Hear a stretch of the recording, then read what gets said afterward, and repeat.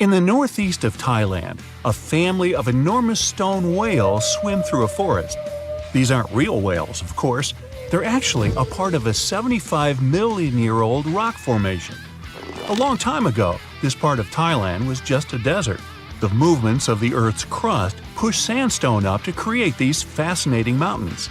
Reachable by anyone willing to spend a day hiking up the network of trails, this landmark is becoming increasingly popular with tourists. Once you reach the back of one of the whales and look down on the endless sea of green below, you'll know why. On these hikes, you'll find waterfalls, a wide variety of exotic plants and animals, and from the very top, you can even look straight across to the neighboring country of Laos. Their shapes look just like whales swimming together. No wonder this place is called Three Whale Rocks. What a way to see Thailand on the back of a giant stone whale. While digging in a Canadian mine in March 2011, a worker made a shocking discovery. They found a nearly perfectly preserved nodosaur specimen. This extinct dinosaur weighed in at around 3,000 pounds and grew to 18 feet. Despite being over 110 million years old, the nodosaur was so well preserved that you can clearly see the heavy body armor and scaly skin that covered it. It took almost an entire year of painstaking work to uncover the incredible find. The fossil was finally unveiled in a Canadian museum in 2017. Unexpectedly, analysis of the skin showed shading that the nodosaur may have been capable of camouflage, like modern-day geckos and moths. This is in addition to the spines and scales that already make it a walking tank.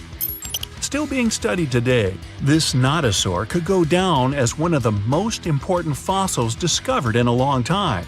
Its detail could help us to uncover even more of the mysteries of the past. The Voynich manuscript is the world's most mysterious document. Since its discovery in 1912, the manuscript has been a complete mystery to everyone that comes across it. It is heavily illustrated with strange pictures of alien plants, unknown objects, and the zodiac symbols. But the most interesting aspect of it is the writing. The language used in the text is completely indecipherable. No one knows what it says, who wrote it, or where it was written. We don't even know if it was a real, functional language or if it was just created for this one text. The drawings of different plants are equally intriguing. Most of the plants in the manuscript are identifiable as plants, but they don't match up with any known species. A professor of applied linguistics in England claimed to have deciphered some of the characters in the book, but we haven't managed to uncover any more information about this mysterious text. If you're ever going to head down under, don't forget to pay a visit to the mystery craters in Queensland. Halfway between Bundaberg and Gingin is one of Australia's most baffling finds, and that's saying quite a lot for Oz. In 1971, the site belonged to a farmer growing zucchini and potatoes. As the farmer tried to expand his farm, he kept hitting large rocks in the fields while plowing. When he took a closer look at the rocks in his way, he found marine fossils and some strange craters. The farmer passed his finds on to geology professors, who set out to research the formations. When the geologists began digging around the area, they uncovered a huge layer of sandstone and ochre stain that was completely covered with craters. There were 35 craters in total, and the layer of rock is estimated to be around 25 million years old. The scientists studying this mystery believe that hot springs, former ocean activity, and meteors are the prime suspects behind the craters. And I'd like to know about the characters who named those towns Bundaberg and Gingin. What fun names! Now, the Antikythera mechanism is an ancient computer of sorts that's still baffling scientists with its extraordinary design. Around 2,000 years ago, a Greek ship sank off the coast of the island of Antikythera. The wreckage was discovered in 1900, and divers salvaged some of its ancient artifacts. When archaeologists started sorting out the discoveries from the wreckage, they came across an object that didn't seem to fit with anything else. The wreckage was ancient, but they found an incredible device that seemed far too technologically advanced. The machine functioned as a calculator, allowing its user to follow time, the movement of stars, eclipses, moon phases, and even countdowns to events like the Olympics with amazing precision. This level of technology is almost impossible to explain coming from an ancient Greek wreckage. No mechanism would come close to the machine until the 14th century, when geared clocks began to be built in Europe. How was the device created so long ago, 1,400 years before its time? Could the sinking of the Antikythera and the loss of the calculator have held the development of technology back by hundreds of years? Meanwhile, the Caucasus Mountains near the Black Sea are one of the few areas of Europe that haven't experienced much human impact, even though most white-skinned people in the world are referred to as Caucasians. Despite this, archaeologists have found many ancient megalithic structures in the area. The house-like structures, known as dolmens, contain jewelry, bronze tools, and assorted pottery. Archaeologists don't know who built them, why they built them, or what their true purpose is. The stones were either two stones held together by a large stone as a roof, or smaller stones stacked as walls with a hole only on one side. There have even been stone plugs found that to seal whatever is inside. What's even stranger about these stone formations is that they aren't just found in the Caucasus. They're found all over the planet, in Australia, South Korea, Colombia, Africa, and even France. Their purpose is unknown, so all scientists can do is speculate. The discovery of the tomb of the first emperor of China in 1974 is well documented. Who could forget the finding of 8,000 terracotta warriors protecting the entrance? Most of the statues are warriors, each with their own unique facial expressions. There are even full-size terracotta horses and chariots too, just for extra protection. What isn't well known is that some areas of the tomb haven't ever been entered yet. Archaeologists are very reluctant to open the site because the whole area is unstable. There might be something amazing inside, but no one wants to risk losing an amazing piece of history. Eventually, researchers will send tiny robots into the unopened tombs to give a better idea of what's inside. Until then, archaeologists have to wait a little bit longer for the secrets. In southern Costa Rica, people have discovered a collection of mysterious stone spheres. There are over 300 scattered around the landscape, and some are almost 7 feet across. No one knows their purpose or how they were produced. One thing we do know is the material they were made from: gabbro, a volcanic rock. Carving the stones into their perfect spherical shapes would have taken a lot of time and effort. Researchers think they might have been made by a now extinct group using barely any tools. The best theory is that they used small stones to chisel away at the edges of boulders before using sand to smooth the sides. Some think that they may have an astronomical purpose, or even used as markers to point the way towards something, but no one knows anymore. Their significance is lost with the civilization that created them. Off the southern tip of Japan, and 75 miles from Taiwan, lies the Yanaguni Formation. A local diver first noticed these formations in 1986 while searching for new dive sites to take tourists. Seeing the large steps that resembled a pyramid, he thought he discovered an underwater city. Some archaeologists believe that the structures could have been signs of a fabled Pacific civilization, like Atlantis, that vanished beneath the waves thousands of years ago. There are also reports of marks in the stone, suggesting quarry work. Some people even claim that there were faded images of humans and animals carved into the stone. None of this is backed with much evidence, though. Most experts believe that the formation is natural, and the symmetry of the rocks has been overstated. They are not as straight as reported, and it appears to be solid natural rock, rather than carved blocks. In other words, the resemblance to a sunken civilization is just a coincidence. In Turkey, archaeologists believe they might have found the oldest known architecture in the world, over 10,000 years old, according to experts. Found in an area that used to be home to ancient farming communities, these monoliths, which stood up to 18 feet high, were likely used for social events and rituals. Not much is known about them, though. These large stone structures seem to be human-shaped, with images of animals carved into them. Nearby, researchers have found signs of domestic housing, suggesting that these amazing monuments might have signaled the start of the move towards modern civilization. The Kimbaya artifacts are some of the most interesting artifacts ever found. The most curious thing about them is how closely they seem to resemble modern airplanes. They're so aerodynamic that modern scientists believe they might even be able to be used as blueprints for a functioning aircraft. In 1994, two aeronautical engineers created larger-scale models of these artifacts. They proved that the designs fly, with a little help from modern engines.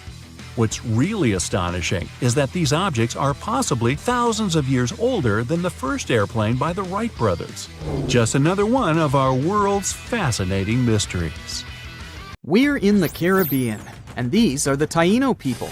Scientists have long believed that they were the first inhabitants of the Greater Antilles, and those people were roaming the Isles long before Columbus discovered this place.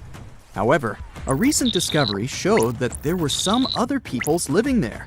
These guys are called the Archaic people, and they are now known for being good at using stone tools. They've used a whole bunch of polished tools, such as hammers, axes, and whatsoever. We still haven't found out how they managed to invent and produce all those tools without special equipment. Scientists are now looking for a sort of necropolis, or a similar archaeological site, to find out more about these people.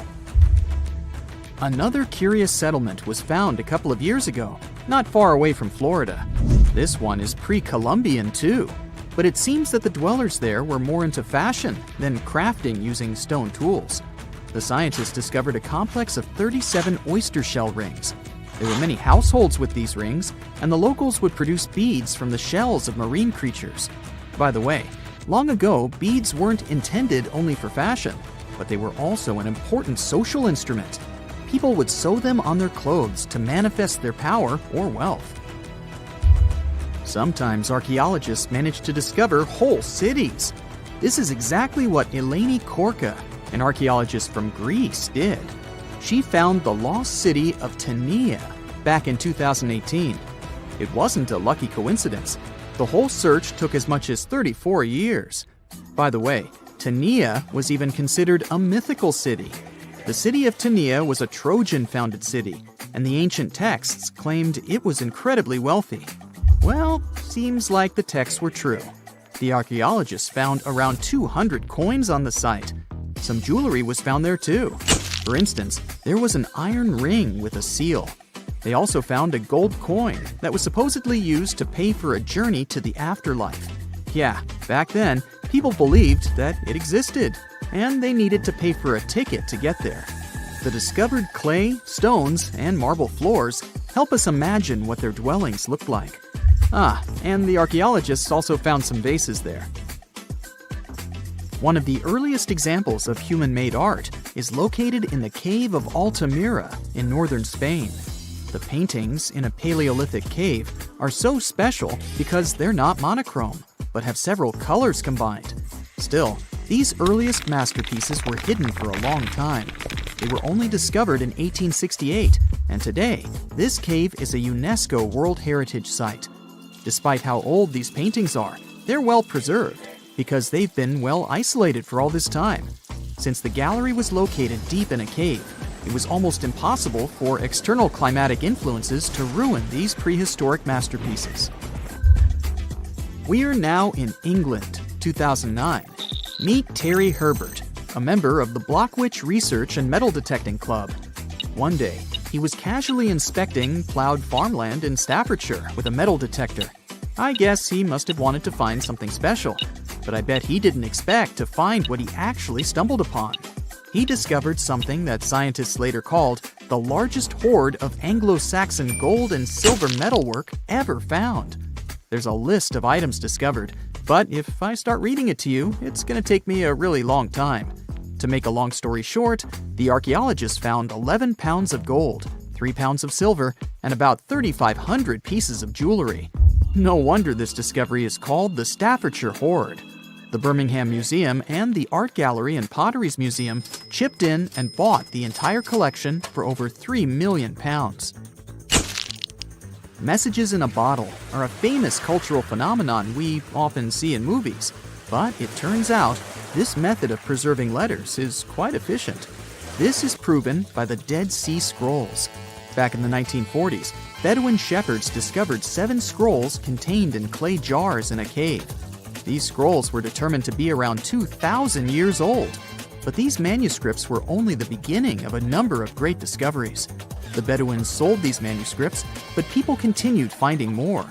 The last discovery took place in 2021, and who knows, maybe there's more to find. Another piece of art recently found in a cave was a painted shell. This fossil was discovered in northern Italy, and scientists believe such fossils were collected by Neanderthals. This find is curious for a reason. Neanderthals are believed to have been quite primitive, but this shell proves the opposite. Back in 2004, Robert Muckle, an archaeology professor, heard about a peculiar site hidden in the forest of the North Shore Mountains of British Columbia. Robert knew that a few old cans and a saw blade had been found there. This place was believed to be a sort of logging camp, but a thorough excavation that took 14 years to complete revealed something different. Turns out, it wasn't a logging camp, but a long-lost Japanese settlement. The archaeologists found around 1,000 items, such as white and blue rice bowls, teapots, pocket watches, sake bottles, and buttons. The ceramics weren't that well preserved, so they only discovered hundreds of fragments. In one of his interviews, Robert mentioned that they also found remnants of a bathhouse. The community that lived there was pretty small, since there were only about 14 houses found. The scientists believe that they must have lived there in secret. People have changed their preferences over the centuries. Fashion has certainly changed, and our houses too, not to mention our technologies. But there's one thing for sure that's been unchanged: our love for food. Scientists managed to discover some of the oldest examples of people's favorite food. They inspected some ancient pottery and managed to find traces of best-loved food dating back to around 2000 BCE. It all happened in Sicily. And guess what that food was? No, it wasn't pizza or pasta, but olive oil. And there's more. Researchers from Egypt discovered some lumpy substance in some ancient pottery, which turned out to be cheese. It dates back to the 13th century BCE. I guess it didn't smell nice, since that cheese is estimated to be over 3,000 years old and was bacteria-ridden. Cool fact here, this cheese must have been quite exquisite. After studying it, scientists came to the conclusion that it was cooked with a variety of milks. They claim ancient people used a mixture of cow's milk and sheep or goat's milk. You probably thought, hey, you mentioned olive oil and cheese, but what about bread? Sure, bread is inseparable from almost any culture, and different people have had their own type of bread. And there's scientific proof that bread was one of the first dishes people learned how to cook. A group of archaeologists found some bread that was over 14,000 years old. 14,400 years old to be precise. What's weird is that people back then weren't familiar with agriculture. They were hunters. And technically, this old bread predates the age of agriculture by 4,000 years. Yeah, there's still much to learn about the ancient world. Here comes the, not the sun, and the Beatles song, but here comes the bonus fact. And right, it's about the Beatles. Yeah, I know, they're not exactly new. The band was formed in 1960. But not all of our facts have to be thousands of years old to be cool. Back in 1966, the Beatles did a live performance of their song Paperback Writer on the TV program Top of the Pops. The BBC somehow didn't record the performance, and all the fans were sure it was lost. Nope. Turns out that David Chandler, a fan of the Beatles, recorded the show with his personal camera. It was long forgotten and stored in the attic for many years. The recording was rediscovered in 2019. I guess that's a pretty cool find. At some point in its long and very interesting history, our dear planet Earth was sort of snoozing, just doing its planetary thing, spinning around the sun. And then, bam, life starts getting fancy. Plants and animals start strutting their stuff, showing off their complexity. Fast forward a bit, about 65 million years ago to be exact, and a cosmic disaster strikes, or at least that's what we presume. An asteroid probably smashed into Earth, wiping out the dinosaurs and other big animals. We can't pinpoint specifics about the asteroid, but we do know that it was extremely large and it crashed into our precious planet, creating a dusty mess that settled everywhere. You can still find remnants of that dust layer in sedimentary rocks today. If you dig beneath it, you'll uncover a whole bunch of fossils. These prehistoric creatures were living it up before the asteroid crashed the party. Think of it as the planet going on a cleaning spree, leaving a bunch of empty spaces waiting to be filled. And guess who took the opportunity? Mammals! These furry little critters were the ones to rise to fame. But why is it that this disaster became such a great opportunity for mammals? It's pretty simple, actually. With no big bullies around, they grew, multiplied, and had a population expanse. All kinds of mammals joined to fill in the blanks. Primates, rodents, basically, the whole furry gang. We're talking about placental mammals, marsupials, and even egg-laying mammals, adding some serious variety to the mix. We like to think of primates as our closest relatives here on Earth. What's their story? Well, around 63 million years ago, just a couple of million years after the dinosaurs' final dance, the primates decided it was time for a family reunion. They split into two groups, the dry-nosed primates, who became the cool monkeys and apes we know today, and the wet-nosed primates, who went off to become lemurs and aye-ayes, hey-hays. The fun didn't stop there. About 58 million years ago, the dry-nosed primates began their own little mission. One special guest called the tarsier, arrived on the scene, featuring big eyes that were perfect for late-night shenanigans. This tarsier took a different path from its primate relatives, embracing its unique niche and evolving separately. To this day, the tarsier is the only primate that feeds exclusively on meat. These little guys have a taste for insects, small birds, rodents, and even lizards. But that's not all that makes them unique. Their eyes are twice the size of their brains. Also, their heads can do a full 180-degree spin, just like an owl. Because of their features, the tarsiers are the true kings and queens of the night. With their superpower of ultrasonic tracking, they can spot their prey instantly. Plus, their legs and feet are like springs ready to launch them into action. They've got this special ankle bone called the tarsus, which gives them those epic leaping skills. Hence the name, if you were wondering. But let's leave these little critters to rest and get back to our story, shall we? About 55 million years ago, the Earth cranked up the heat, literally. This sudden hot pod was a bit too much for many deep ocean dwellers and plants to handle, and they bid their farewells. But hey, every goodbye is an opportunity for something new, right? The oceanic mammals known as cetaceans, saw their chance and took it.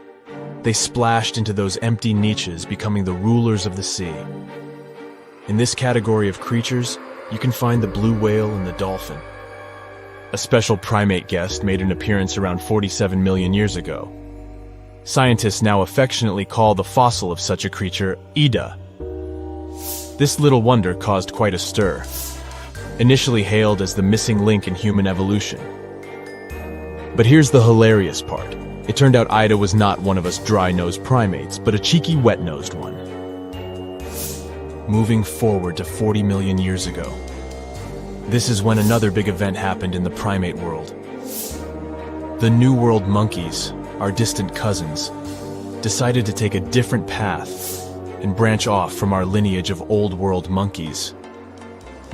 They packed their bags and set off to conquer South America, where they're still living it up today. What's the difference between the two, you might ask? Well, one crucial thing that sets them apart is the fact that the Old World monkeys had nostrils that pointed downwards. Around 25 million years ago, another troop of apes entered the scene. And these guys had something special: the lack of a tail. These unique creatures would go on to become our closest relatives. We're talking apes and great apes, the cool gang who share a whole lot of genetic similarities with us. The first ape to break free from the monkey madness was the gibbon. About 18 million years ago is when this little acrobat swung into the picture. A few million years later, the great apes made their grand entrance too. Orangutans were the pioneers, venturing into the wilds of southern Asia. We're getting closer and closer to the present. It was 7 million years ago when the great apes took a major fork in the evolutionary road. One path led to our ancestors, the future Homo sapiens, and the other path led to chimpanzees and bonobos. These two primate branches remained united for a few million years before finally going their separate ways. 5.6 million years ago, a game-changing ape called Ardipithecus made its way into our evolutionary history. It had a special talent: bipedalism. That's right. This was one of the first apes to walk on 2 feet, probably making its primate buddies raise an eyebrow or two. The real showstoppers, however, arrived around 4 million years ago: the Australopithecus crew. These were the earliest members of the Hominina hominina subtribe, our tribe. What made them so special? Well, probably the fact that they brought some serious tools to the game. Stone tools, to be precise. It seems that at some point in their evolution, these clever primates started using stones to make their lives easier. Now here comes a crucial turning point in our story. About 2 million years ago, our ancestors faced a food shortage. Survival of the fittest was the name of the game, and 2 strategies emerged. Group 1 went for stronger jaws, allowing them to chomp on tough foods like nuts. Group 2 had a different idea. They opted for weaker jaws, but bigger brains. They wanted access to a wider range of food options. Obviously, the bigger-brained group took the prize. And here's where our gang comes into play. Around 2.5 million years ago, a type of primate also known as handyman made its mark on history. These clever beings had larger brains and knew how to put those neurons to good use. About 1.9 million years ago, a new star emerged, Homo erectus. These creatures not only walked upright, but also had brains that were almost twice the size of the handyman's. They took the world by surprise, becoming the first of our direct ancestors to venture out of the African continent. They even knew how to tame fire. Approximately 700,000 years ago, the world witnessed a culinary revolution. The earliest evidence of cooking appeared.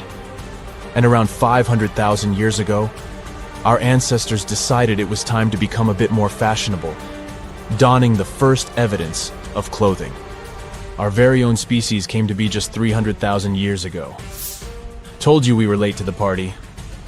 But the world was never the same after the appearance of Homo sapiens, the anatomically modern humans.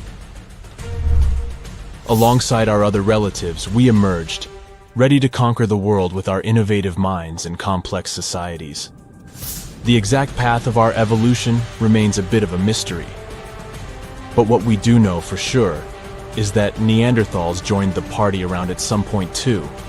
As Homo sapiens flourished, so did our capacity for language. Modern speech is believed to have emerged almost hand in hand with our species. We started expressing ourselves, sharing stories, and shaping the world with our words. So, there you have it. It took 13.8 billion years of cosmic history for humans to make their entrance. Think about it. 99.998% of the time since the Big Bang, we weren't even around. Our species, Homo sapiens, is the toddler of the Earth's family, existing for just the tiniest fraction of the universe's timeline. Yet, in this blink of an eye, we've managed to unravel the entire story that led to our existence. The story won't end with us. It's an ongoing saga, still being written with every passing moment. One of the most unexplored and mysterious places on Earth is located in plain sight. It's one of the most majestic monuments of humankind. the wonder of the ancient world hides a secret that scientists and archaeologists still can't solve. This is the Great Sphinx of Giza in Egypt. The huge sculpture of a lion with a human head was carved out of rock about 4,500 years ago. Scientists still don't know the exact date of its creation and are also unaware of who built it and what for. There are many assumptions and theories, but none of them has been confirmed. Most people have seen this majestic sculpture either in photographs or in reality, but almost no one knows what's hidden underneath it. The statue of the Sphinx was carved from a single piece of limestone. It was painted. The remains of color pigment on the surface prove this. In the distant past, the Sphinx looked much brighter and more colorful than what we see now. But even after thousands of years, its greatness hasn't diminished. And by the way, Sphinx is not the real name. It was invented by the Greeks about 100 years or more after its creation. Initially, the Egyptians called the statue Hor-em-Akhet. There are many legends and theories saying the Sphinx is there for a reason. It's like a watchdog that guards the tomb of the pharaoh and the secrets of ancient Egypt. These legends become more plausible when archaeologists discovered hidden entrances at the feet of the Sphinx. They believe that these secret passages are the beginning of the tunnels leading to the halls with treasures. You can find a lot of stories on the internet that claim the Sphinx hides the Hall of Records, a repository filled with ancient and secret knowledge. One of the main artifacts of this repository is supposed to be the records of the ancient mythical state of Atlantis. According to legends, the entire library from this city was moved under the Sphinx. The entrance to this library must be located next to the Sphinx's right paw. Many archaeologists tried to find this entrance, but came away empty-handed. Also, there are many images with detailed diagrams of the underground city that consists of a network of tunnels and chambers under the Sphinx.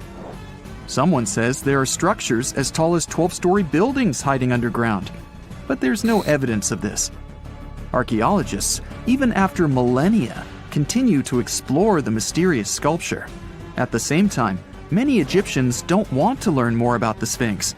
They're terrified of awakening something supernatural. In 1998, scientists discovered tunnels leading to empty caves under the Sphinx. They found evidence of earlier excavations there. It's quite possible that someone managed to find the treasures and take them away. Some people believe Egyptians found some kind of artifact under the Sphinx that has the power of unknown advanced technologies. The artifact is so powerful that it can change the course of history. Of course, most theories are just fairy tales of conspiracy fans, but it's a confirmed fact that the Sphinx hides a system of caves and rooms. There are so many rumors surrounding the Sphinx that it's impossible to understand what's true and what's false. In any case, it's difficult and dangerous to study the sculpture because active excavations can destroy it. And then the entrance to the underground rooms can get blocked by rocks and lost forever. Also, further exploration requires a lot of money, and financing is not always easy to find. But the main reason? It's too risky. There's no guarantee that people will be able to get out of the underground labyrinths. For these reasons, scientists and archaeologists have been exploring this majestic structure for so long. Another famous architectural monument with a secret is Mount Rushmore in South Dakota. Everyone admires the images of the US presidents' faces carved into the rock, but few people know that there's a secret room hidden behind the head of Abraham Lincoln.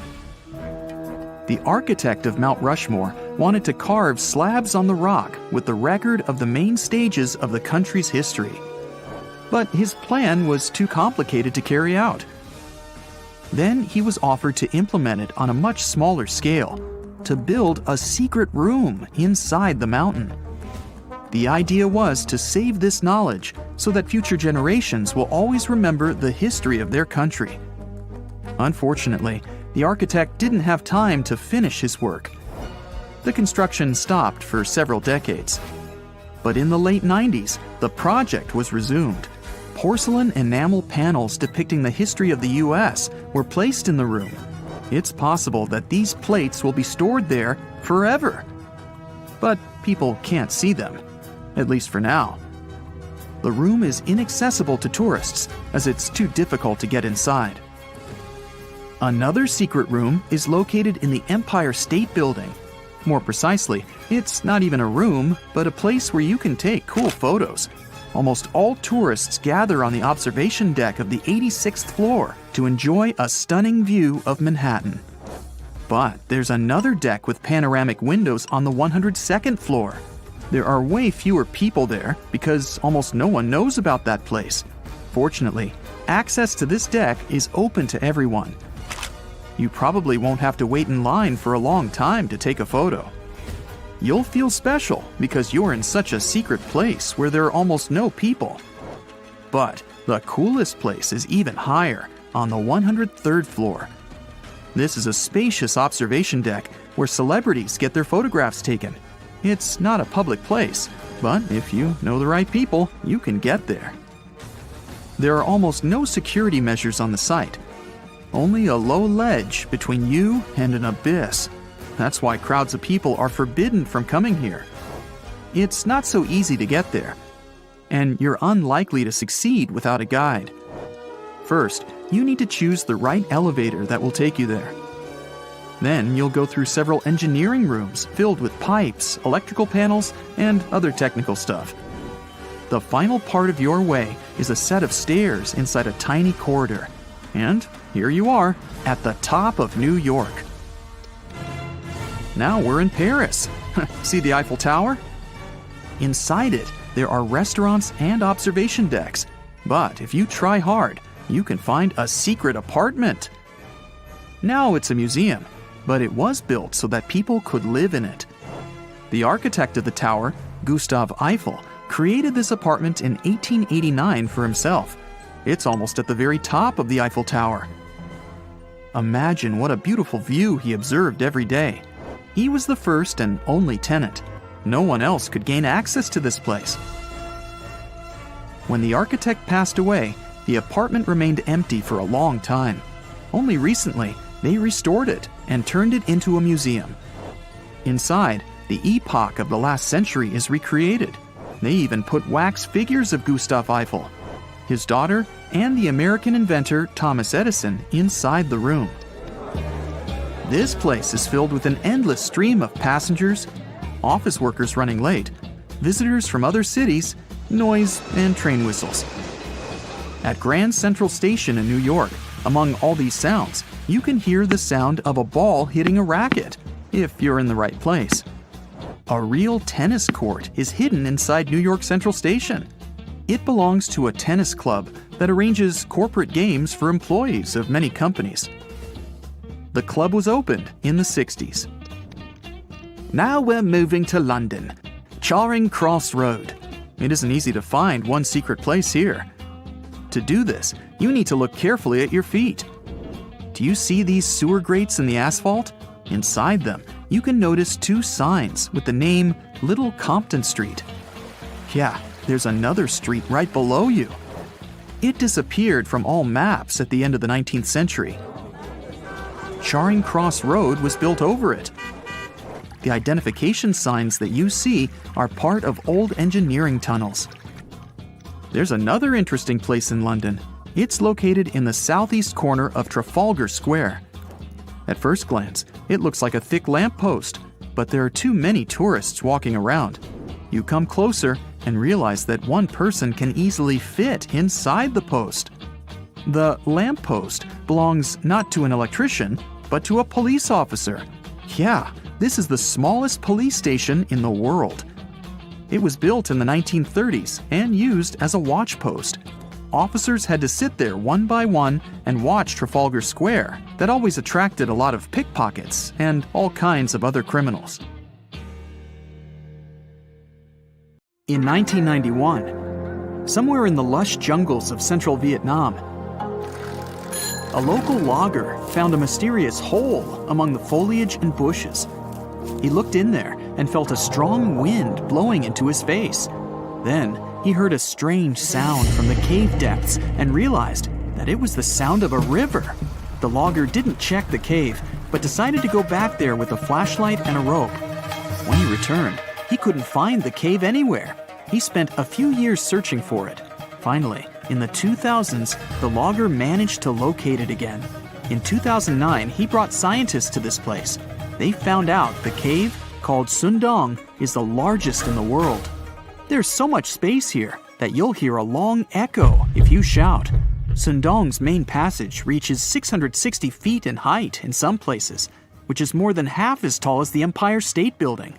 The area of the cave is so huge that an entire New York City block with 40-story skyscrapers would fit in there. There's a deep underground labyrinth under the jungles of Vietnam, hiding 3 of the largest caves in the world, and Sundong is number 1 on this list. The vast space inside is filled with various plants, unique microclimates, and different landscapes. There's a real jungle growing underground. It became possible thanks to the collapsed ceiling in some places. It lets sunlight penetrate there from above. There are huge stalactites 250 feet high on the ceilings and walls, which is more than the length of a passenger Boeing. They've been here between hundreds of thousands and millions of years. Some limestone deposits are more than 450 million years old. It means they've existed since the time long before the dinosaurs. Besides the jungle, there are also many rivers in the cave. They were formed because of rainwater coming down from holes in the ceiling. These rivers are smooth and fast, like slides in a water park.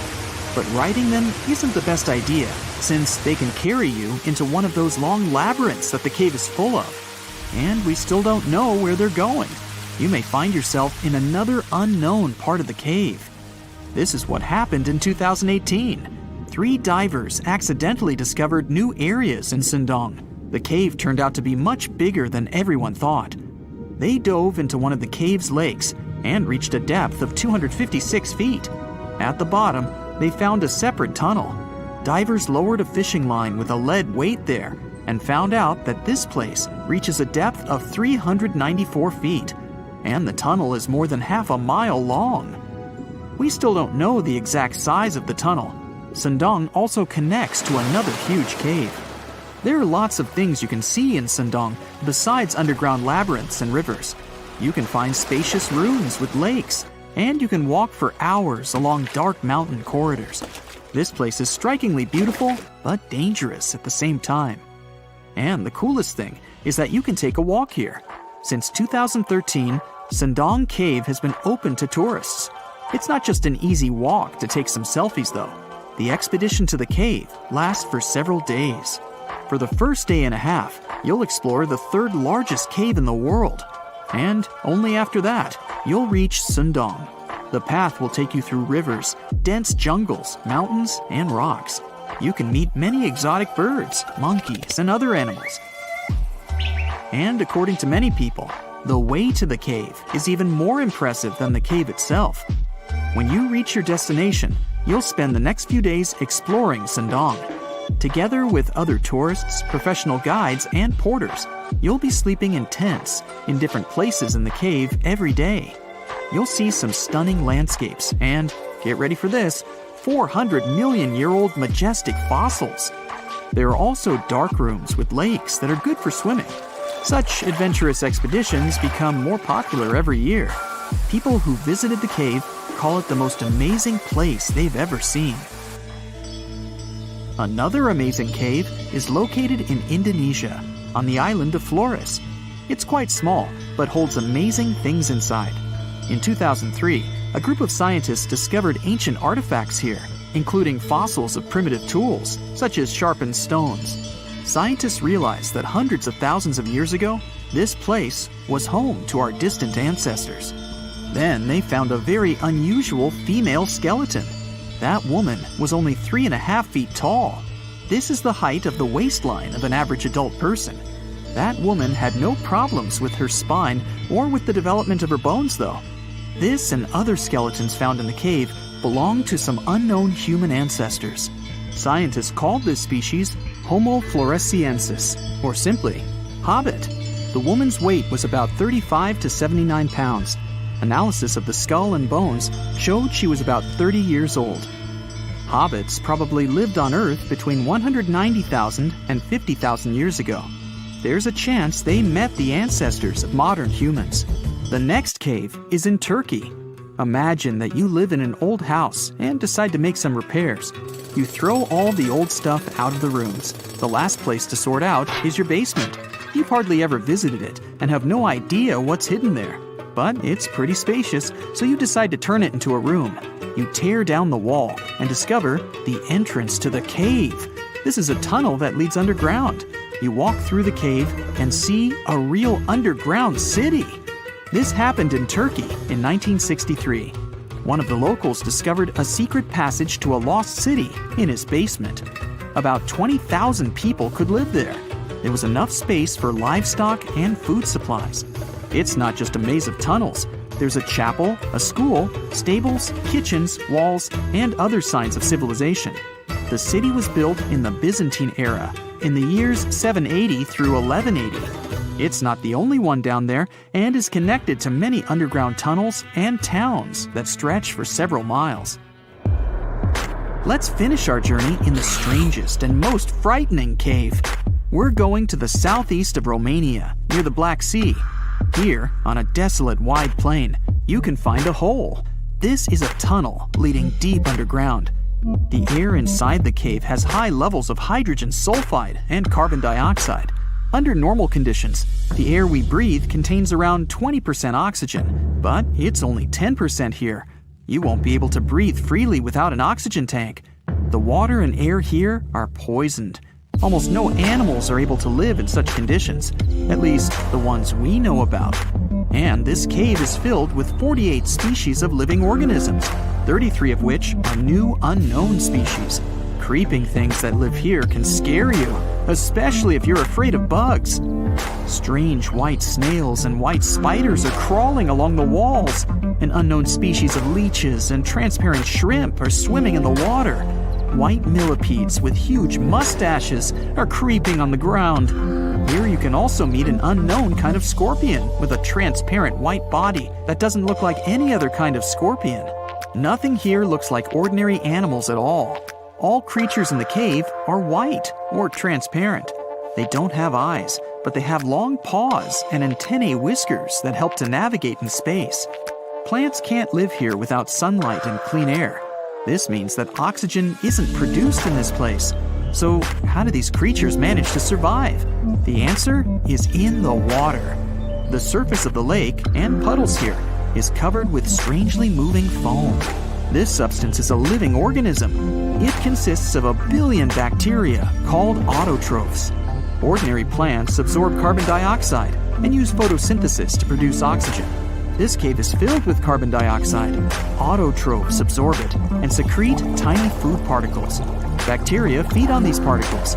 Larger organisms then feed on those bacteria, and so on. In the end, there's enough food for everyone. This process is called chemosynthesis. It's like photosynthesis, but uses water instead of sunlight in its chemical reactions. In this cave, evolution has created a completely unique biological system, separate from the rest of the world. So, you've just finished your sightseeing tour of Edinburgh, Scotland, or Scotland. It lasted just under an hour, and you're hungry for more. You ask your guide if there's anything else to see, and they start talking about a mysterious underground city. You ask how long it takes to get there, and you're shocked by the guide's answer. You're standing on it. It's right under your feet. South Bridge? But you were just there and didn't notice a giant arrow pointing down. So this is where the mystery starts. The story begins in the mid-1700s. The Scottish capital wasn't as big as it is today. Only 60,000 people lived around Edinburgh Castle. All of them were packed inside medieval walls, and they say today's cities are overpopulated. Get a load of the living conditions back then. The buildings were tall, so there was little natural light. Some houses had 14 stories. Cows walked the narrow winding streets and left stuff. Things were so bad that the famous English writer Daniel Defoe noted, "I believe that in no city in the world so many people have so little room." Yep, that's the guy who wrote Robinson Crusoe. Well, something just had to be done. The solution was to build 2 long bridges to the north and to the south of the city. The names they gave the bridges were more descriptive than colorful. The bridge to the north was completed first. In 1785, construction on the second bridge got underway. It was going to connect the main pedestrian street in the north with the university buildings in the south of Edinburgh. But don't think of this construction as a modern bridge over a river. It was more of a viaduct, a type of bridge that connects 2 hills across a valley. The word viaduct comes from Latin, as Romans were pioneers in building these structures. Their capital was built on 7 hills. And just to be copycats, Edinburgh also straddled 7 major hills. Only 2 are visible today because the city has been built up. Now, back in the 18th century, the construction of the South Bridge was a remarkable feat of engineering. It took the builders only 3 years to complete it. 19 stone arches spanned a chasm that was 31 feet at its deepest point, and the length over 1,000 feet. Impressive, even for today's standards. But what does a 2.5 centuries old viaduct have to do with an underground city? Well, it is the city. You see, they designed Southbridge to be hollow on the inside. As you walk along this street today, there is actually a huge human-made cave beneath your feet. The popular name for this set of chambers is the Edinburgh Vaults. But what was the purpose of this space? And is there something or someone there now? Well, let's take it one step at a time. The builder's original intention was for these vaults to serve as merchant shops. At first, it worked out fine. Merchants used a total of 120 vaults as shops and warehouses. There were workshops, cobblers, and taverns. But as time went by, a major design flaw came to light. The stone was leaking, and the vaults were damp all the time. There was even flooding. The builders forgot to waterproof the structure. The merchants feared the water would damage their precious goods. After just a couple of years, the first tenants started moving out. Once legal trade moved away from the vaults, the city's poor moved in. And not only them, but all sorts of shady characters. Historians don't know much about this period, since there are no written records. But even the squatters had to leave soon. If you couldn't do business in these vaults, how could you live in them? It was damp and cold, and there was no ventilation, sanitation, or natural light. It really stunk. Every real estate agent's worst nightmare. Just 30 years after their completion, the Southbridge vaults were abandoned once and for all. But at a street level, business was as usual. The officials decided to fill the vaults with rubble for security purposes. Buried and forgotten, the memory of a once teeming merchant quarter of Edinburgh slowly faded from people's minds. Now, this is where the story gets a bit weird. During the 1980s, a Scottish rugby player accidentally found a tunnel leading into the vaults. The athlete didn't waste any time and started excavating the vaults with the help of his son. Several tons of rubble, and a decade later, the Southbridge vaults have been restored to their former glory, so to speak. They were again dark and damp as they were back in the 1700s. There were many interesting finds in this underground city. The vaults were littered with oyster shells, which were the standard diet for a working-class resident of Edinburgh at the time. Other finds, such as shoes and empty bottles, suggested that people actually lived in these claustrophobic vaults. Think of this the next time you see someone trying to rent their garage as an apartment. So, your guide was right. There really is a hidden city under the streets of Edinburgh. Well, at least one street. You have now gone down from the main pedestrian street into Cowgate. You look up and there it is, the only visible arch of the once impressive bridge. You are now searching online to book a tour of the vaults. You just have to see this place with your own eyes. But the Scottish capital isn't the only city with a mysterious underground. The historic region of Cappadocia in central Turkey hides no less than 36 cities beneath the ground. The biggest and the most impressive one wasn't discovered until 1963. It was built during the Byzantine era to protect the local population from invaders. We have similar structures made out of concrete in our cities, but the level of the Turkish underground city is really impressive. There are several levels, like in a multi-story car garage. The caves and tunnels lie 197 feet underground. That's 2/3 of the Statue of Liberty's height. The city could house 20,000 people at any given time, complete with livestock and food. The smell. Anyway, 20,000 is the average attendance at Major League Soccer matches today. You might want to add a field trip to one of these places the next time you go to Turkey. Most of these cities in Cappadocia can be found in rural areas. Makes sense, right? After all, they were dug out as hiding places. But in Europe, there is one city whose underground labyrinth resembles the vaults of Edinburgh. You've probably heard of Pilsen in the Czech Republic. But hold on a second, this isn't going to be a story of the most famous local product, something brewed perhaps? It's the story of a medieval city that survived underneath the streets of Pilsen. Water wells, cellars, and passageways stretch for more than 12 miles. Merchants and craftspeople used Pilsen's historical underground for storage. Water, food, ice, you name it. The waterworks are pretty impressive. Historians estimate that 360 wells are located under Pilsen's historical town center. In times of instability, the passageways served as safe havens for the locals. They definitely didn't go thirsty down there. Today, most tourists visit these mysterious underground cities. But in Canada, there's one where people live and work. The construction of Montreal's underground city began in 1962. The initial idea was to shelter traffic. That's a nice way to say that city officials were building a metro station. The idea caught on and the project expanded. Now, it's a real-life urban maze hidden under the downtown area. Need a place to stay? There are hotels down there. Want to grab a bite? Step into one of the underground restaurants. Multiple shops, a library, cinemas, the list is long. There are even residential complexes. But how can people live under the ground? Simple. Although the city itself lies beneath the earth, the access points are at ground level. You can enter the 20-mile-long tunnel network at more than 120 places. Oh, that's another place down under. Oops, sorry, Australia. Hey there, curious history buffs. Have you heard the legend of the ancient race of giants of Nevada? Yes, I'm talking about actual giants that allegedly lived thousands of years ago. Now I know what you're thinking.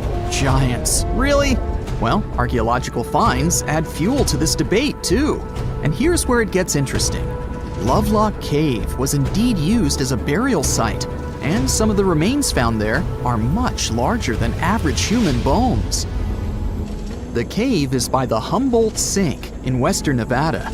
It was once part of an enormous lake, which eventually dried up, leaving a number of smaller ones, including the Humboldt Sink. The cave became the home of the Site-Ka tribe. According to the legend, these red-haired giants were so big that they had to be buried in the cave itself. Indeed, later on, archaeologists discovered 8 to 10 foot tall skeletons. This legend started to unfold when a mining engineer named John T. Reed talked to the locals in 1886. Once Reed saw the cave, he knew he was onto something. The news spread soon, but the cave was attracting another type of attention too. The deposits of a fertilizer known as guano were discovered inside the cave. So a mining company began excavating the precious resource in 1911 and soon shipped more than 250 tons of the fertilizer to San Francisco. Unfortunately, some of the human remains and artifacts were neglected and lost in the mining process. This led to an official excavation in 1912 and 1924. After the top layer of guano had been mined, strange objects started to surface. Around the area, the earliest evidence of human habitation dates back about 4,000 years. The Lovelock culture lasted for some 3,000 years, and they left us with 10,000 stunning artifacts. The pits in the cave were like a series of time capsules hidden at different depths. archaeologists determined the age of each pit by its depth. It turns out that many different groups used the cave for storage over a really long time, and the things they stored there give us a really cool glimpse into their cultures. It's like a giant ancient storage unit full of hidden treasures. What have the researchers found besides the giant bones, you might ask? Some other bodies were mummified using a method similar to the one applied by ancient Egyptians. These remains also had something in common with the bodies discovered as far south as Lake Titicaca. Both mummies had some red hair. Yet, there are scientists who believe this reddish hue is the result of the interaction with the environment in which the bodies stayed. So, while the story of the red-haired giants may be a wild and intriguing tale, not everyone is convinced. Some experts believe that the bones found in Lovelock Cave are simply the remains of prehistoric animals, like mammoths or sloths. But others insist that there's something more to the story. Other relics, such as finely crafted baskets and exquisite duck decoys made from tule fibers, were also found there. In any case, this cave is worth the attention it gets. By the way, you can still visit this cave today and see the pits of different depths with your own eyes. But let me tell you one thing, it's in a hot, dry, and isolated place. Archaeologists have made another discovery that seems to be straight out of a legend.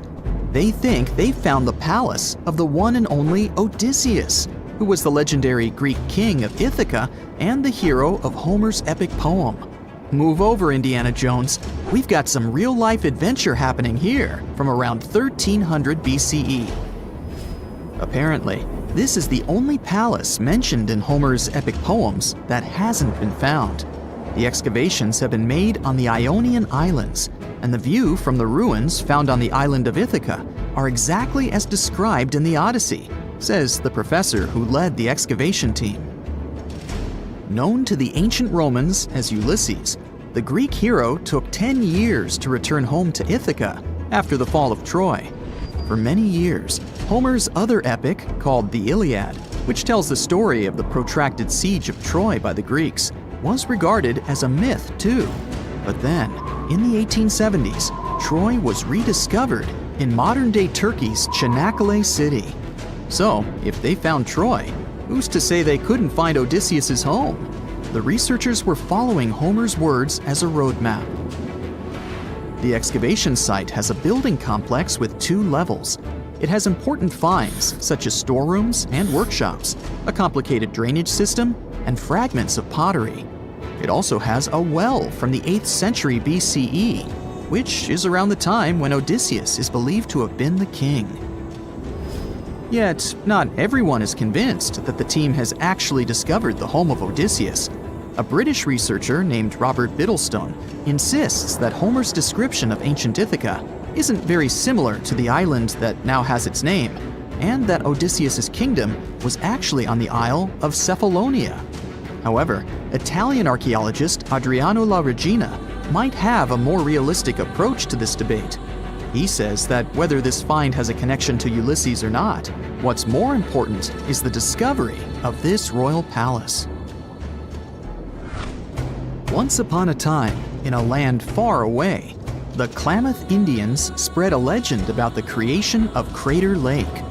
Okay, maybe this land is not that far away, and it still exists. You can find it in south-central Oregon, in the western United States. Anyway, the legend has it that this lake was formed in a vicious battle between 2 volcanoes, Mount Mazama and Mount Shasta. Then the spirits of Earth and the Sky, which are Lao, who ruled the below world, and Skell, the chief of the above world, joined the fight. It turned into a geological drama. During the battle, darkness veiled the land. The fight was over when Mount Mazama collapsed and sent Lao back into the underworld. Then the rain filled the pit and created a lake in the place where the mountain had once stood. Flash forward to our time. Scientists have discovered that Mount Mazama did erupt 7,700 years ago.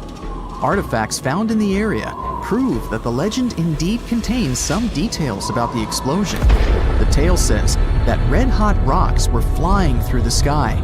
This happened during the volcanic eruption that caused the mountain to collapse. This created the volcanic caldera, which later on got filled with water. What makes this legend came true story unusual is how long it has existed. According to researchers, these types of verbal stories lose their credibility within 600 to 700 years. That's why the legend about the creation of Crater Lake is so unique. So many generations, for hundreds of years, have been accurately passing down the information. This volcanic crater lake is now in a national park. It's famous for its deep blue color. The water in it is extremely clear. If you visit it today, the water you'll see won't be the same as for someone who will visit the place 250 years later.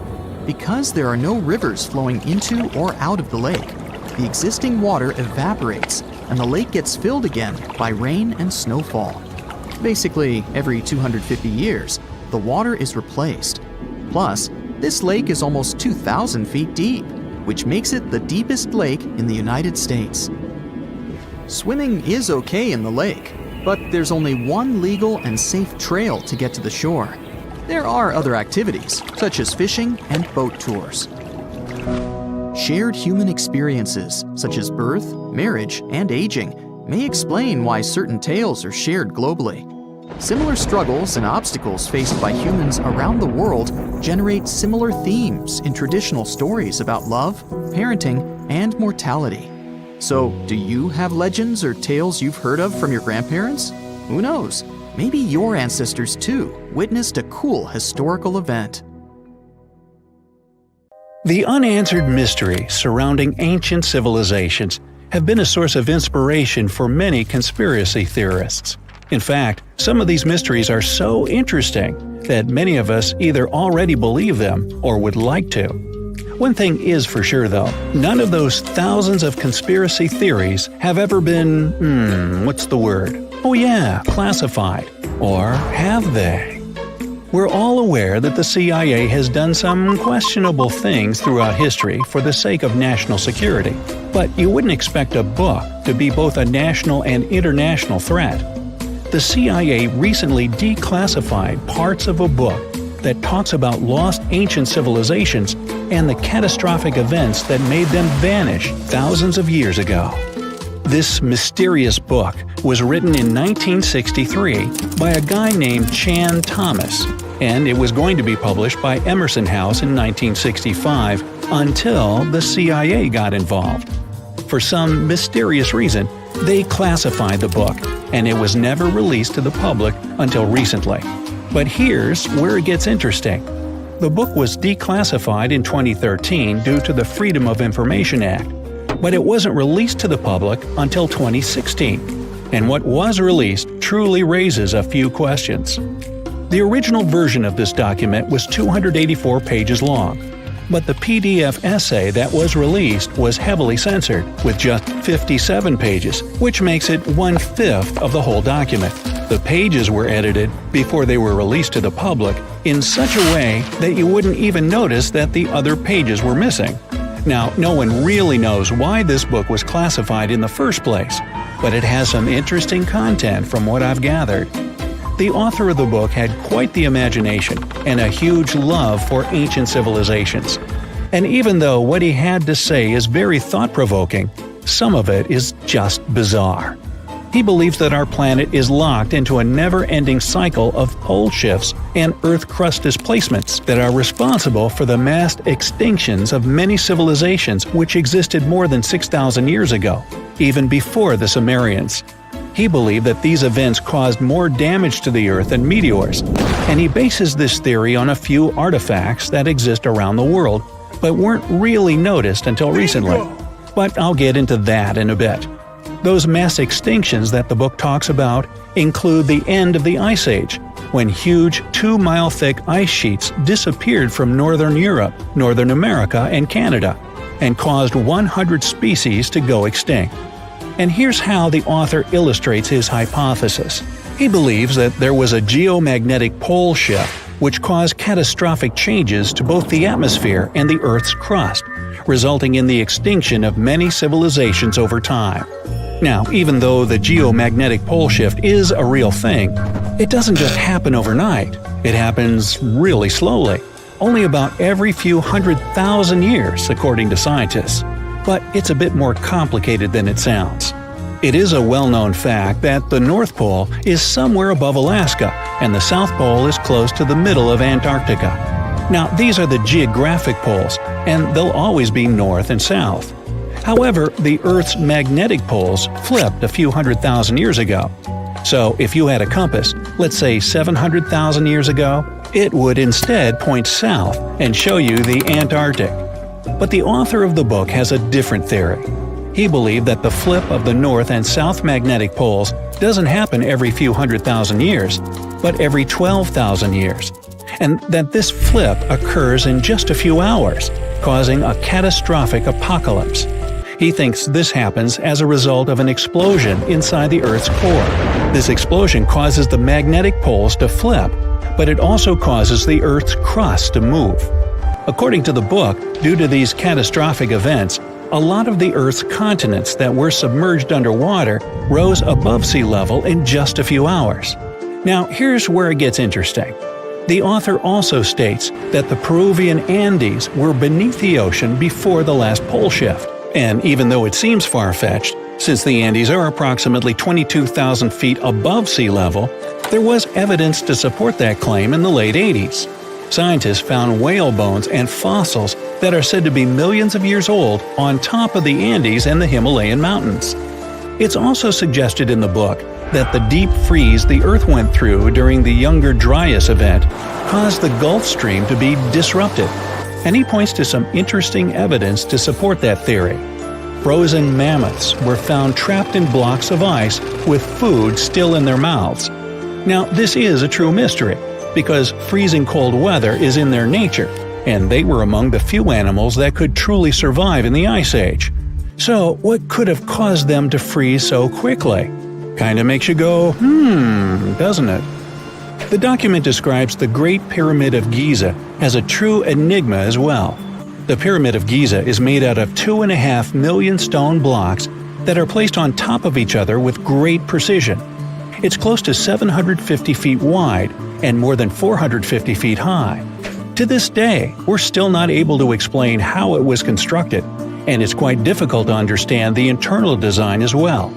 On the inside, the pyramid has no similarities to the other pyramids, and, despite popular belief, there were no mummies found in any of them. If you think that's a bit weird, wait for the next one.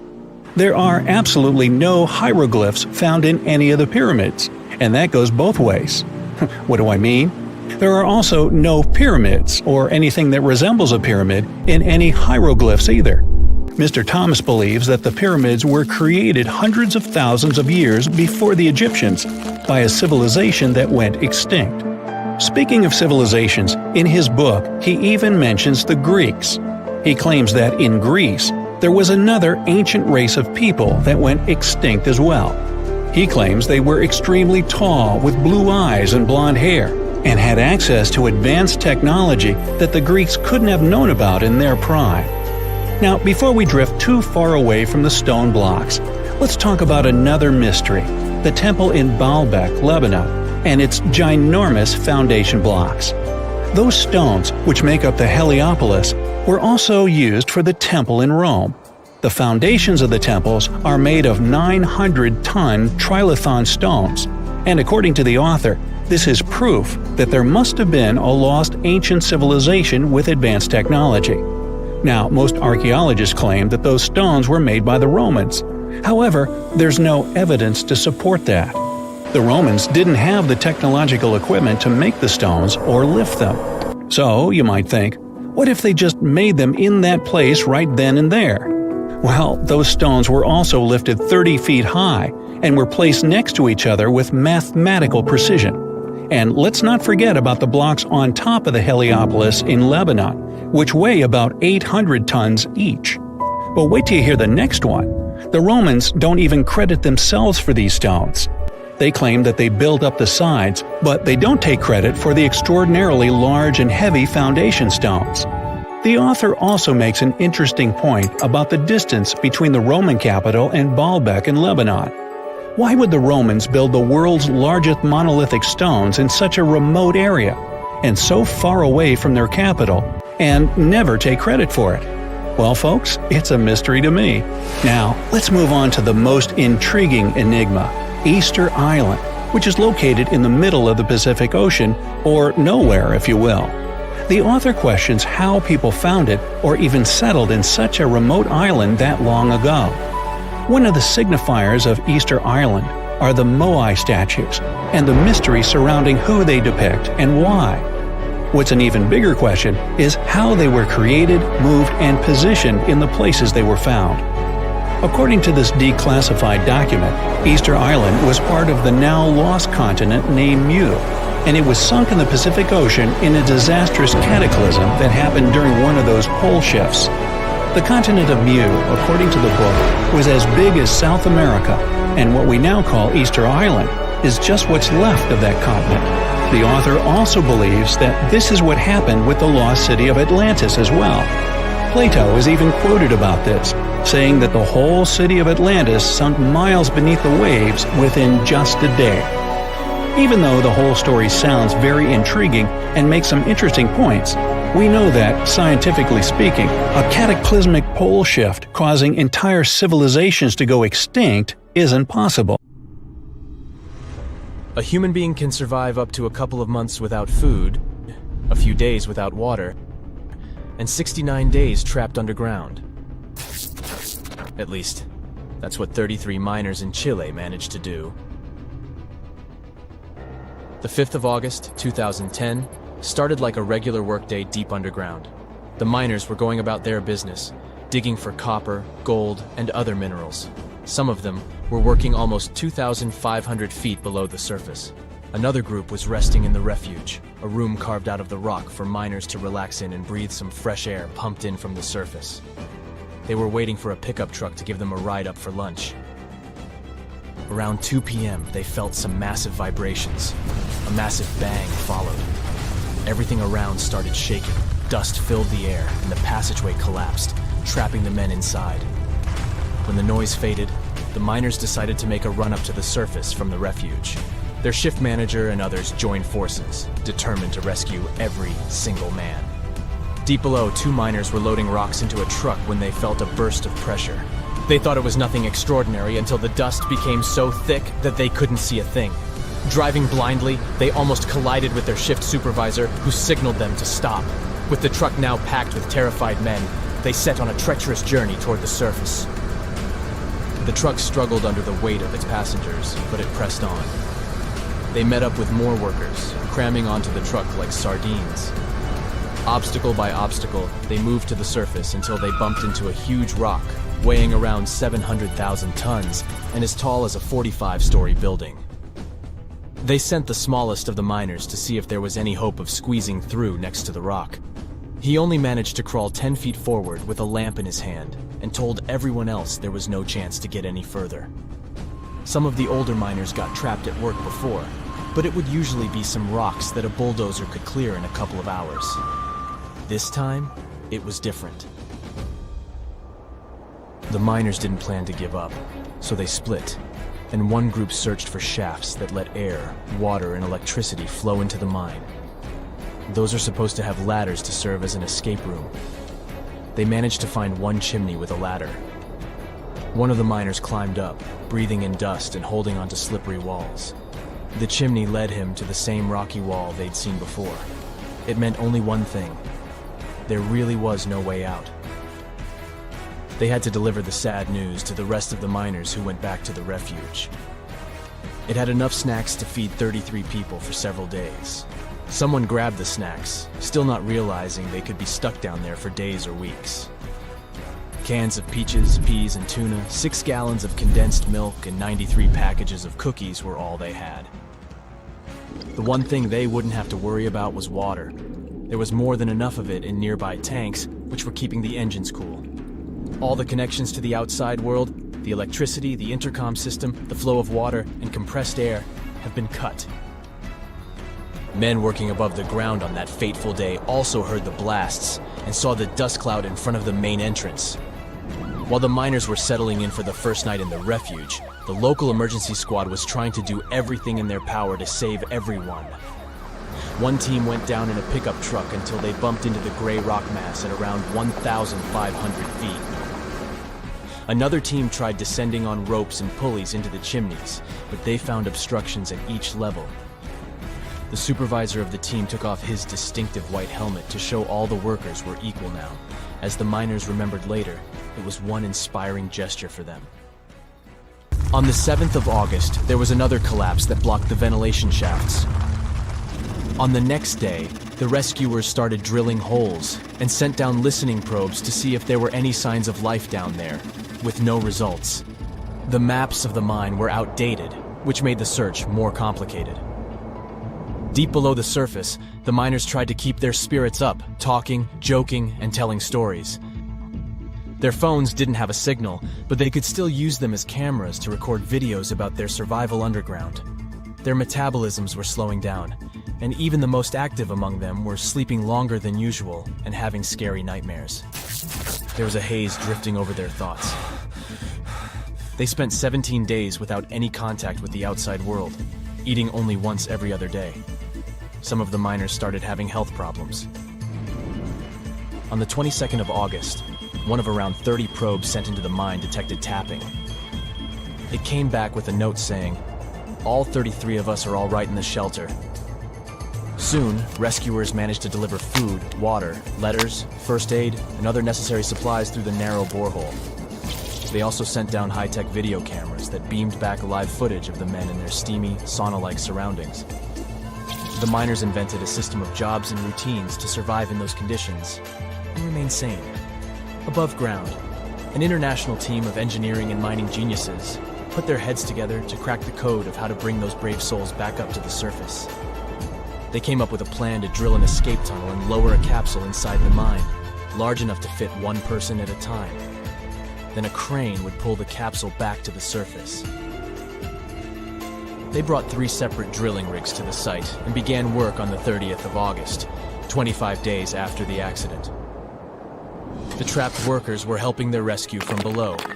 They formed 3 teams and worked 8-hour shifts, demolishing debris caused by the drilling to reinforce the mine's walls.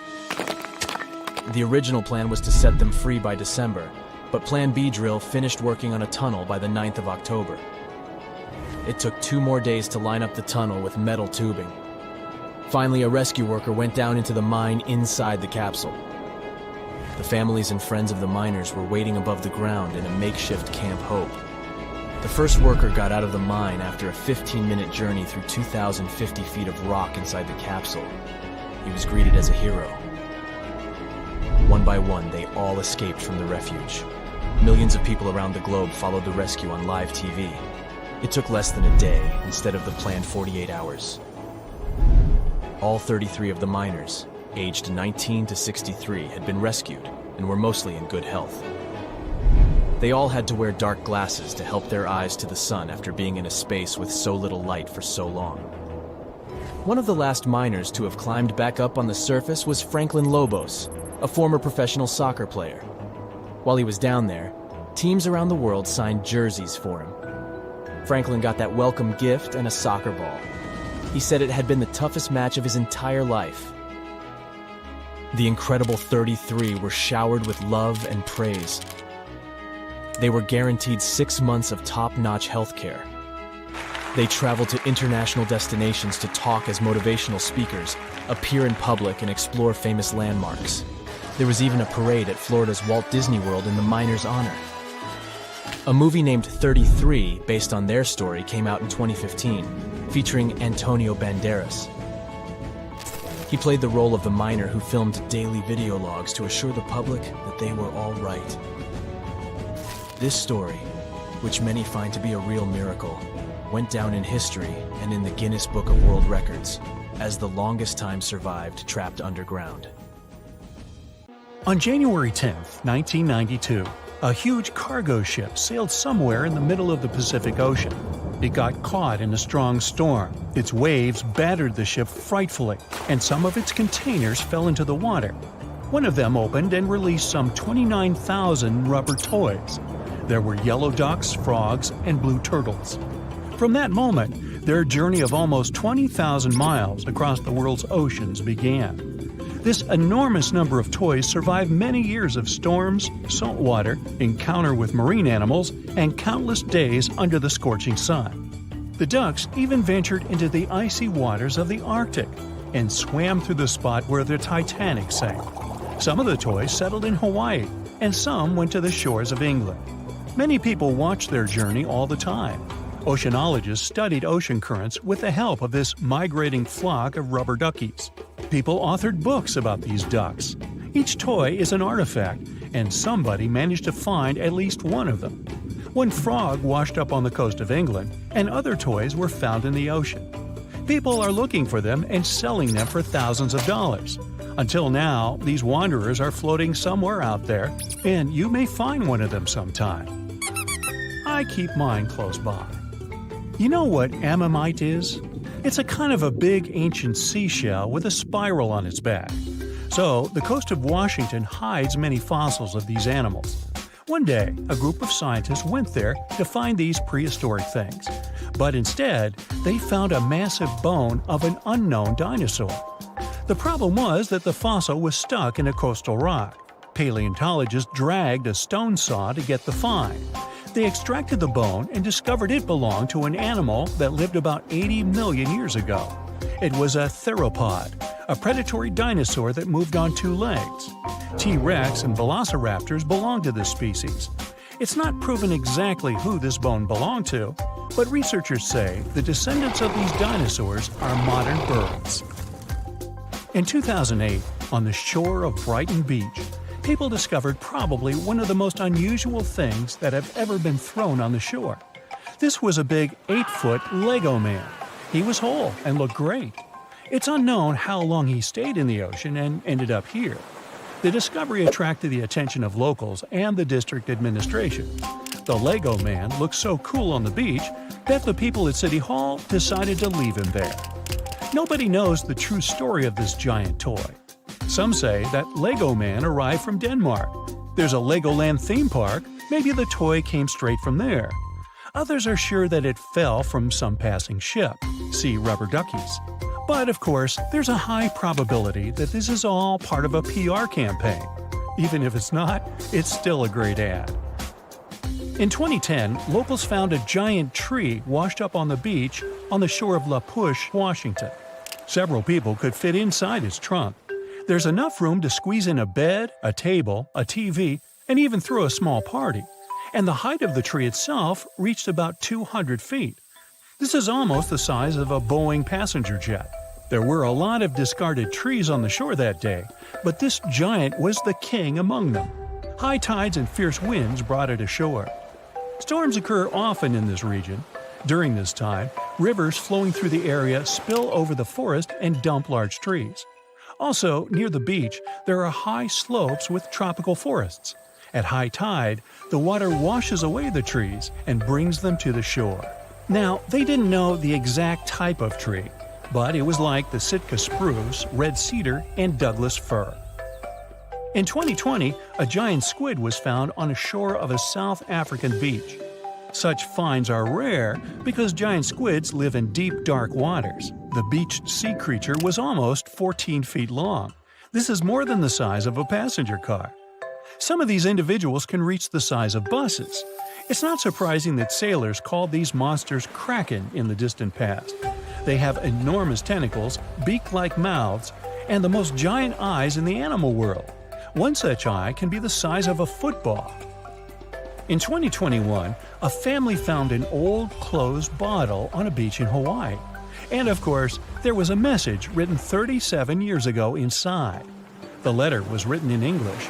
Then it turned out that school students at one Japanese school wrote this message. Back in 1984, the school released about 450 bottles into the ocean to study ocean currents. The letter had an address with a request to give it back. Now, about 50 bottles have been returned to that school in Japan. But this message, found on the shore of Hawaii, is the first since 2002. Imagine you're walking along the shore and suddenly see something strange in the distance. It looks like a giant starfish with large dark green tentacles. The center of this star has a strange red glow. The object is fenced with tape. There are people in protective suits around. It happened in May 2022 on Bondi Beach, Australia.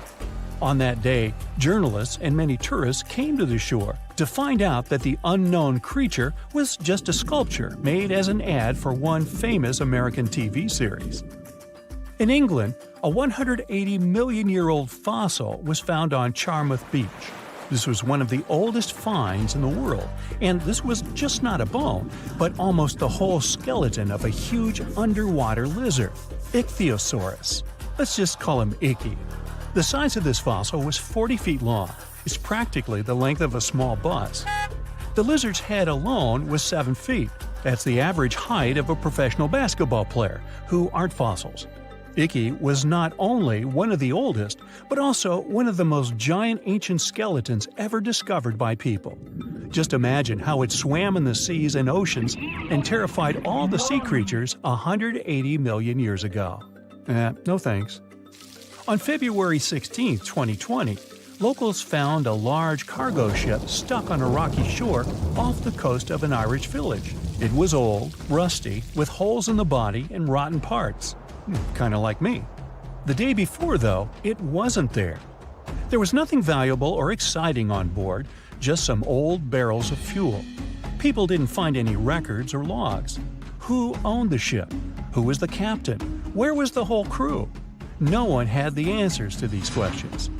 Soon the press wrote about the ship, and someone called the village administration and introduced themselves as the owner.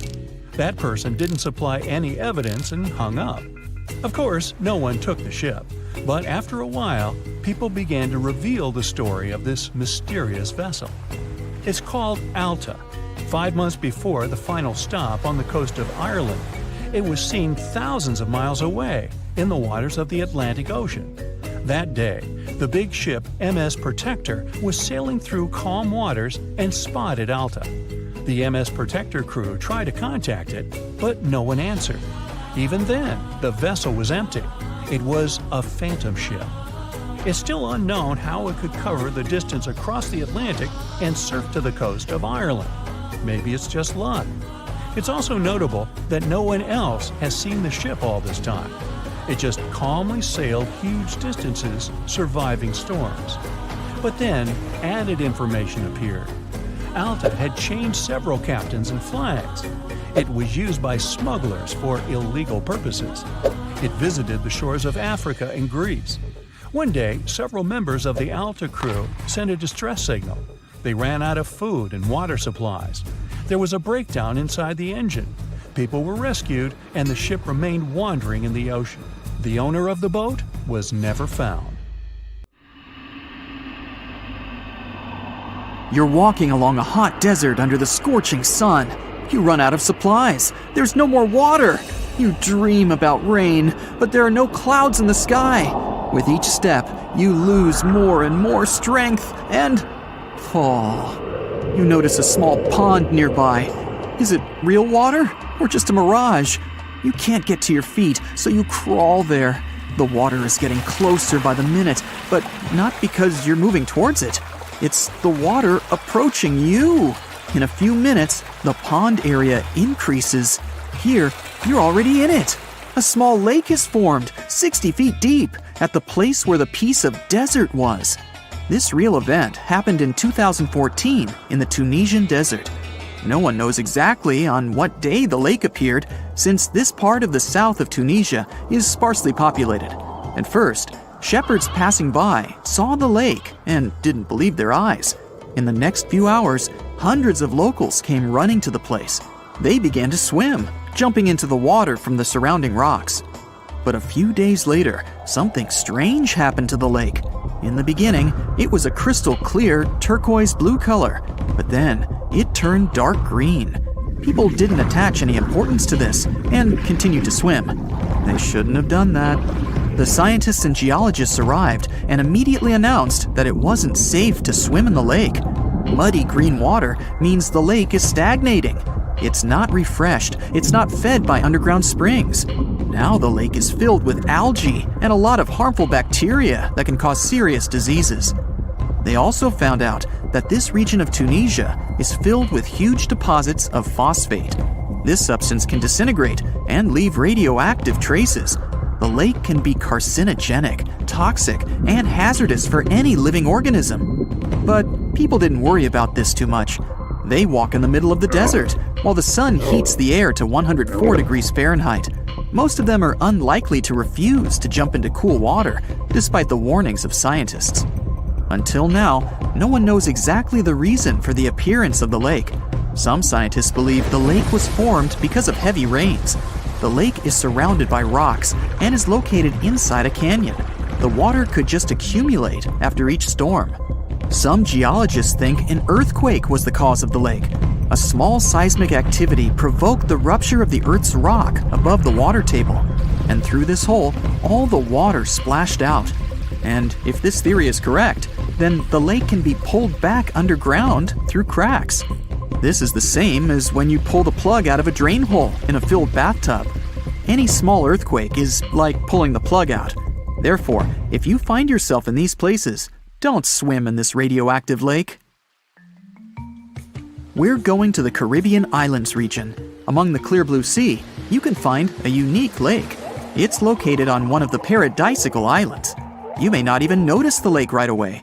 The entire territory may seem like a huge concrete platform, but the main thing is not to step on its surface.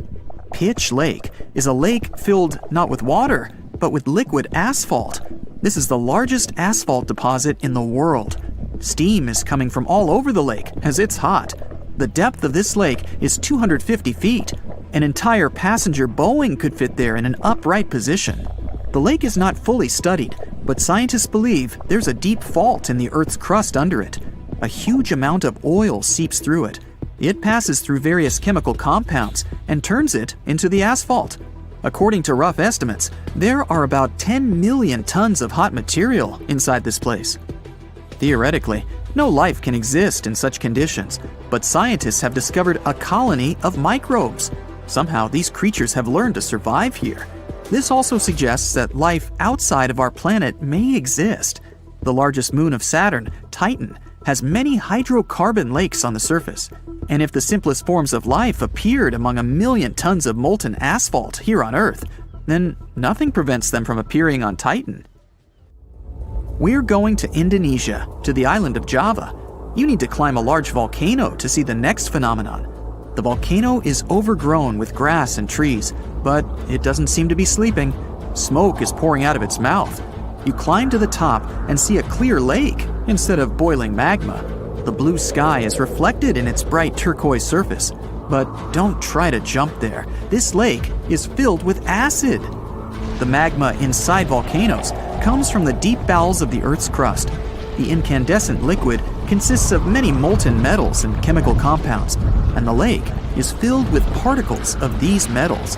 In addition, the volcano emits sulfur dioxide gases. When they combine with metals, they form a beautiful turquoise color.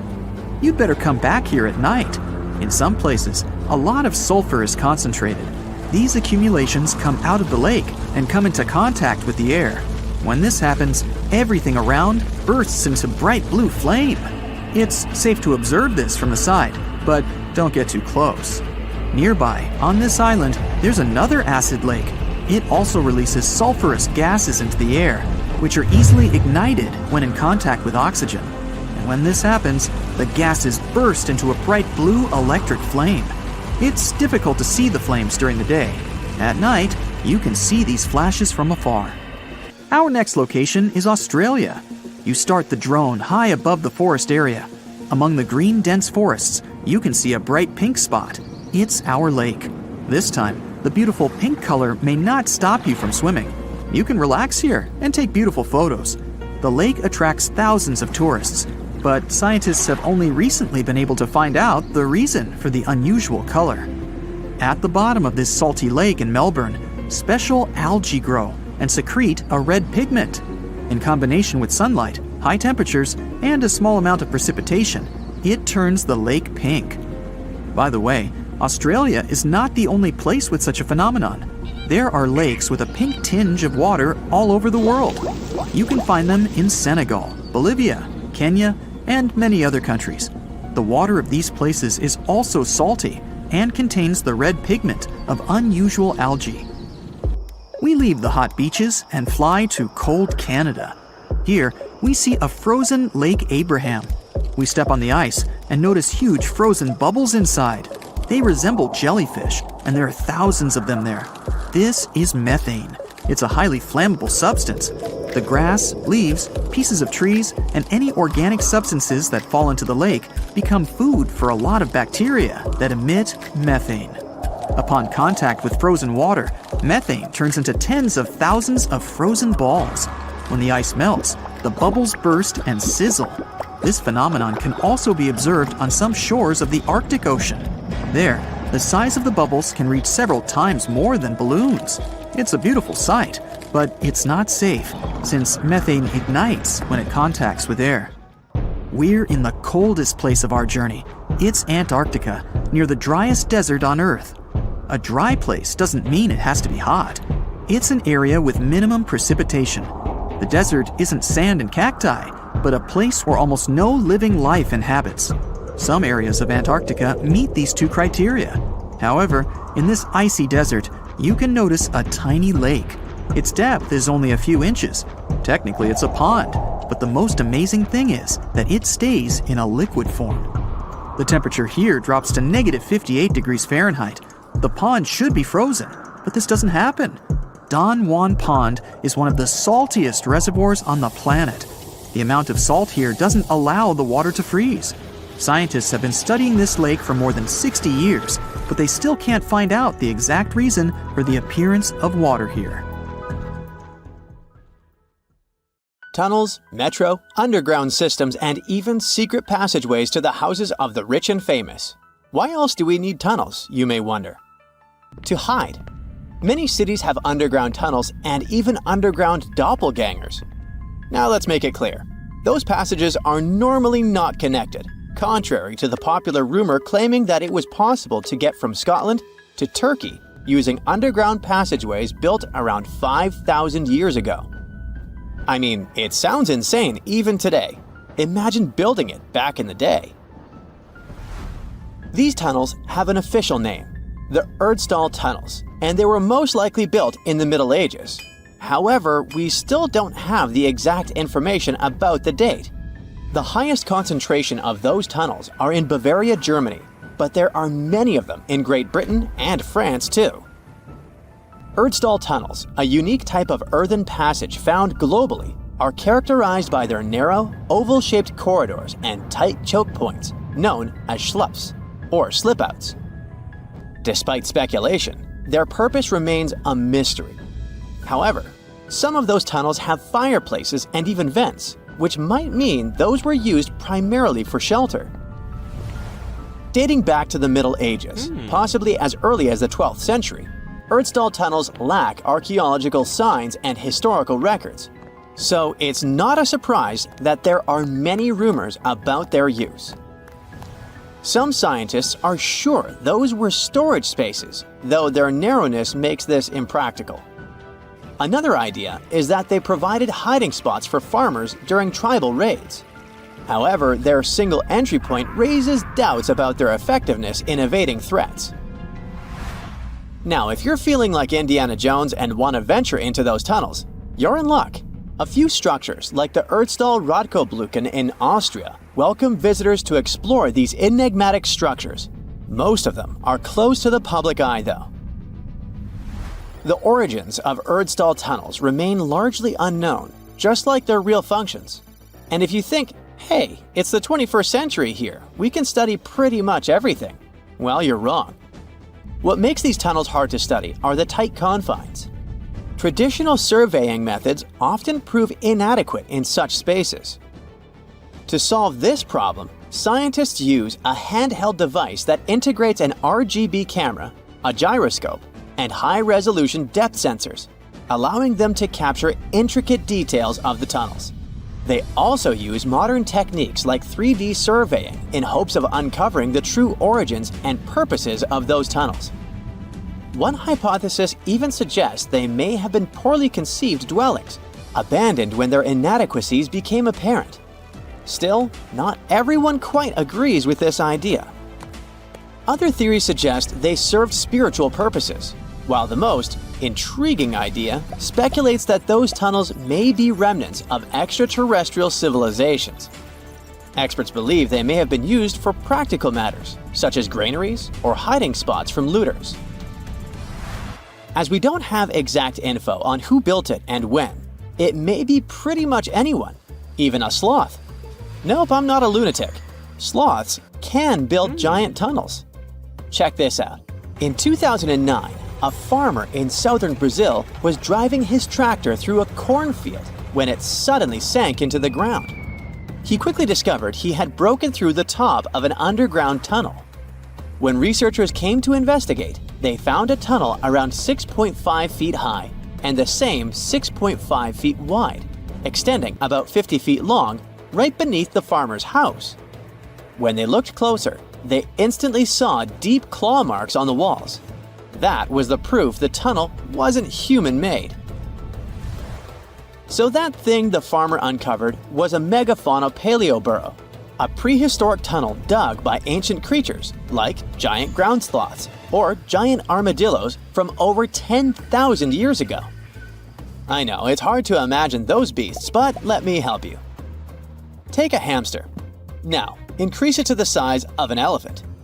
Don't forget, this 13-foot-tall hamster could also walk on 2 legs.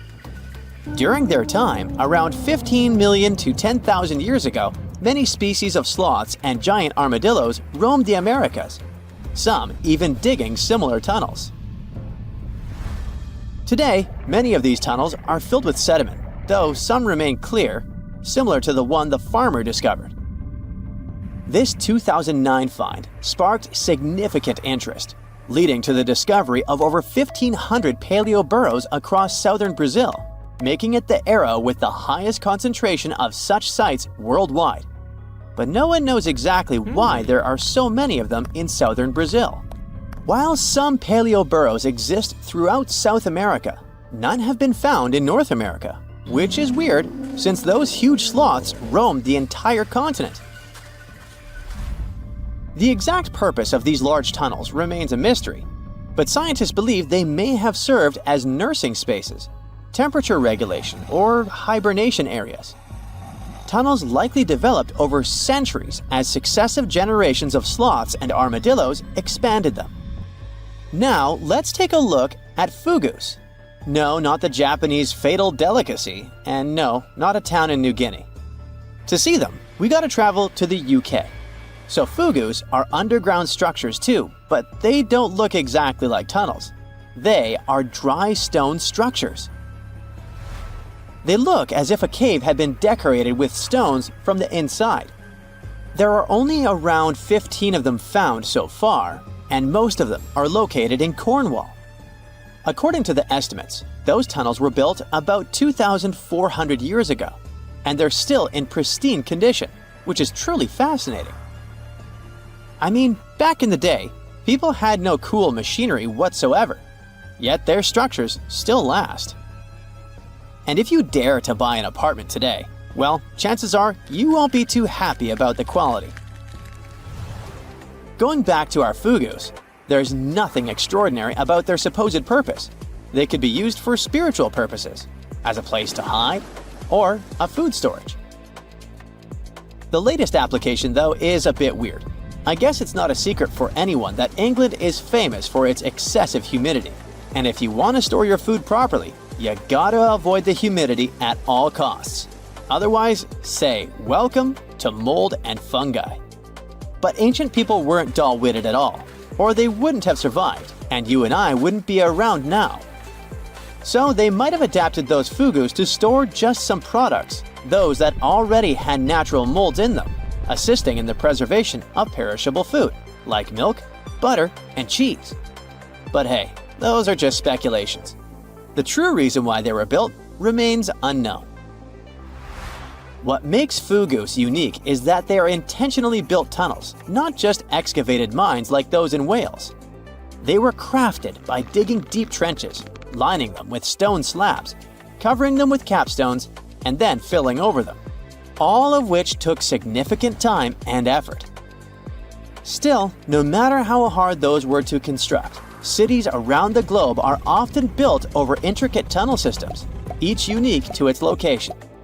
For instance, Paris is famous for its extensive underground quarries, which were abandoned years ago, but still pose a risk of collapse in certain areas above.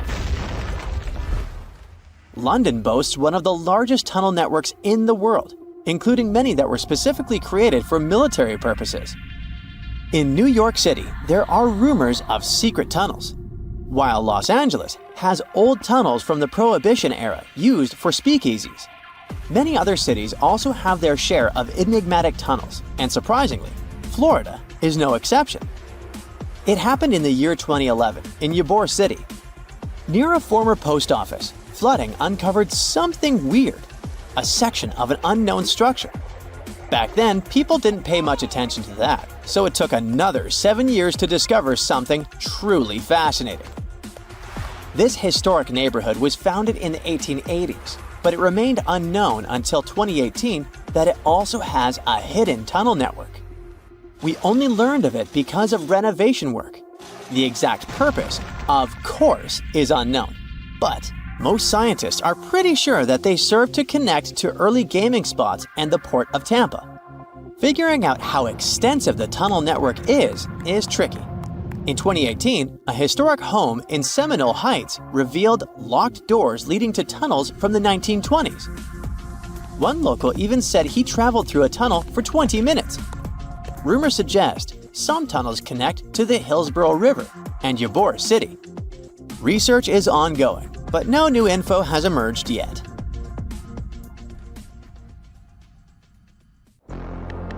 There are many myths around arguably the greatest structure ever built by humans, the Great Wall of China. Some say it's so grand that it's visible from space. Others claim that you can see it from as far as the moon. Other theories suggest that the builders of the wall were left inside. Well, sorry to disappoint you, but all these impressive stories are just myths.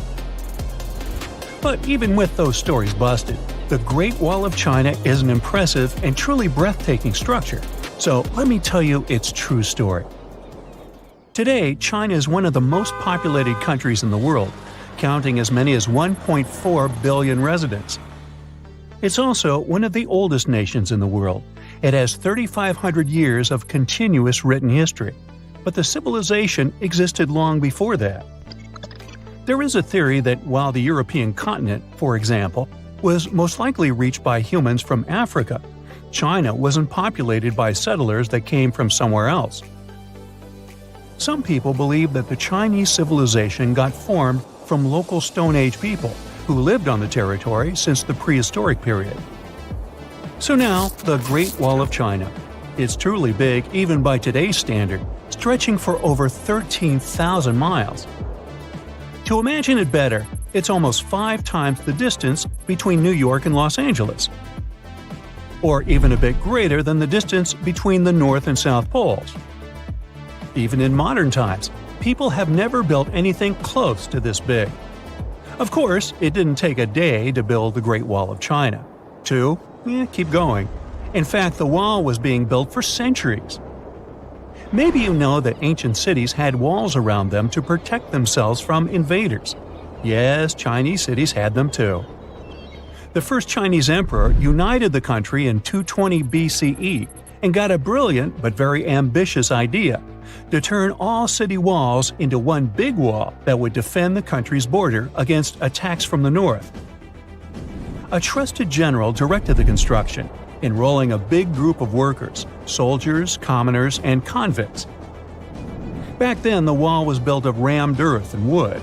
In some places that were strategically important, the sections of the wall overlapped to provide maximum security. The walls were around 26 feet high on average. But the Great Wall didn't yet look like the construction we know today. Every next emperor would pick up the Big Wall project, strengthening and extending it, repairing, but also modernizing construction techniques. Some used bricks to build it. Others moved on to granite and marble blocks. Watchtowers and platforms weren't there from the beginning as well. They were added by Ming emperors. The watchtowers made it possible to communicate with other parts of the wall through smoke and fire messages. So, the wall is quite inconsistent in terms of material, but it only adds more charm to the construction and shows how much effort and time it took. The reasons why some parts of the wall have been standing for centuries and are still in good condition is glutinous rice flour. Turns out, this sticky rice mortar is almost like cement. It's very strong and waterproof, sealing the bricks so tightly together that even sneaky weeds can't grow between them. You may also notice that some bricks have writings carved on them. They were left by the workers who were building the wall. The purpose of those writings is quality assurance. They contain such information as location, quantity, and responsible officials. So, in the case of some problems with the quality of materials or constructions, it would be known who should be held accountable for it. Recently, a research group has looked through official historical documents of the Ming Dynasty that ruled China from the 14th to the 17th centuries. They came across records of secret doors in the Great Wall, so they decided to find them. They used a flying robot to capture continuous centimeter resolution photos of the wall. They photographed 90% of the wall that was built during the Ming Dynasty and discovered the remains of over 220 secret doors along the wall. Some of them have a specific width and height that allows only one person to go through. Others are large enough to allow 2 horses to pass at the same time. Why are the doors there? Well, the Great Wall's main goal was to protect the country from the enemy. Building doors that could let the enemy in would undermine the whole point of having a wall. So, of course, the doors were secret passages. They perfectly matched the surroundings topographically, and the exit on the outside was camouflaged with bricks so that it was almost completely indistinguishable from the brick wall. The wall was never just a defensive wall, and it was never completely closed. It could be opened on demand. It was also a structure used for trade and commerce, communication between inside and outside the wall, and of course, for defense and spying. Some doors were used for trade with the other side. Through smaller doors, a person would sneak out to spy on the enemy that lived on the other side. The hidden gates were also useful for a sudden attack. As you remember, some gates were camouflaged with brick on the outside. The exit was so indistinguishable that the enemy had no idea exactly where it was located. The inside entrance for Chinese soldiers was hollow, so they could walk through the wall and break the camouflaged exit gate from the inside, starting their surprise attack. Now, even though the main point was to prevent outsiders from getting into the city, the wall wasn't too effective on that matter. It could still be climbed over or marched around. So the wall was being watched at all times, and the guards gave signals to the troops if they saw the enemy approach. Also, the wall provided more time to mobilize and bulk up the country's forces or lure the enemy troops into a difficult strategic position. The construction stopped at the end of the 19th century. The wall lost its strategic and military importance due to technological advances. Over the centuries to today, only 8% of the Great Wall is in good condition, and the rest is damaged. Also, around 1/3 of the wall has disappeared without a trace, due to both natural erosion and human damage. I guess you could say it's now just a pretty good wall. As you remember, the first parts of the wall were built out of rammed earth and wood. These are not the most unfailing materials if we're talking about thousands of years. Also, destructive farming methods have turned large areas into a desert and contributed to erosion. Also, many bricks were taken away from the wall in the last century to be used in building farms and houses.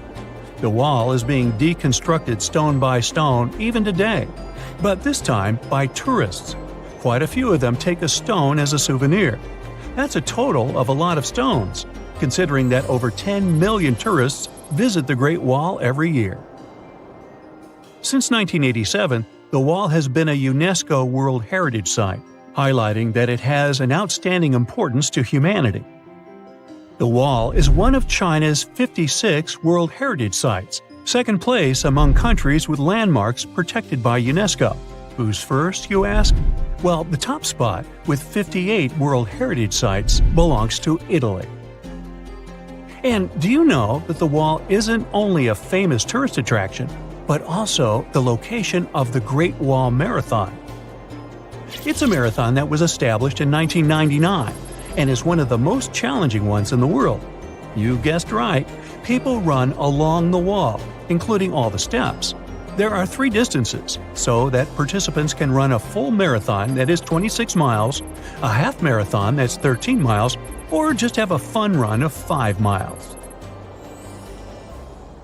Imagine you are walking to your car in the morning, but there is a problem. Your vehicle is not sitting neatly by the side of the road. Its rear end is sticking out of a gaping hole. This is what happened to a Queens resident, New York, back in 2020. A sinkhole had swallowed his SUV overnight. Events like this are nothing out of the ordinary in many parts of the globe. But sometimes, sinkholes can hide unspoken beauty inside them. In East Asia, a recent find stunned the scientific community. Cave explorers came across a colossal sinkhole that concealed an ancient forest. It is located in a province, Guangxi Zhuang, close to the north of Vietnam, the Lê County, where researchers discovered the hidden forest is already famous worldwide for sinkholes. This one brings the number to 30. They are scattered over an area the size of 3 Gibraltars. This is just a tenth of the total number of sinkholes in the whole country.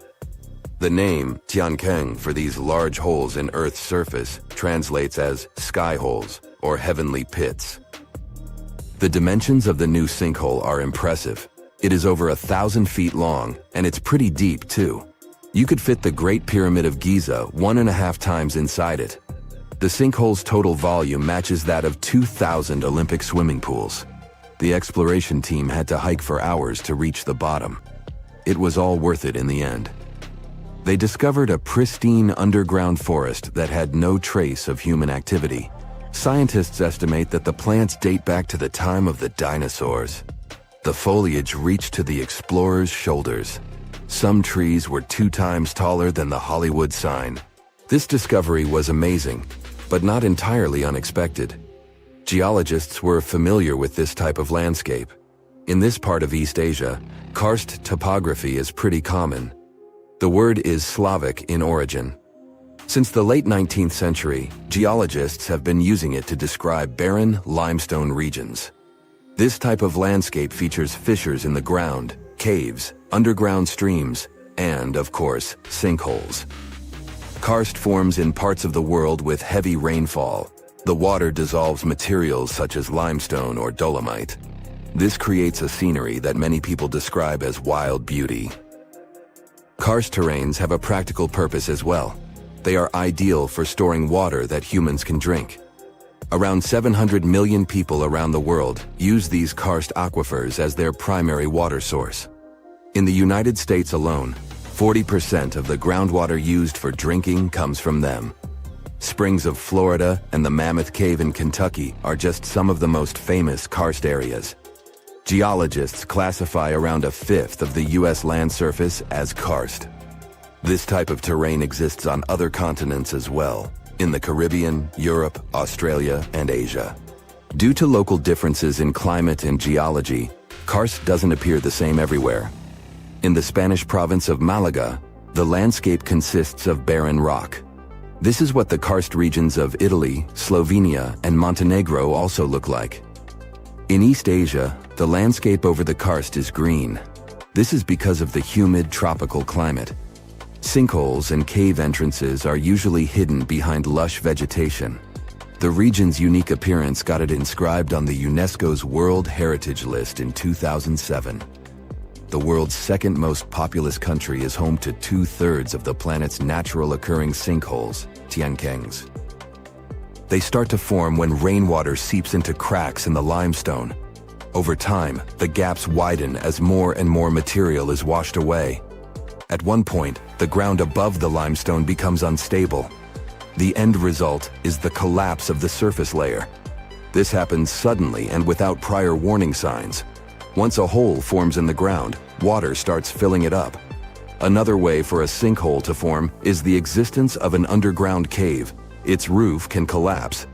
The shape of such sinkholes resembles a funnel. It is wider at the opening on the top and narrower near the bottom of the pool.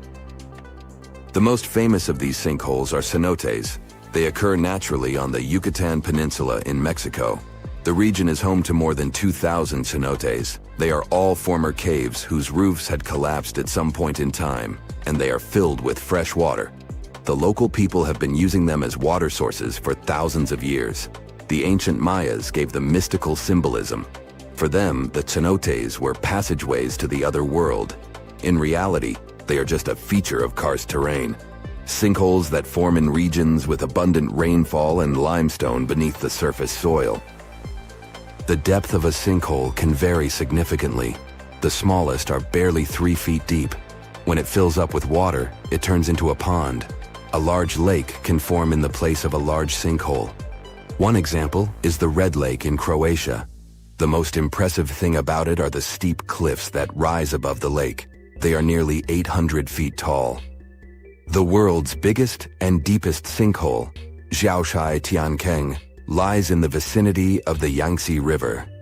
The outside world discovered it only in 1994. The hole is so deep that you could stack up 7 statues of liberty inside it. During the rainy season, a waterfall cascades from the pit's mouth into a cave system at the bottom. But not all sinkholes fill up with water. This was the case with the newly discovered giant sinkhole in Asia. It developed its own ecosystem. The high humidity and low temperature inside it were perfect for plant life to thrive. The very bottom of the hole is connected to an underground water flow. Scientists discovered 72 species of rare wild plants in the area. They are in danger of disappearing on the surface, but inside the sinkhole, they have found the perfect conditions for growth. The enormous opening in the ground is essentially a wildlife refuge. This was confirmed in 2021. That's when biologists discovered 2 species in the Yunnan province that they previously thought had gone extinct. Who knows what other animal and plant species are still hiding in there? Exploring these underground cave systems can be quite dangerous. They are often home to venomous snakes and mosquitoes. Even descending into a sinkhole is perilous. The cliffs are steep and stones are often very sharp. That's why the exploration of sinkholes in Asia is going slower than research would like. The sinkholes I've mentioned so far have all formed naturally. Erosion is the main process behind their creation. But the ground can also open because of human activity. Everything from a construction site to a leaking sewer pipe can cause the earth to give way. Sinkholes in urban areas pose a risk to infrastructure. One of the most famous examples of this happened in Japan in 2016. A busy street in downtown Fukuoka collapsed near the main train station.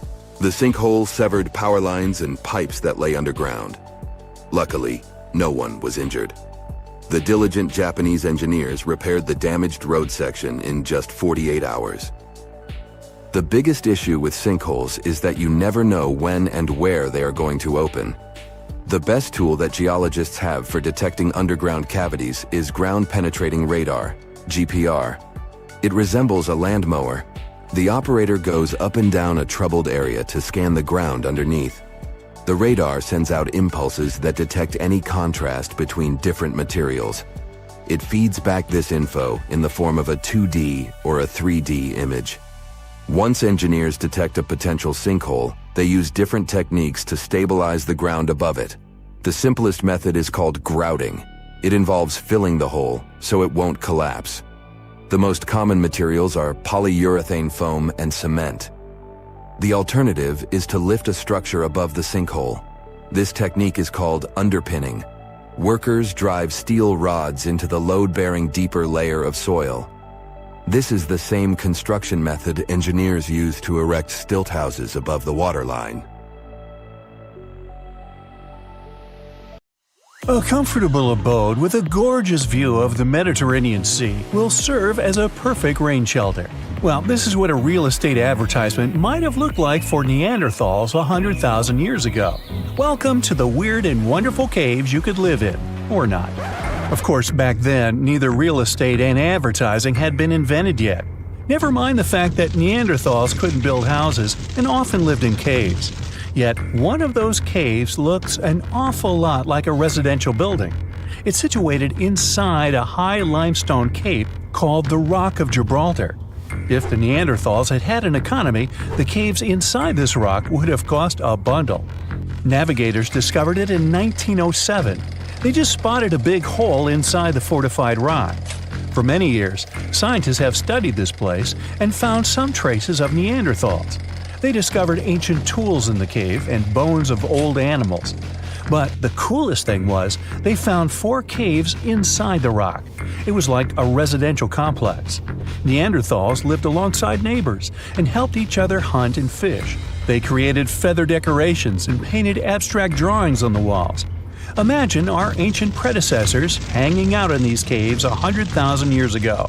And now, scientists hang out there and study the primeval past of Neanderthals in detail. At the end of 2021, archaeologists uncovered a gap inside one of the caves leading to an unknown tunnel. They crawled through this hole and opened a new space under the cave roof. This place has been closed off from the outside world for over 40,000 years. And it seems it was one of the most prestigious apartments in the entire mountain complex. It has high ceilings with ancient stalactites. The ruined stone curtains divided the apartment into several rooms. Scientists also found the remains of ancient animals and scratches on the walls. It seems that Neanderthals had never lived here, but they used to visit this place. Archaeologists found the shell of a sea snail called dog whelk. One of the Neanderthals brought it here for some reason, but the primary owners of this place were hyenas. These caves show that Neanderthals were closer to humans than to monkeys. They had a way of life and even some customs.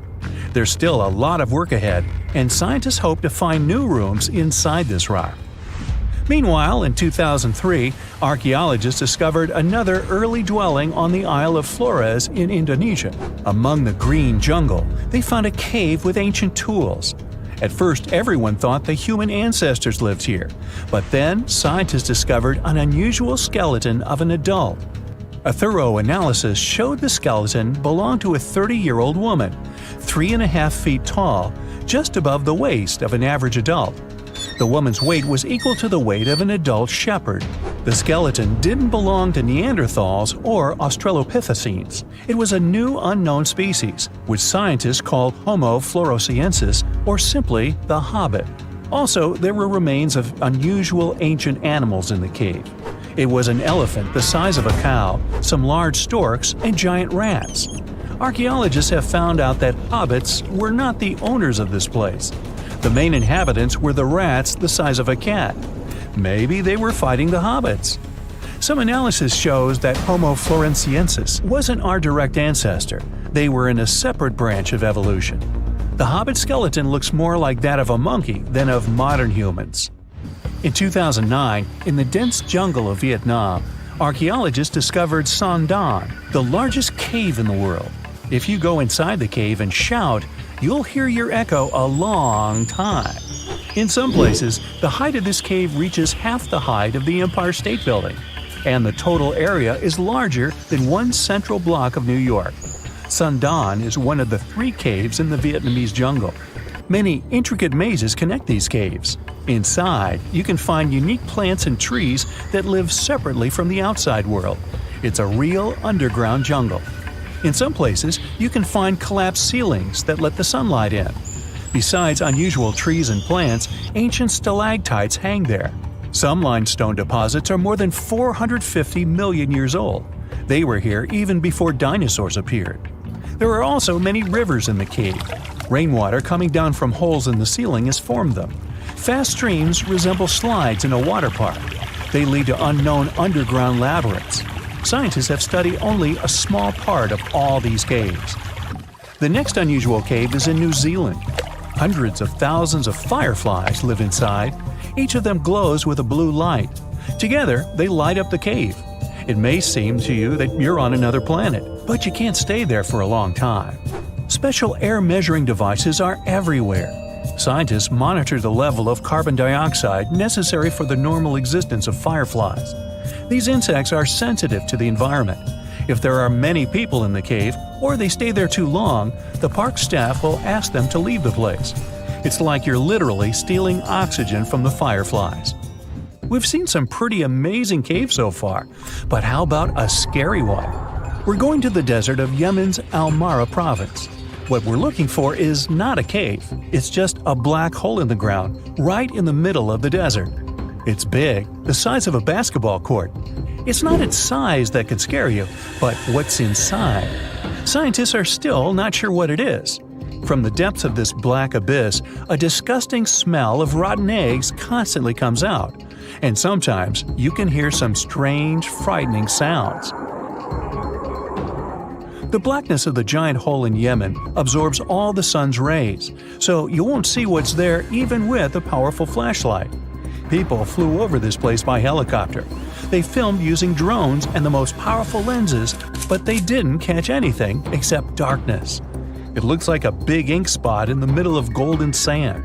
The locals are afraid to approach this place. They believe the cave leads to another dimension where evil creatures live. At the moment, the giant hole in Yemen is one of the most poorly studied and mysterious phenomenon of nature. How did it appear? How old is it? Where does it lead? Scientists are trying to find the answers to these questions. There are theories that the hole appeared because of construction work. Geologists drilled the soil nearby in search of minerals. It could have caused fluctuations in the Earth's crust and collapsed the surface. But no one can prove this theory, yet. And now, imagine a place where sunlight has not penetrated for more than 5 million years. There's little oxygen, and it's cold and damp. Still, life is born in this place, not only microbes and bacteria, but also something bigger. The living conditions in this cave are very different from the usual ones, so, in a sense, this cave is like another planet. It's the Movil Cave in the southeast of Romania, near the Black Sea. The entrance is a small hole in the ground. Inside, a tunnel leads deep below the surface.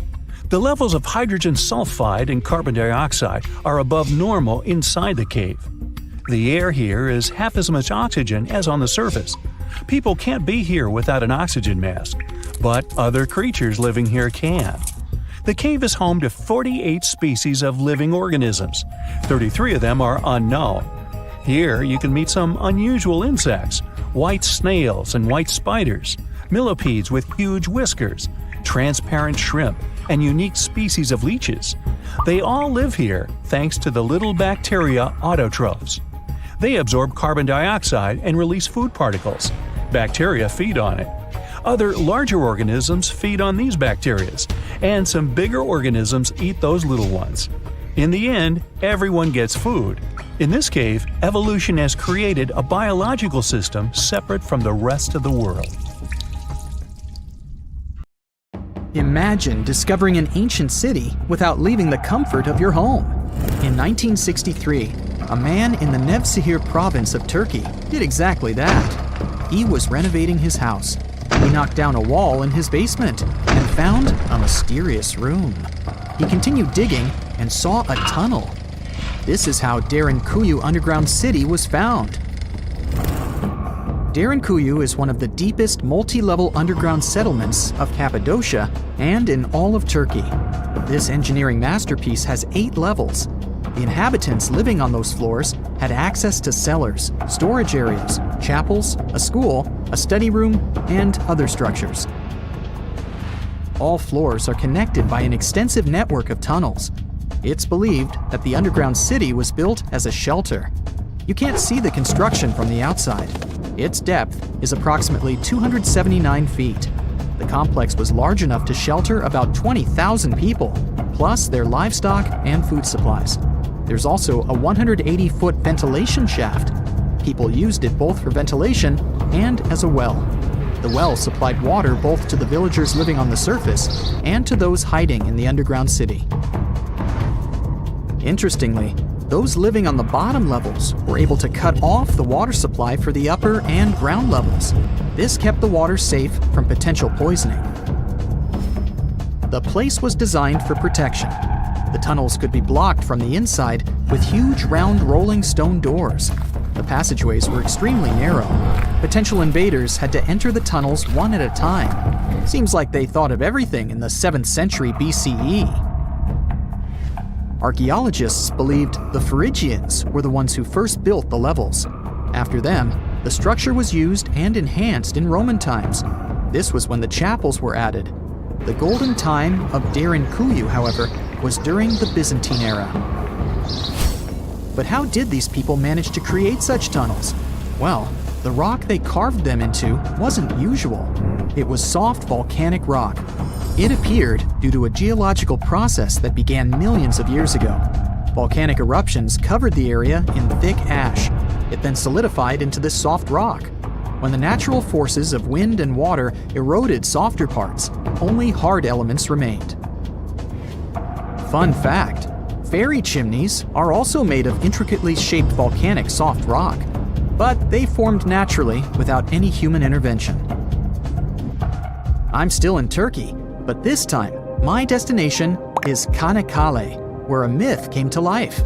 For 3,000 years, people believed that Homer's Iliad was fiction and that Troy never existed. In 1863, everything changed. Expatriate Frank Calvert discovered ancient ruins in western Turkey. He was convinced they belonged to the ancient city of Troy. Heinrich Schliemann examined this area in 1868. That's when Troy saw sunlight again after all those centuries. Troy has complex layers. Over the years, 9 ancient cities were built on top of one another. Historians say that the area was strategically located between Europe and Asia, so it became a prosperous trade and cultural center. This strategic position made Troy attractive throughout history. After the Trojan conflict, the city was abandoned between the years 1100 to 700 BCE. Then Greek settlers rediscovered the area, and Alexander the Great ruled there. The Romans then invaded the city. Speaking of this event, the first thing you would see when visiting the site is a replica of the wooden Trojan horse from a movie shot in 2004. The next stop is Lothal. In the 1950s, Lothal and several other Harappan sites were discovered in India. These new provinces extended the boundaries of the Indus Valley civilization. Lothal was an important part of the Harappan civilization. It had vast cotton and rice fields. Plus, it had a bead-making factory. Beads were made from semi-precious stones, like agate. Many of these beads were later found in Mesopotamia, which serves as evidence that Lothal was a thriving trading port. Archaeologists believe that the city was part of an ancient trade route. Traces of agriculture? Check. Traces of trade? Check. What else? The remains of residential buildings, streets, bathing pavements, and drains. Some real city planning, and impressive examples of early urbanization. The town was well constructed. They were modern houses. Some of them had 6 rooms, bathrooms, a large courtyard, and even a veranda. Lothal also had the world's oldest known dock. It linked the city with the Sabarmati River and the trade route. The ancient Mayan city of Calakmul is located in southern Mexico in the tropical forest of the Tierras Bajas. From 500 CE to 800 CE, Calakmul was home to over 50,000 people. There was a central plaza surrounded by outer districts. And if we count both the inhabitants of all those outer areas and those who lived in the center, Calakmul had a population of more than 1.5 million people. It was a city that was habitable for 12 centuries. It's believed that the place had more constructions than any other excavated Maya settlements in the region. After 1000 CE, the Maya civilization there faced a downfall. The settlement that was once the center of Mesoamerica was almost completely abandoned. The ancient city was at the heart of the second largest tropical forest in America. The site is well preserved, So today, if you were to visit it, you would be able to picture what life looked like in ancient Mayan times. The city remains include architectural complexes and sculpted monuments, defensive systems, quarries, water management features, agricultural terraces, massive temple pyramids, and palaces, not to mention a variety of body ornaments and other accompanying objects. It proves that complex state-organized societies lived in this tropical forest. The Mayans depicted nature in their paintings, pottery, sculptures, rituals, and even food. I'm moving on to a place people thought didn't really exist. The city of Thonis Heracleion appeared only in a few inscriptions and ancient texts. Turns out, it was waiting to be discovered for thousands of years. Scientists searched the majority of the coast of Egypt. But then, archaeologist Frank Gaudio and his team detected a colossal face looking at them from under the water. The ancient city of Heracleion was discovered completely submerged 4 miles off Alexandria's coast. In the ruins of the lost city, there were 64 ships, 700 anchors, and a treasure trove of gold coins. Archaeologists consider a 16-foot-tall statue and the temple remains the most important findings discovered by the expedition. Back then, the city had ceremonies and celebrations that took place in the Temple of Amun. The ruins and artifacts were made from granite and diorite, so they were in good condition even after having been in contact with water for centuries. They give people a glimpse into what life was like 2,300 years ago in one of the most important trade ports of the world. The city had a network of canals. You can think of it as an ancient Egyptian Venice. The canals linked many separate harbors and anchorages. Towers, temples, houses, and other structures were also linked by bridges. Thonis Heracleion was the country's main port for international trade and the collection of taxes. No one really knows how the city ended up submerged, but archaeologists connect it with natural causes. At the end of the 2nd century BCE, most probably after a flood, Heracleion got covered with water. Then, Alexandria, the city founded by Alexander the Great, became more glorious than Heracleion. Before Alexandria's fame, Heracleion was the main port of entry to Egypt.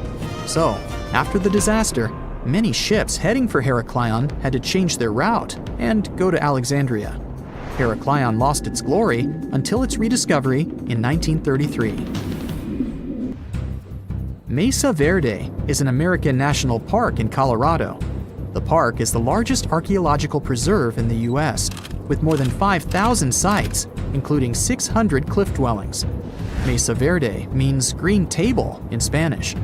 The name comes from the shape of the mountains in the area, with flat tops and steep sides. The park is an ancestral Puebloan archaeological site. Starting from 7500 BCE, a group of nomadic Paleo-Indians seasonally lived in Mesa Verde. They were hunters, gatherers, and crop farmers. They built the first pueblos in the region. By the end of the 12th century, the Mesa Verdeans began constructing massive cliff dwellings, which are now the best-known structures in the park. If you walk through this small stone doorway in Hierapolis, Turkey, you might never come back alive. Back in ancient times, people thought it was some sort of portal to the underworld. Romans would go in carrying perfectly healthy bulls, but after a few minutes, they would watch these animals collapse as if hit by some mysterious force. But what's even weirder is that nothing happened to people. They could walk in and out just fine. Now, recent studies might have an answer for these eerie happenings, and it all has to do with people's heights. The gate, known as Plutonium, named after Pluto, the deity of the underworld, is a stone doorway leading to a small 32-square-foot cave. But the real danger is what is going on beneath it. Hierapolis is a super active geological area, and there's a big crack under the city that constantly emits volcanic carbon dioxide, which comes up as a visible mist. During the day, the sun dissipates the gas. At night, the gas forms some kind of a carbon dioxide lake on the sheltered arena floor. At dawn, you need to get out of there before it's too late. This whole place can turn particularly life-threatening right before the sun rises, when the carbon dioxide concentration, about 15 inches above the arena floor, reaches 35%. That means birds, bulls, and even humans can suffocate and pass away in just a couple of minutes. But there is a scientific reason that explains how Romans could get out of there unharmed. The carbon dioxide concentration drops quickly with height. So animals perished while their handlers, being taller and standing up, could walk out and breathe safely. Most people can't stay inside the Begarn fort after sunset. This 16th century fort, located about 146 miles from Delhi, is known as one of the most haunted places in India. During the day, the area is bustling with visitors who can walk through the main gate of this once grand fort city and check out the ruins of temples and palaces.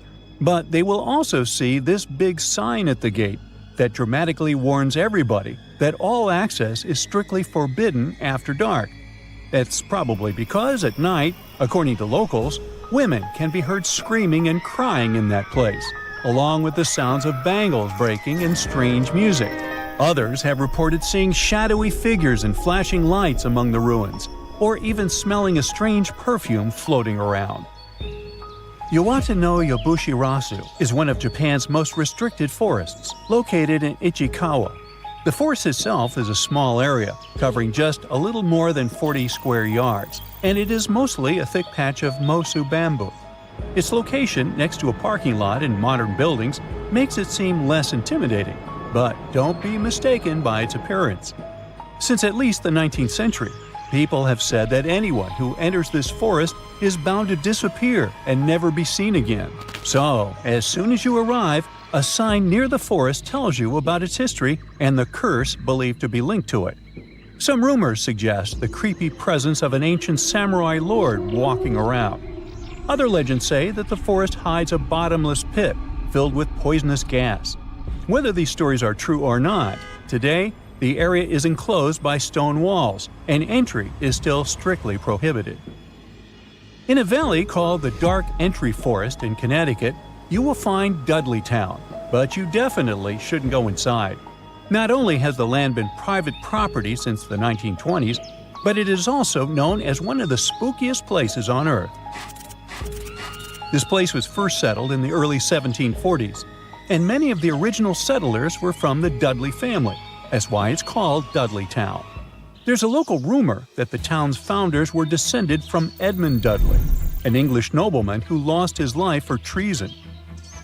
The legend says this curse followed the Dudley family all the way across the Atlantic to America, and their misfortune is said to be responsible for crop failures, mental problems, and several tragic incidents in the village. Again, it is all just rumors, since historians haven't found any real evidence to support these claims. Still, the pitch-black surroundings and the eerie Blair Witch Project vibe going on in that place fueled ghost stories in the 1980s. This led to many cases of vandalism in the following decade, and because of that, the landowners closed the area to the public. This old abandoned building used to be the fancy palace of King Farouk's family, who was the penultimate king of Egypt back in 1936. After his family members passed away, the palace was turned into a morgue. Locals say that today, the whole place is super creepy and off-limits.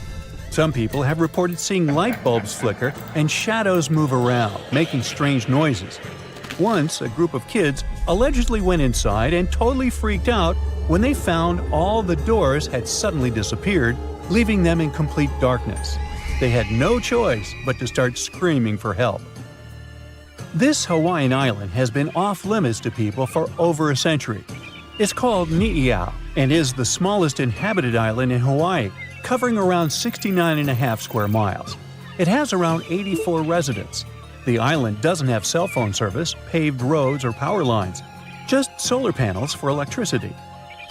A single family has privately owned the island since 1864, when a Scottish farmer bought it for $10,000, which would be around $250,000 today. The island has stayed in the family, passing down to its descendants, the Robinsons. They have kept it private ever since, so access is highly restricted and basically by invitation only. The Erdstall tunnels are a network of about 2,000 mysterious underground passageways mainly found in Central Europe, especially in Austria and Bavaria. These tunnels are usually narrow and cramped, often just wide enough for one person to squeeze through at a time, and they are believed to date back to the Middle Ages, as far back as the 12th century. What's really puzzling about these tunnels is their purpose. Despite a lot of research, nobody really knows why they were built. There is a theory that they were used for storage, but since many of them are below the waterline and occasionally get filled with water, that doesn't seem very practical. These tunnels have very light, almost claustrophobic sections and sudden drops, which doesn't seem practical for other straightforward uses like escape routes, hiding places, or even spiritual purposes. To make things even more mysterious, there is a complete lack of artifacts, which makes it even harder for researchers to figure out what these tunnels were really for. Since 2019, adventurous people can get arrested if they try to climb this rock. Uluru, also known as Ayers Rock, has been off-limits because it is now considered a sacred site for local communities. But the fact that it is also extremely dangerous probably played a big role in the decision to close it off to visitors. This rock is 1,142 feet high, which is about the height of an 80-story building. The climb to the summit can be very slippery, and high temperatures, which can hit 116 degrees Fahrenheit in the summer, have led to people passing away from dehydration and heat-related issues. Something even creepier happens at the top of the rock right after storms. When it rains, small tadpole-like crustaceans called shield shrimp hatch in temporary waterholes and rock pools on top of Uluru. These extraterrestrial-looking creatures are about 3 inches long, and they spread their super-resilient eggs everywhere. When enough summer rain comes, they hatch and go wild, feeding on microorganisms and bacteria in the water. How these strange creatures end up in the fleeting pools on top of Uluru is still unclear, but the most likely explanation is that their eggs might travel there with the wind. 47-year-old Kenny Veach told his family he was going hiking for 2 days. His destination? The Mojave Desert. The man wanted to revisit a cave he had discovered during one of his previous hikes. But that was the last time anyone had seen Kenny Veach. A helicopter and over 30 search and rescue teams came back empty. The hiker was nowhere to be found. Was the mysterious M Cave behind his disappearance? The oddest thing about Kenny's case is the fact that he was a seasoned hiker. He often went on solo trips to explore deserts in California and Nevada. The man was an ultralight hiker. That meant he brought only the most basic of supplies: water, food, and a tent. That's all. But this was enough for several days of camping in the desert. Kenny would rarely bring a GPS device with him. He didn't even bother to pack a compass or a map. Some would call him reckless, but he managed to get back home every single time. Kenny wasn't shy either. He had a YouTube channel where he regularly posted his adventures. He named his channel Snakebit McGee because he picked up snakes wherever he went. But Kenny also had another habit. He went into every cave he found in the desert. Now, he didn't post many videos. Kenny mostly used YouTube to comment on other people's adventures. In a comment from June 2014, the man revealed that he had discovered a mysterious M-shaped cave. It was located in the Sheep Mountains of North Las Vegas. Kenny's description of the cave is where the weird part of the story begins. He spotted it while hiking and noticed the cave had an interesting entrance. It was shaped like a perfect letter M. Kenny went up to it, but something didn't seem right. He reported that his body started to shake as he approached the cave. The vibrations were so strong near the entrance that Kenny turned back.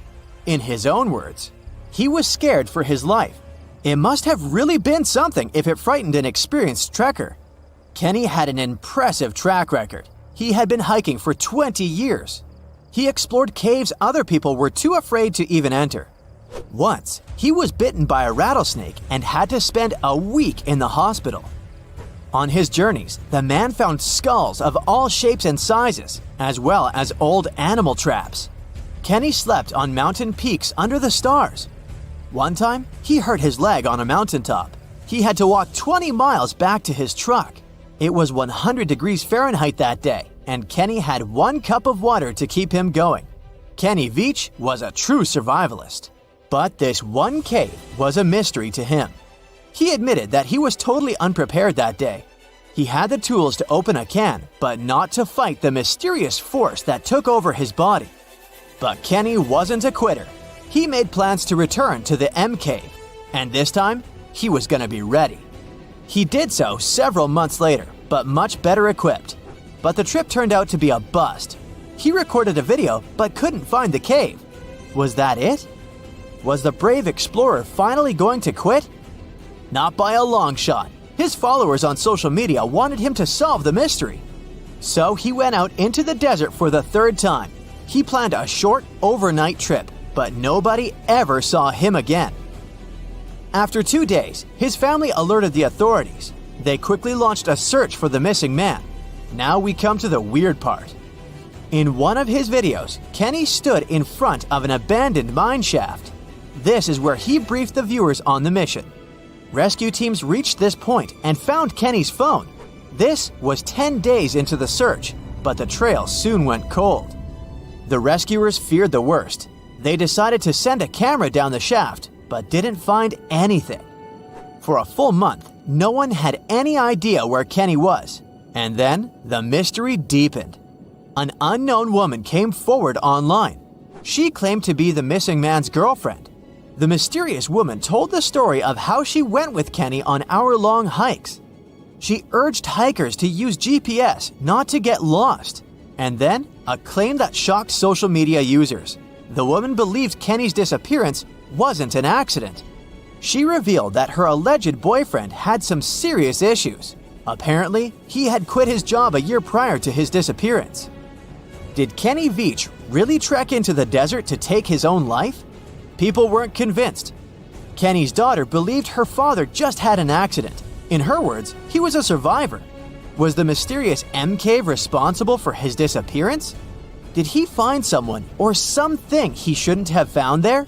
The questions linger, and so did the theories among the online community. Fellow hikers and YouTubers were determined to find the M cave. This would solve Kenny Veach's mysterious disappearance once and for all. In 2021, one hiker got lucky. He claimed to have found the secretive M cave. For safety reasons, the man couldn't reveal his exact location. The cave sits somewhere near Nevada State Route 375 East. The entrance to the cave really looked like an oversized letter M, just like Veach described it. But the shape is too hard to notice from ground level.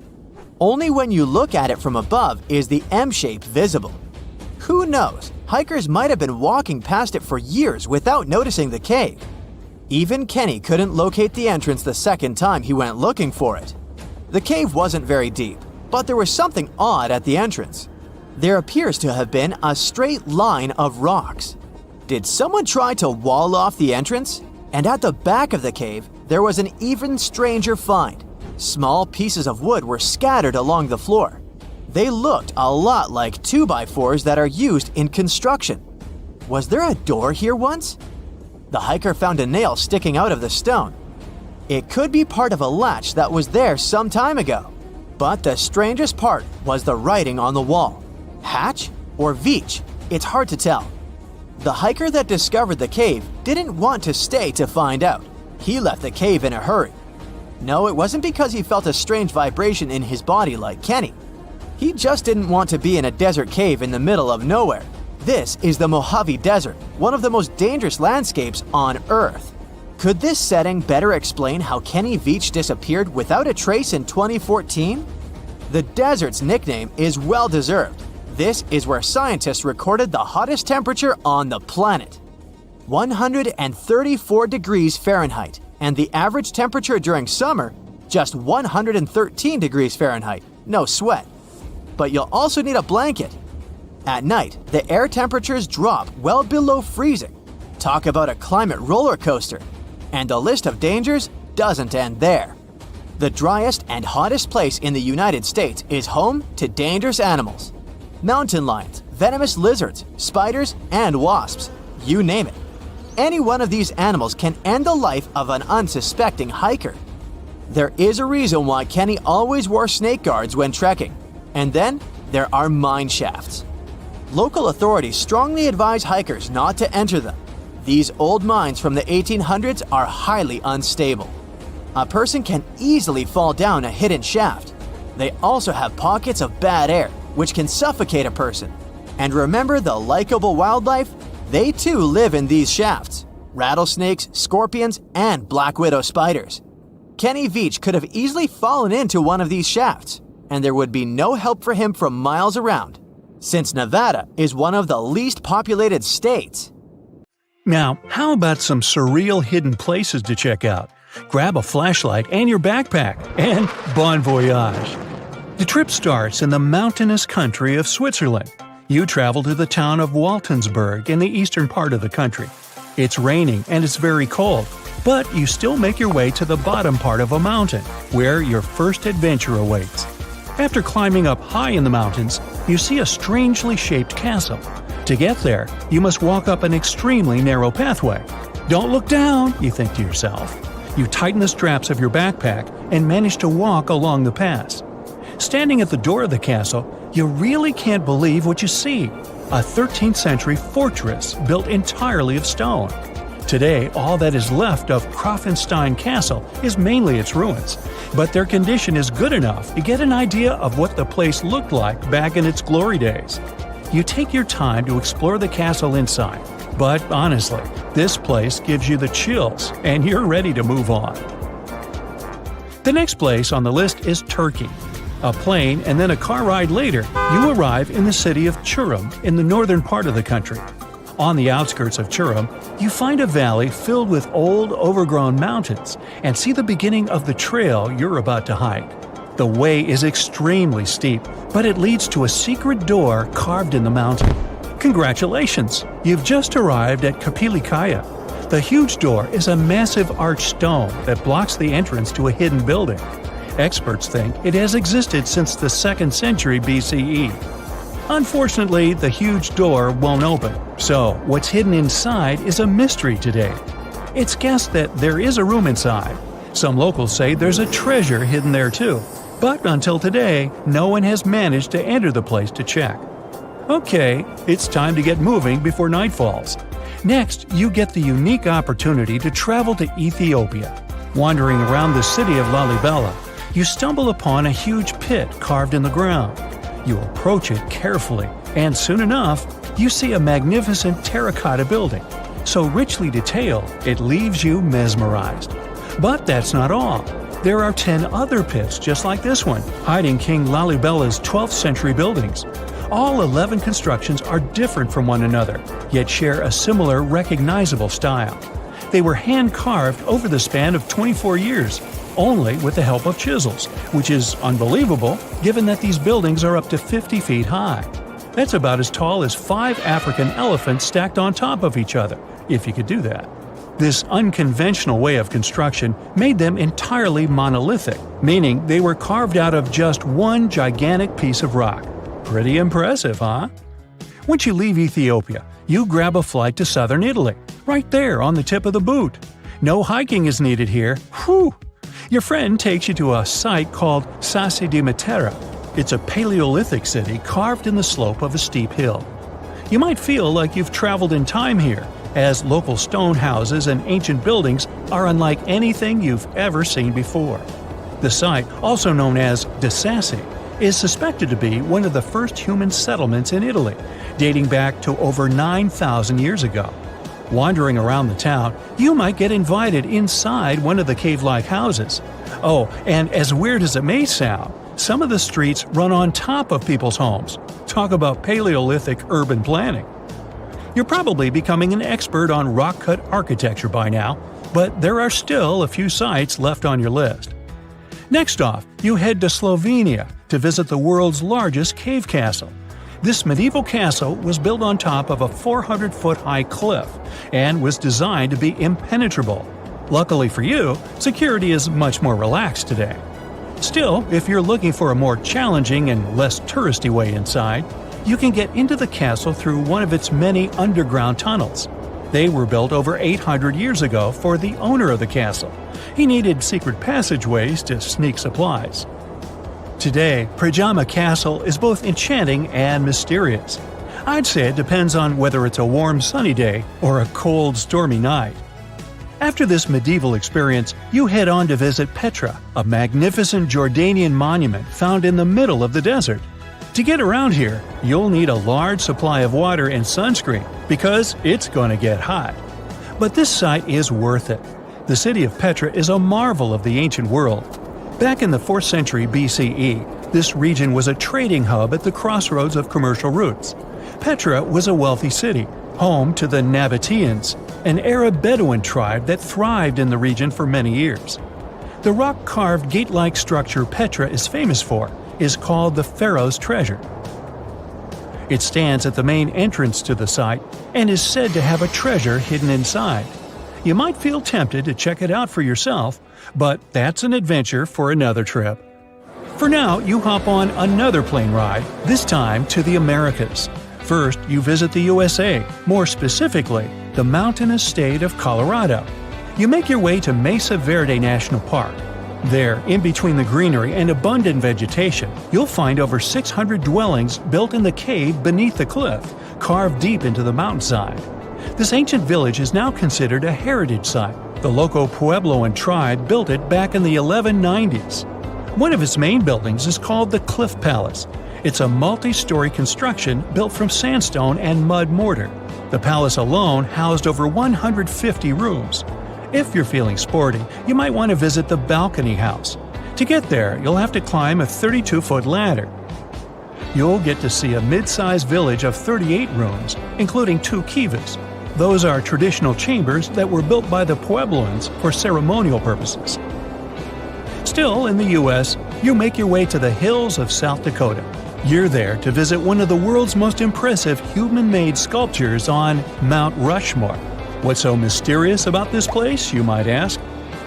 Well, during Mount Rushmore's construction, a 70-foot-long secret tunnel was built behind the head of Abraham Lincoln. The tunnel was supposed to hold all the documents and artifacts important to the United States history. After the designers thought it through, they decided it was better to hide them in a safe box in the floor of the tunnel. The box holds the history of how Mount Rushmore came to be carved, as well as a brief history of the U.S. and the 4 presidents depicted on the mountain. Amazing, right? Now, you're headed down to Machu Picchu, a South American site hidden between the Peruvian mountains. Machu Picchu itself is already a mystery. Researchers still don't know why or even how the ancient Incan civilization managed to engineer the stone-built citadel all the way back in 1450 CE. To get there, you must endure a 3-day hike, reaching the impressive altitude of 8,000 feet above sea level. Or you can get a train, but that's no fun, right? You're here to check on a relatively new discovery. Back in 2010, French engineer David Crespi was taking measurements of the Inca ruins when he noticed a door he had never seen before.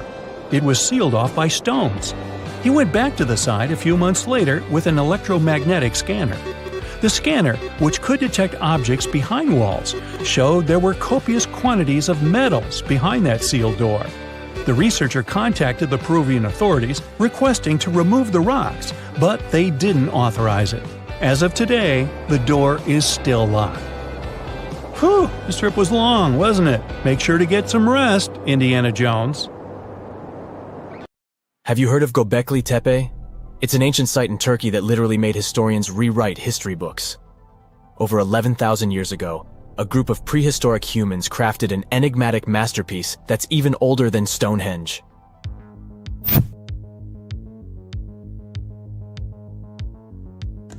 Before its discovery, archaeologists believed that people didn't know about iron and weren't good at making pottery. They were sure that settled life only emerged with the need for agriculture.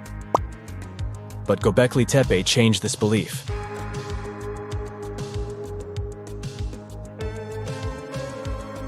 The place has revealed that it was the temple that paved the way for a settled life, not agriculture. Until this discovery, researchers believed that farming was the catalyst for sedentary living. Meet Professor Schmidt, the guy whose findings changed this theory. he managed to prove that hunter-gatherer communities laid the very foundations of this way of life.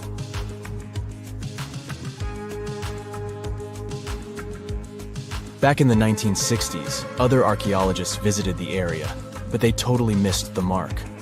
While surveying the region, they stumbled upon a hill with scattered limestone slabs and concluded it was just an old burial ground from medieval times. Little did they know that there was so much more to uncover.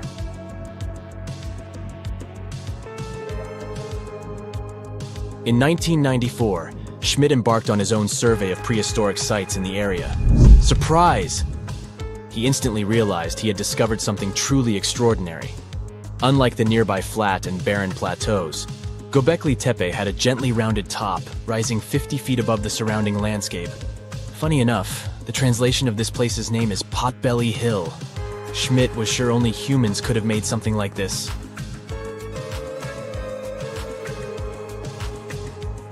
Those broken limestone pieces that were mistaken for gravestones turned out to be way more exciting. It was like stumbling upon a hidden treasure. The pieces took on a whole new meaning, and Schmidt with his team was about to dive into the secrets waiting beneath the surface. To their surprise, they found no traces of a settlement. No hearths for cooking, no houses, and none of those adorable clay figurines commonly found in nearby sites of similar age. However, they uncovered that those ancient people used tools like stone hammers. So, Schmidt and his team put their heads together and took a wild guess at the age of Göbekli Tepe's stone structures. Their estimation got backed up by some limited carbon dating done right at the site. The ancient vibes of this place were finally starting to make sense. It was like a puzzle slowly coming together.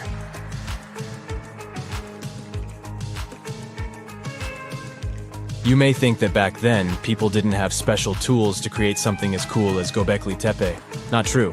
Turns out, these prehistoric folks used flint tools instead of fancy metal chisels.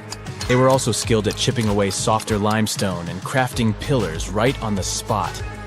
Afterward, they carried the pillars a short distance to the summit and placed them upright. Once the stone rings were complete, they covered them with layers of dirt. Over time, they added new rings, and voila!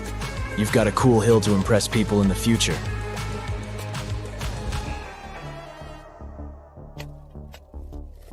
During their first year of excavation, the team went through 15,000 pieces of animal bones from wild creatures. These people didn't have pet animals or grow their own food. They hunted wild animals for their meals. But things were about to change, because the place had everything they needed to start farming. Scientists say they had wild sheep and wild grains that could be domesticated. And guess what? Just 20 miles away, geneticists found evidence of the world's oldest domesticated strains of wheat at a prehistoric village.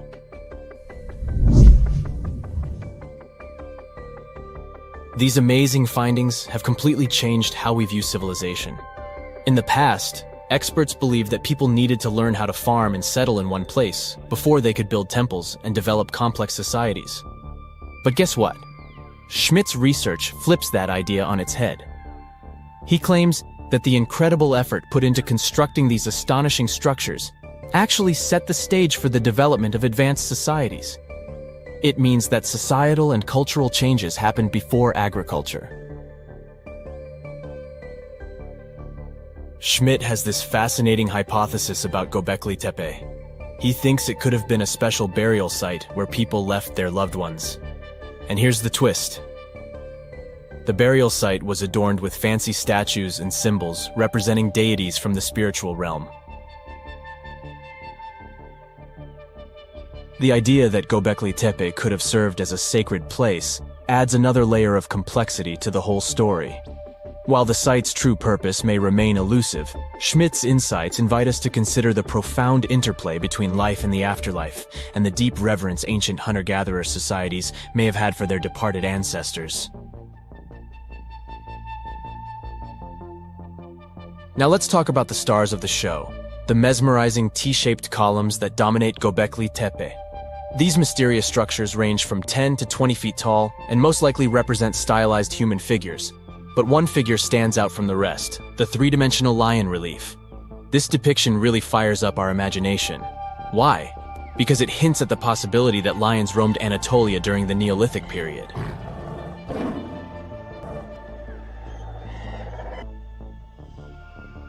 These standing stones are arranged in circles and placed in rectangular pits.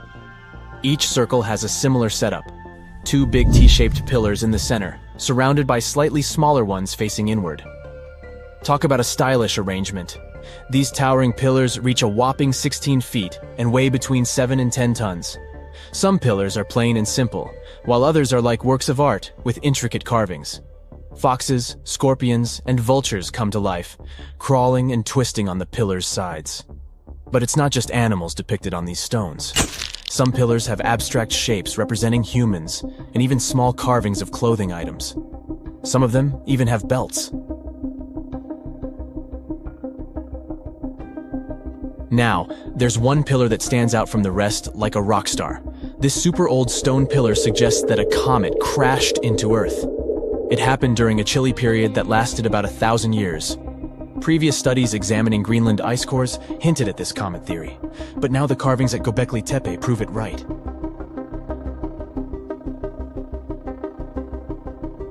The carvings on the pillars are like a historical comic strip.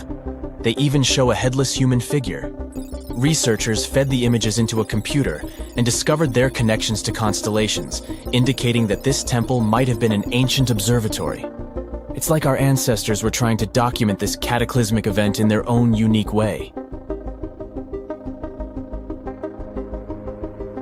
Archaeologists have been excavating and researching Göbekli Tepe since the mid-1990s, peeling back layers of history and providing us with a deeper understanding of the intricate relationship between various elements. They have no plans to stop the whole process for another 150 years. Who knows what else they'll find? You see, Göbekli Tepe has been labeled purely as a ritual site with no signs of domestic activities. We were led to believe that the absence of water meant it couldn't support semi-sedentary communities. But scientists believe it's time to shake things up and approach Göbekli Tepe with fresh eyes. It's time to question what we believed before and use new evidence and different ways of thinking.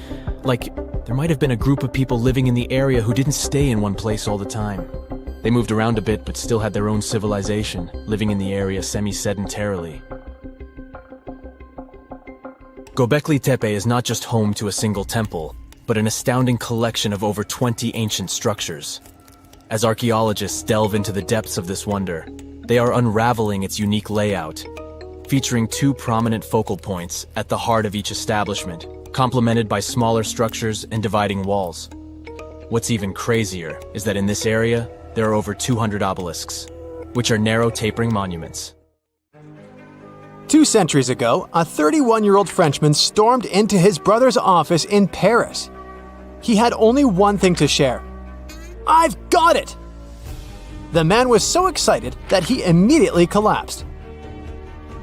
He spent the next 5 days in bed recovering his health. Who was this mysterious person, and why was he so thrilled? Jean-François Champollion made one of the greatest scientific breakthroughs in human history. He had cracked the code of Egyptian hieroglyphs. This enabled scientists to finally unravel the secrets of this ancient civilization. They weren't able to read hieroglyphs for nearly 2,000 years. After the Romans took over Egypt, the intricate writing system slowly faded away from people's minds. The last of the hieroglyphic texts date back to the 4th century. For thousands of years, Egyptians used images to show their lives. But the knowledge of how to read these pictures was lost to modern science. The story of hieroglyphs began in 3250 before current era. That's when ancient Egyptians developed writing.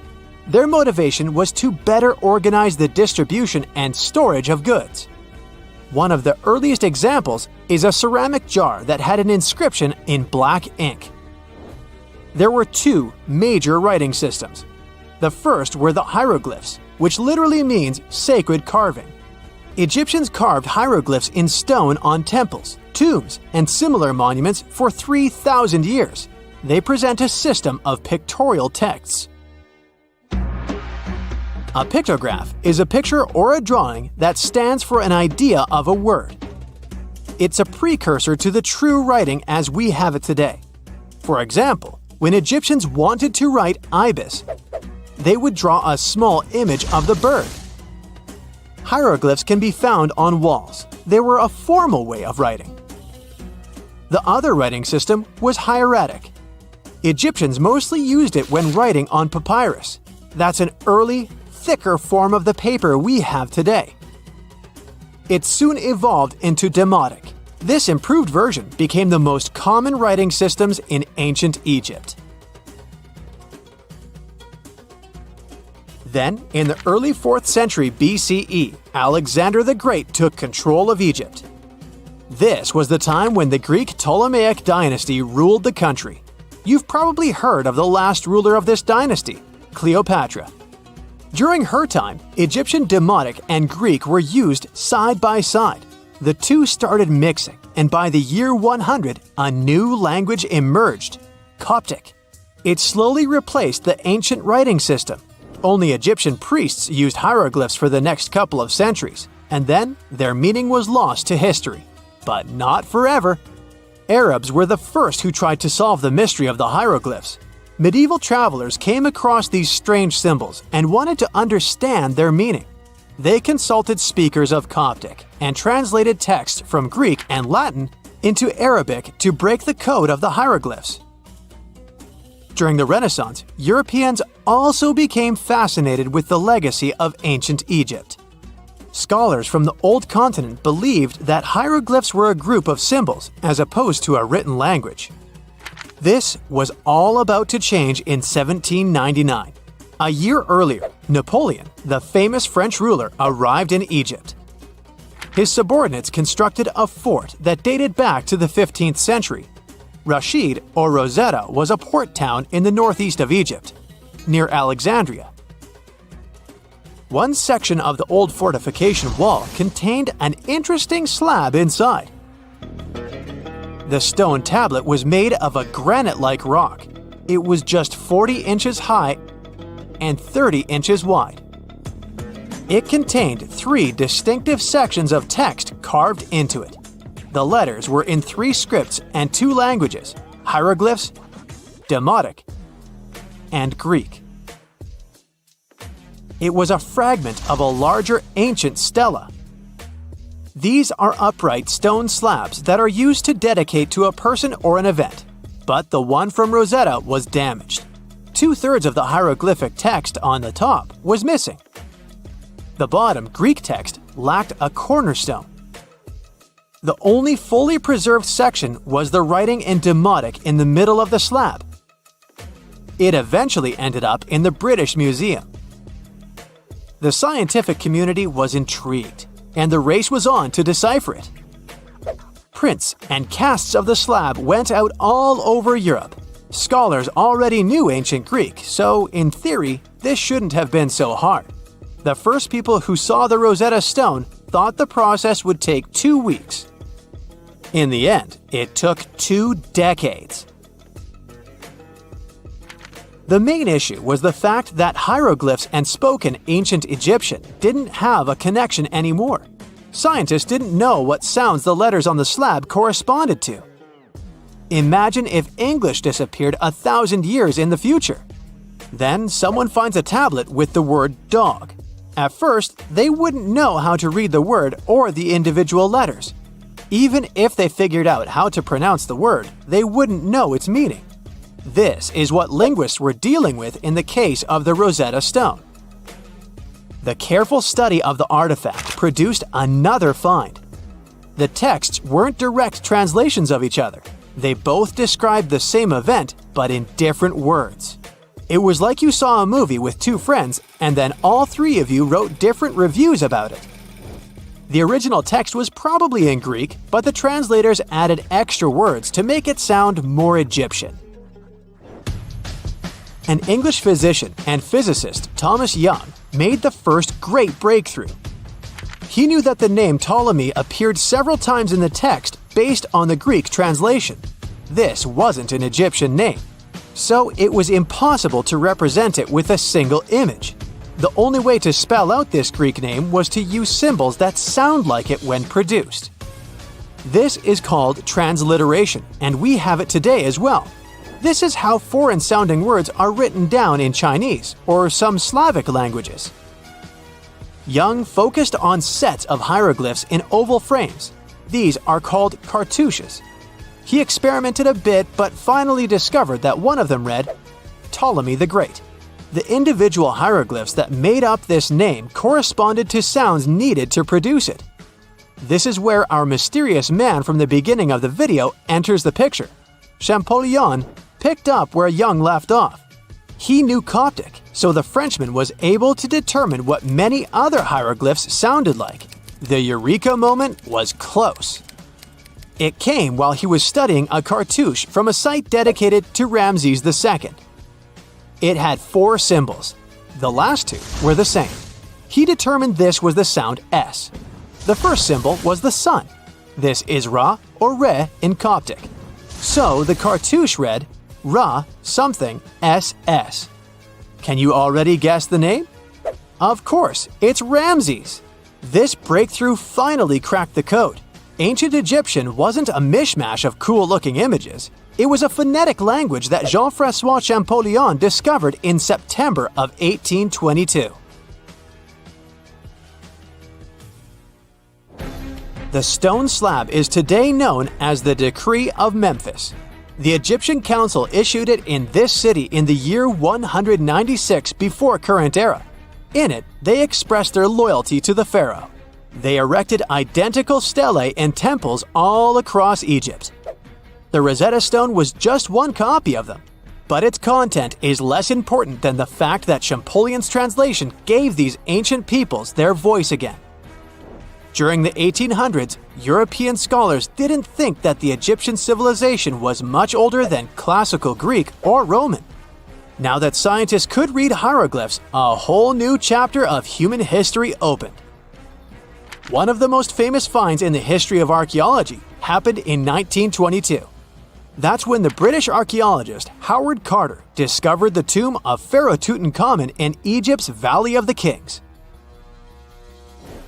The whole world admired King Tut's golden mask. But without Champollion's pioneering work, it would be impossible to know who its owner was. The young pharaoh's cartouche is phonetic. For instance, you pronounce the pictograph of a chick as the vowel U. The symbol for the key of life is an ankh, and there is a shepherd's crook in the end. It symbolizes the word ruler. What is a boat doing in the middle of a desert? You would expect to find a seagoing vessel closer to shore. This is the question archaeologists had been asking for decades. In 1988, there was a storm near one of the most important archaeological sites in ancient Egypt. A wooden structure emerged from the sand. It was hollowed out by termites. Scientists were determined to solve its mystery. In 2000, they began excavating the site near Abydos, Ubidos. An American team of experts soon discovered a boat that was 70 feet long, and it wasn't alone. In total, there were 14 boats neatly resting next to each other. It was impossible to completely dig out the boats because of their poor condition. Luckily, the wood was preserved enough to get a sample. Analyses revealed that the boats were around 5,000 years old, the oldest fleet in human history to this date. The time of their construction predates the pyramids at Giza by half a millennium. Each ship of the fleet rested in a vault that matched its dimensions. The room was roughly a third of the size of a tennis court. It had mud brick walls that featured more than 120 drawings of boats. Ancient Egyptians incised them on whitewashed walls that were excellently preserved. Scientists have known about these mysterious chambers for well over a century. 1901, 1902. A British archaeologist, Arthur Weigel, stumbled upon a strange structure west of the River Nile. His team caught a glimpse of the interior walls. Sadly, a section of the roof collapsed, so they had to call off further exploration. Researchers abandoned the site, but its location remained on the maps. The boat's position first led scientists to think that they rested on a bank of the mighty Nile. But there was a problem with this theory. Today, the river flows almost 7 miles west of Abydos. Further studies of the surrounding terrain showed the Nile didn't change its course throughout history. Also, if the boats floated near a dock, they would be in unstable positions. The 14 vessels at Abydos were perfectly parallel to each other. There was only one conclusion possible. Someone had deliberately placed them like that. They must have gone through a lot of effort. Each boat had enough room for up to 30 rowers. These vessels could really float. They weren't models, but scholars still don't know if they actually sailed any body of water in ancient Egypt. This doesn't diminish the importance of the find. Previously, archaeologists found only small-scale models. In King Tut's tomb alone, there were 35 boat models. For a long time, these figurines were the only clues as to how ancient Egyptian vessels looked like. The boat's design confirms that they were the real deal. They are the earliest surviving examples of something called built boats. Ancient people constructed primitive vessels by hollowing out large tree trunks. The alternative was reed that was tied together to form a raft. The boats at Abydos had planks tied together. This was a major breakthrough in shipbuilding.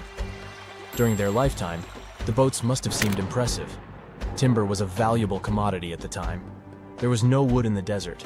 Cedar had to be imported from Lebanon. The only person who could afford such luxury was the pharaoh. Studying the area around the ancient fleet provided more answers. Scientists discovered a mud brick structure where Egyptians worshipped the pharaoh. Its approximate date of construction matches that of the wooden boats. The same bricks out of which this building was made were used to encase the fleet. At the time of their construction, the rooms they were stored in had a ceiling. That's the section that archaeologists stumbled upon in the early 20th century. Just like mummies and coffins, these marvelous ships rested inside splendid vaults. The exterior of these rooms was also impressive. The outer walls originally had a plaster of white limestone. It reflected sunlight. In the desert sun, the structure housing the boats must have shone from miles away. Ancient Egyptian builders used the same technique to cover the pyramids 500 years later. Today, their surface looks jagged, but it wasn't always like this. When they were constructed, the pyramids had a top layer of fine white limestone. Their surface was smooth and it gleamed in the sunlight. Instead of stairs, the outer layer of the pyramids was more of a sleek ramp. Archaeologists were left with one final question. Which pharaoh owned the fleet? The answer lay just a mile from the site. This is where the tomb of a pharaoh from the 5th dynasty rested, King Senwosret III. Its time and style of construction matched the ones of the chambers with boats. The very end of his rule might explain how the boats ended up in the middle of the desert. The pharaoh probably passed away in northern Egypt. Then his body was transported down the Nile to Abydos in a marvelous procession of decorated boats. The vessels were later lowered to chambers near the final resting place of their owner. This had a symbolic meaning. In the ancient Egyptians' belief system, ships played a key role. Their supreme deity was Ra. He traveled through the sky during the day in the form of the sun. At nighttime, he sailed through the netherworld in a solar boat. The pharaoh identified himself with Ra. That's why he needed boats in the afterlife. That was the only way to regenerate himself. Just as the sun rises every day above the horizon. This belief existed for thousands of years. The more famous Pharaoh Khufu also had a ship. Scientists found it in 1954 next to his pyramid at Giza. It is some 4 centuries younger than the fleet at Abydos, but Khufu's ship was almost 2 times longer. The Great Pyramid of Giza and King Tut's tomb are some of the most famous archaeological finds in Egypt. But there are many more secrets hiding beneath the endless sands of the Sahara Desert. Recently, 2020, archaeologists found a lost city there. They have labeled it as the most important discovery since King Tut's tomb, 1922. The city of Aten is some 3,000 years old. Historians hope it will give them a unique insight into the everyday life of ancient Egyptians. The famous archaeologist and Egyptologist Zahi Hawass proclaimed the site a lost golden city. Aten sits some 300 miles south of Egypt's capital, Cairo. It is close to the famous Valley of the Kings. Archaeologists first found sections of mud brick walls that spread out in all directions. They discovered complete rooms with tools of everyday life inside. The research team unearthed a bakery, a residential neighborhood, and an administrative district. They all date back to the time when the Egyptian civilization was the wealthiest in its long history. They were also the first to make objects from iron. In 1911, scientists found a set of iron beads near a village in Lower Egypt, El Girza. These are the earliest known iron artifacts. The discovery is literally out of this world. Ancient people made them by beating into shape a piece of a meteorite. The 9 beads were once part of an ornate necklace. They are now blackened and corroded, which is perfectly normal for a piece of jewelry that is over 5,000 years old. They consist of an iron-nickel alloy. Researchers were impressed by the skill of ancient jewelers who processed the beads. Their craftsmanship is more impressive when you think that they didn't know the stellar origins of the material. The Great Pyramid of Giza also has a remarkable feature. An international research group investigated the electromagnetic response of the structure to radio waves. They found that the pyramid has the ability to concentrate electromagnetic energy inside it. This occurred inside its chambers as well as under the pyramid's base. It contains an underground, unfinished chamber. It seems that the electromagnetic response is connected with the properties of limestone, the Great Pyramid's main building material. The research results might have a practical application. The way solar cells and nanosensors function could be improved by this remarkable find. A gruesome discovery took place in Egypt some years ago. You want to hear about it? 16 human hands, carefully buried in 4 eerie pits. They didn't look too much like human hands at first, since they were abnormally large, but they were. Weirdly, there were only right hands. No left hands were in sight. It turned out that it points to the practice of an ancient dark ritual. Old Egyptian art and tales talked of a ceremony where warriors would present the right hand of their adversaries as proof of victory and ask for gold in return. Egyptians believed in the afterlife, so cutting off someone's hand meant you cut off their power eternally. Guaranteeing this type of defeat was interesting to the winning party. Here, the fight was between Egyptians versus Hyksos, who lived in what was once known as Canaan. Egypt has always been the center of some history-changing findings, and some time ago, this papyrus was found. If we stretched it open, it would be just a tad bigger than the height of a skyscraper.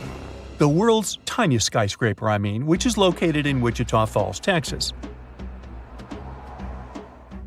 When humans didn't write on their notes app, they wrote on this thing, made from the medulla of a papyrus plant. Around 2,000 years ago, ancient Egyptians wrote something reminiscent of a book where they describe most of their funerary traditions and their visions of the afterlife. It's considered one of the most important texts from ancient Egypt and is still sold in bookstores to this day. This ancient manuscript was unearthed from a chamber located just south of the Pyramid of Djoser, located in Saqqara. Oh yes, Djoser is the oldest pyramid in Egypt and not the Giza pyramids like most people think. So recently, the site of Saqqara buzzed with excited archaeologists who probably found one of Egypt's oldest complete mummies. They believe that this beautiful and well-preserved mummy was that of a wealthy man.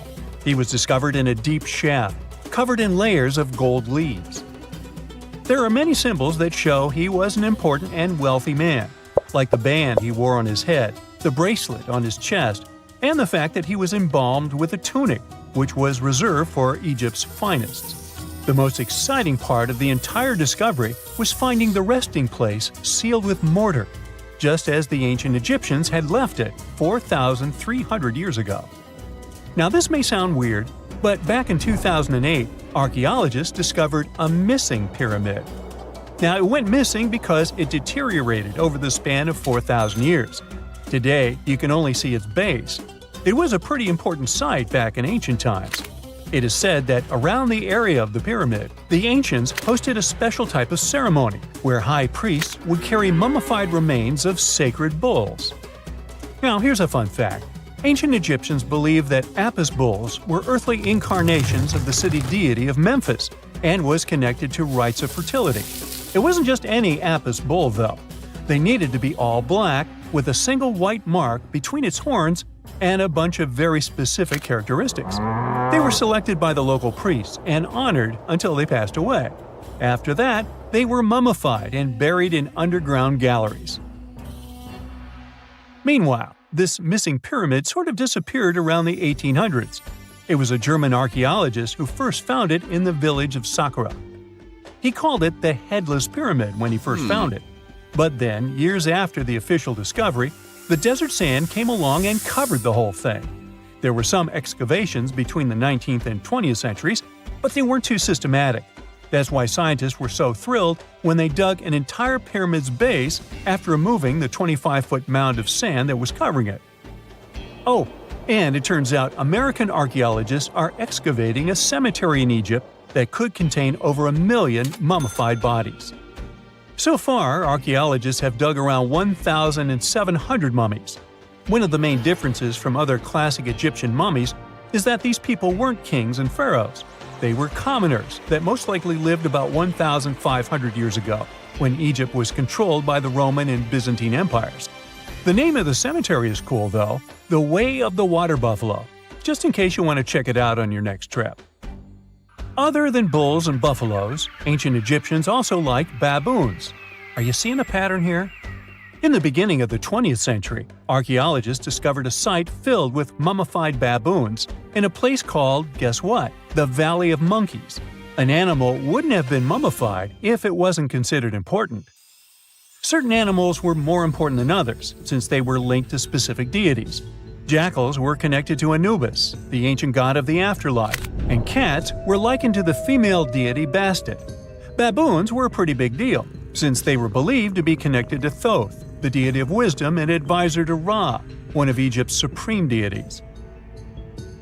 The archaeologists who studied these animals weren't too happy. They think these baboons were kept inside and were deprived of sunlight for most of their lives. They had extreme vitamin D deficiencies and they were poorly fed. Maybe Thoth got angry with these baboon keepers. Just a guess. Since there's never a boring day for archaeologists in Egypt, they also found human mummies with golden tongues.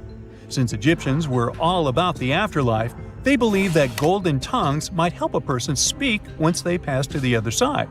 I mean, it's a long shot, but hey, why not?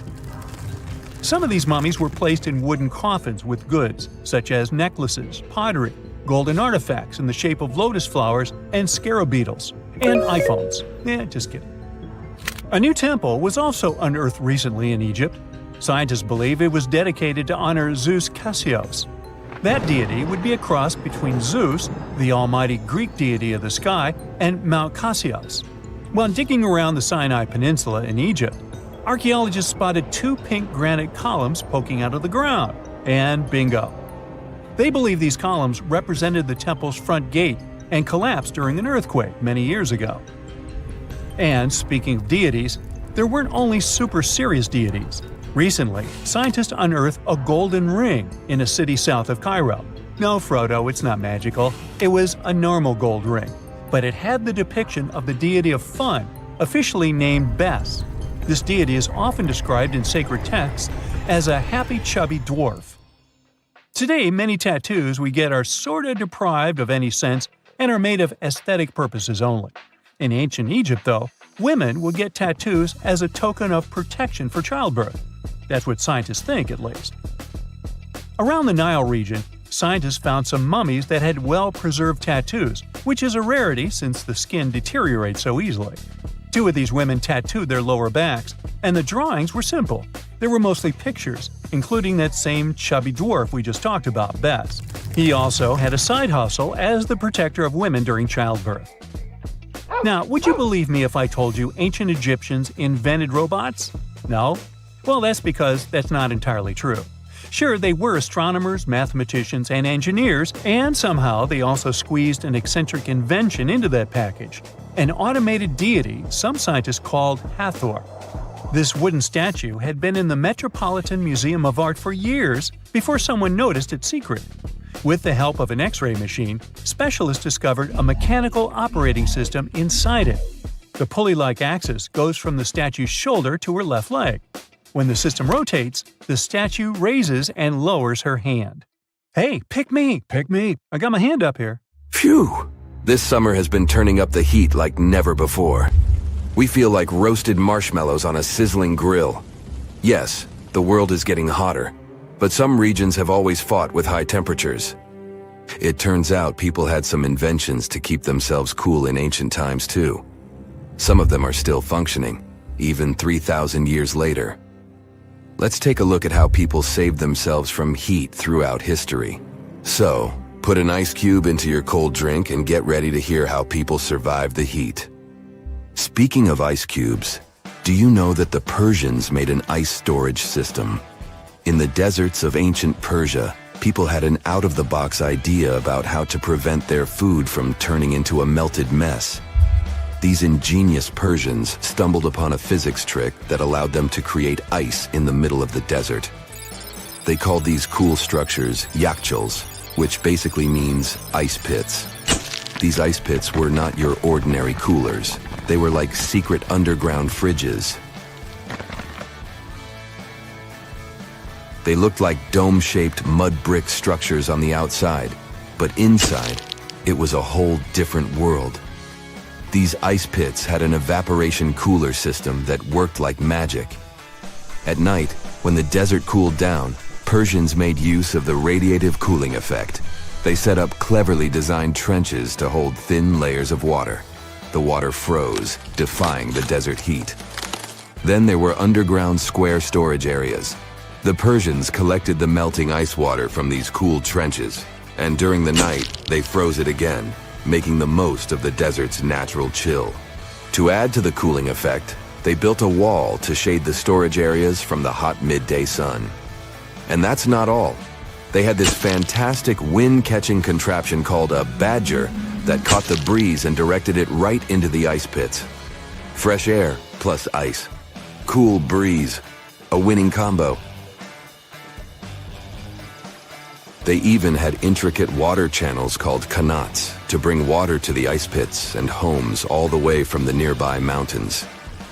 As time passed, these yakhchals faded into history and modern technology took over. But hey, there's good news too. Some awesome folks in Iran are restoring these ancient coolers. So, if you ever find yourself in the desert, don't forget to pay a visit to these marvelous places and witness the genius of the ancient Persians firsthand. Now, I want to focus more on the wind catchers because they don't just help make ice cubes. They actually function as a cooling system as well. Back in the day, those clever architectural wonders were all the rage in places like Persia, modern-day Iran, Egypt, and the Middle East. Imagine tower-like structures with openings at various levels strategically placed to harness the power of nature's breeze. These openings were like magical portals for the wind. They captured those refreshing gusts and guided them right into people's living spaces. Basically, they were natural air conditioners. The breeze would gracefully flow downward, cooling the ground as it danced through the building. The secret sauce lies in the details: the tower's height, the number of sides, the openings, and the positioning of the interior blades. Everything plays its role in how efficiently the wind towers work out. Thanks to these wind catchers, ancient societies could enjoy comfy indoor temperatures without sweating. Can you imagine living in those times? Feeling the gentle breeze whisking through your home, keeping you feeling fresh and chilled out? The Persians are often credited for inventing these awesome wind catchers. But hey, don't forget about Egypt. There, you can find traces of similar structures dating all the way back to 1300 BCE. Yes, the invention of wind catchers may have occurred in ancient Egypt, but Yazid in Iran is the city with the largest number of wind catchers. People wouldn't have been able to live there without these ancient ACs because there was almost no rain in the area throughout the year. Now, let's look at these perforated double-skinned exteriors. Imagine dressing up a building with a fancy perforated screen. It's like giving its exterior a stylish makeover while keeping things chill inside. This genius technique, firstly, scatters the natural daylight, so no harsh sunbeams to blind you. The screen also offers shade like a pro, giving the building's interior a much-needed break from the blazing sun. Think of it as a natural sun hat for your home. Placing this screen about 4 feet away from the outer walls creates a breezy, dreamy hallway for fresh air circulation. And hey, they add a touch of elegance to the building too. These structures are sometimes called jali. Jaipur, India, for example, has an average daytime temperature of about 100 degrees Fahrenheit. So these structures are lifesavers.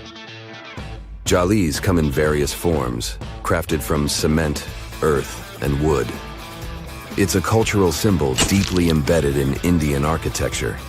You can find its captivating presence in iconic historical buildings like the majestic Taj Mahal and the Grand Red Fort in Delhi. But hey, it's not just a thing of the past.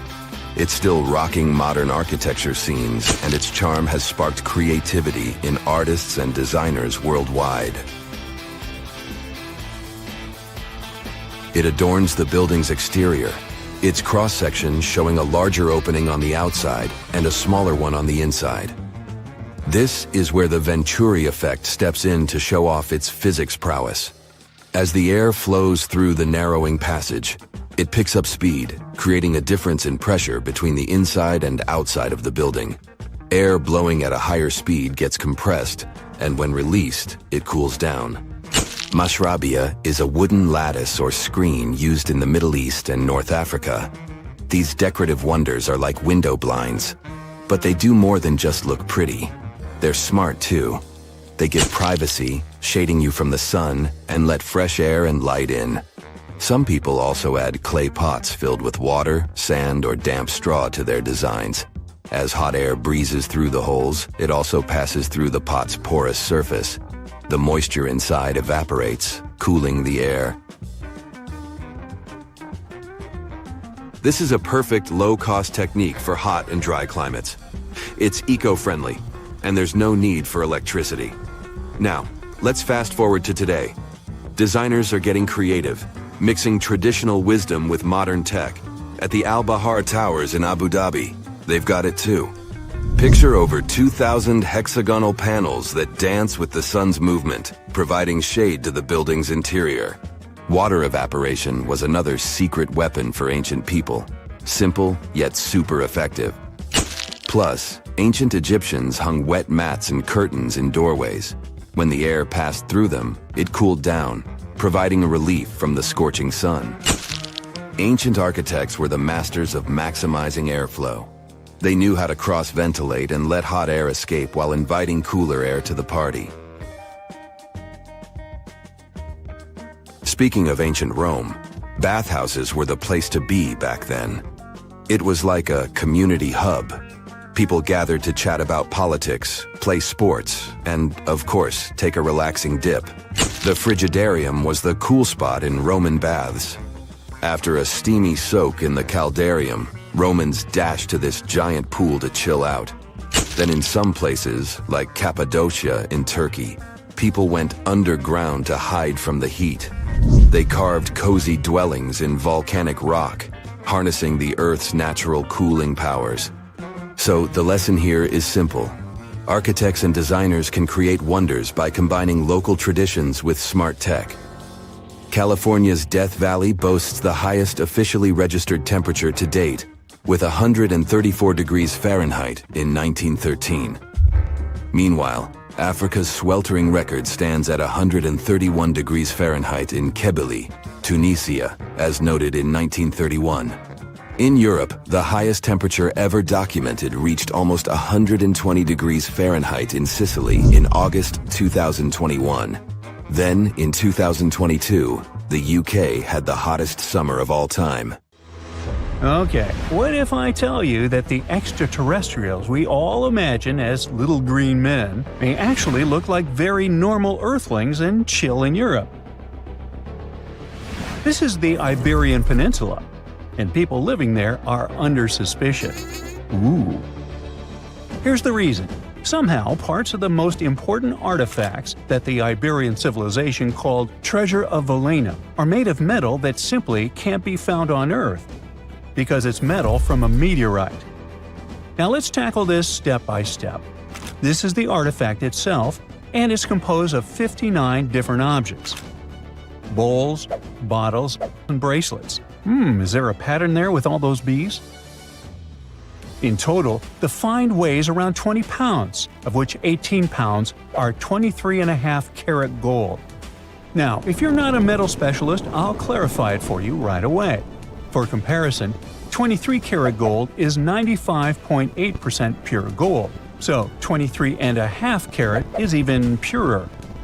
The remaining percentage goes to other metals to help add strength and durability to the precious alloy. There was also silver, iron, and amber in that set. The artifact could have been pretty straightforward, but for these two, let's call them imposters. Look at this wrought iron bracelet and this hollow hemisphere. Can you see that? Those rusty lines on the hemisphere and the overall weird color of the bracelet do stand out, since everything else is made of purest gold. This all started back in 1963, when a researcher noticed a dark leaden metal among the shiny bowls and bottles. The metal was shiny in some areas and covered with a ferrous-looking oxide that was mostly cracked. Now, just so you understand, gold does not usually act this way. Gold is one of the least reactive of all metals, so it won't even tarnish, let alone rust. To figure out where this suspicious iron came from, researchers turned to mass spectrometry, which checks out the mass-to-charge ratio of molecules. Their findings showed that the nickel in the iron is similar to that found in meteoritic iron. Simply put, the bracelet and the hemisphere are of extraterrestrial origin. Ooh. Now, the exact age of the trove is hard to determine, yet it's crucial. We need to know the exact age to see if it coincides with the start of the Iron Age in the Iberian Peninsula. If it does, then no further questions here. But if it doesn't, well, it's, at the very least, weird, if not suspicious. So there's this three-age system. It comprises the Stone Age, then the Bronze Age, and then the Iron Age. The Stone Age is of no importance here, so let's compare the Bronze and the Iron Ages. The Bronze Age began when it was realized that combining copper and tin produced a material that was more durable than either metal alone. This era was all about major upgrades in tools and weapons, but two standout inventions were writing systems and the wheel. Then came the Iron Age. This time was all about slowly bringing iron into everyday life. Iron was way easier to shape into cool designs than bronze. Now, this was a big deal because iron, especially transformed into steel, provided significant improvements in all aspects of life. Tools became lighter, cheaper, and stronger compared to their bronze equivalents. You get it? Good. So, researchers have long debated whether the treasure dates back to the post-Argaric era or the latter part of the Bronze Age. The most recent study claims that those artifacts were created in 1400 to 1200 BCE, and something really doesn't add up. First off, the Iron Age began around 500 years after these artifacts were crafted. Plus, ancient craftsmen couldn't know back then how to work with metals that landed on Earth approximately 1 million years ago. And while the dates are really hard to explain, there is a logical explanation for the craftsmanship. The theory here is that those metal workers simply had access to the fallen meteorite, and thus, they could study it well and discover its properties before using it for decorative purposes. They could have figured it out through trial and error, and once they knew exactly how to work with this extraterrestrial metal, they proceeded to adorn the artifacts with it. Plus, there were the Phoenicians, who contributed to their craftsmanship. Now, it's true that the Iberian people have been processing metal and making pottery long before the Phoenicians settled on the peninsula. But the arrival of new metalworking techniques and the introduction of the potter's wheel enabled them to produce better quality goods much faster than before. So, we figured out the extraterrestrial origins of the Iberian artifacts.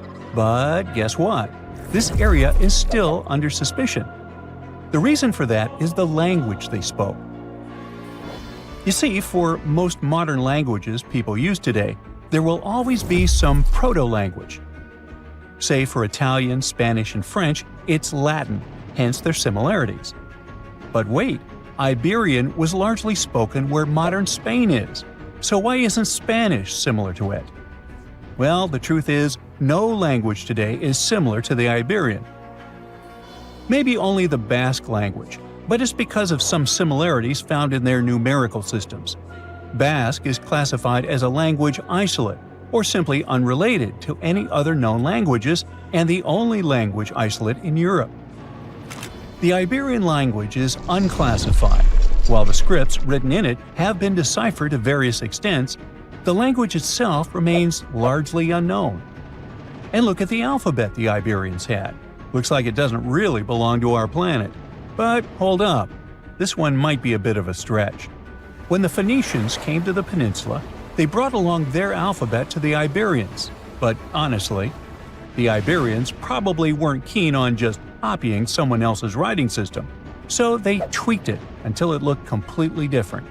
Let's just say they took some inspiration and ran with it. While linguists can guess to some extent how most characters sounded, actually translating the language is still completely impossible. The Iberian language was non-Indo-European and faded away over 2,000 years ago. And there aren't any similar languages left to help us out. Super frustrating, right? Yeah. We got over 2,000 Iberian inscriptions from tombs, coins, potteries, lead plates, and even cave wall carvings. But aside from a handful of words, we're totally in the dark about what they mean. Now, if we could understand their language, we might have learned that they were great thinkers and all, but we can only contemplate the works of art they left. Iberian culture has a lot of amazing stuff made by talented artisans.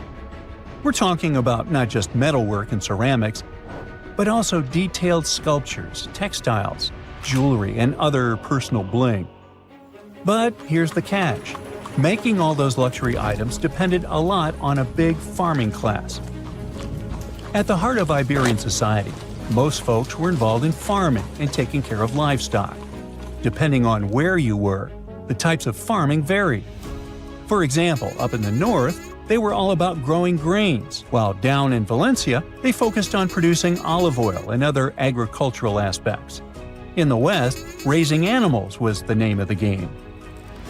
Still, we don't have much information about the day-to-day lives of the many people doing this essential work. Yet, on the flip side, we know a lot about the upper class of Iberian society, who control these agricultural resources and hire the artisans. By the 7th century BCE, we start to see a group of Iberian princes who were living the good life, trading with the Phoenicians, and enjoying fancy luxury items. You can spot this elite class in their burial practices. Cremation was the go-to method for funerals among the Iberians, and wealthy individuals were often found in cemeteries with all sorts of lavish goods and funerary sculptures that give us a peek into the fashion and hairstyles of the rich. Interestingly, starting in the 6th century BCE, there was a noticeable drop in the number of recognizable burials, which suggests that these elaborate funeral customs became more exclusive to a small elite. Meanwhile, the fate of the majority, farmers, artisans, soldiers, and laborers, who made up a big chunk of the population, remains a bit of a mystery. It used to be a pretty advanced civilization, but it vanished without a trace. Researchers think it could have been due to some massive earthquake, but so far, we don't know for sure. Miles and miles of yellow sand, treeless mountain ridges, and scorching hot sun over your head. And suddenly, something you'd never expect to come across in a barren desert. A small group of overexcited people. They're as happy as you would be if you'd won a lottery. They've just found an ancient tomb, once flooded with its walls in bad shape. But the stuff they discovered inside proves that this is the burial site of one of Egypt's most mysterious pharaohs. Historians have been hunting for his tomb for years, but no one expected it to hide ancient treasures. Fast forward. After careful examination of the site, Egyptian officials have announced the discovery of the tomb of King Thutmose II. It's the last missing tomb from Egypt's 18th dynasty. And this is also the first royal tomb found since King Tutankhamun's was discovered in 1922, in more than 100 years. A team of Egyptian and British archaeologists found the tomb in the Theban Mountains area, west of Luxor, near the famous Valley of the Kings. Before this, the site was only known as Tomb C4, but during their excavation, the team found clear evidence proving it belonged to King Thutmose II. Archaeologists actually found the entrance and main tunnel leading to the tomb in 2022. But at first, they thought it belonged to a queen because it was near the graves of Thutmose III's wives. It was also close to Queen Hatshepsut's tomb. Originally, it was prepared for her when she was just a royal wife, but everything changed when she became pharaoh. But we'll talk about this twist of fate a little later. But soon they realized that their discovery was much more significant. They found alabaster jars with Thutmose II's name and the words "deceased king" written on them. That's when they realized that the tomb was actually his final resting place. Sadly, Thutmose II's tomb has seen better days. According to the head of Egypt's antiquities sector and the leader of the Egyptian excavation team, the tomb suffered major damage from ancient floods not long after the pharaoh's death. Water swept through the burial chamber, likely destroying or displacing many of the original artifacts. Much of what had been once inside the tomb was moved elsewhere in an attempt to salvage it. The researchers found out that the tomb had a basic design, with an entrance, a sloping main corridor, and a burial chamber. The corridor was coated in white plaster and rose about 4.5 feet above the floor of the burial chamber.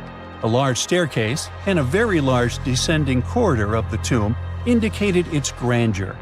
It took the team a long time to navigate through, though, as the tomb was blocked by flood debris and collapsed ceilings. Only after crawling through a 32-foot passageway with a small 16-inch gap at the top, the worst nightmare for those of us with claustrophobia, were they able to reach the burial chamber. There, they were in for another surprise. They cleared the debris, expecting to find the crushed remains of a burial beneath. But the tomb turned out to be completely empty, and it was not due to robbery. It had been deliberately emptied. The researchers soon realized that the tomb had been flooded since it had been built underneath a waterfall. It happened just a few years after the king's burial, so the contents of the tomb were moved to another location. That's why there was a second corridor in the tomb. It was most likely made to help remove King Thutmose II's body from his flooded tomb. Despite the damage, the excavation team made some really exciting discoveries. They found traces of mortar decorated with blue inscriptions, yellow stars, and fragments from the Book of Amduat, one of the most significant funerary texts in ancient Egypt. The book was meant to guide the deceased through the underworld, ensuring a safe journey to the afterlife. Now, how about we sneak a peek at ancient Egypt's 18th dynasty? It was all about conquering lands, expanding the empire, and building jaw-dropping monuments. Some of the biggest names from that era, Thutmose I and Thutmose III, both legendary warrior kings who left their mark in history. Thutmose I was a fierce fighter who led major military campaigns, pushing Egypt's border further south than ever before, all the way to the fourth cataract of the Nile. His victories gave Egypt access to new trade routes, stronger political ties, and more wealth. His conquests were so significant that they were recorded in the tombs of his top officials. Thutmose III, sometimes called Thutmose the Great, took things even further. He was not only an incredible military strategist, but also the commander of Pharaoh Hatshepsut's armies before becoming king himself. He led between 17 and 20 military campaigns, winning every single one and expanding Egypt's empire to its peak. He even created the world's first navy.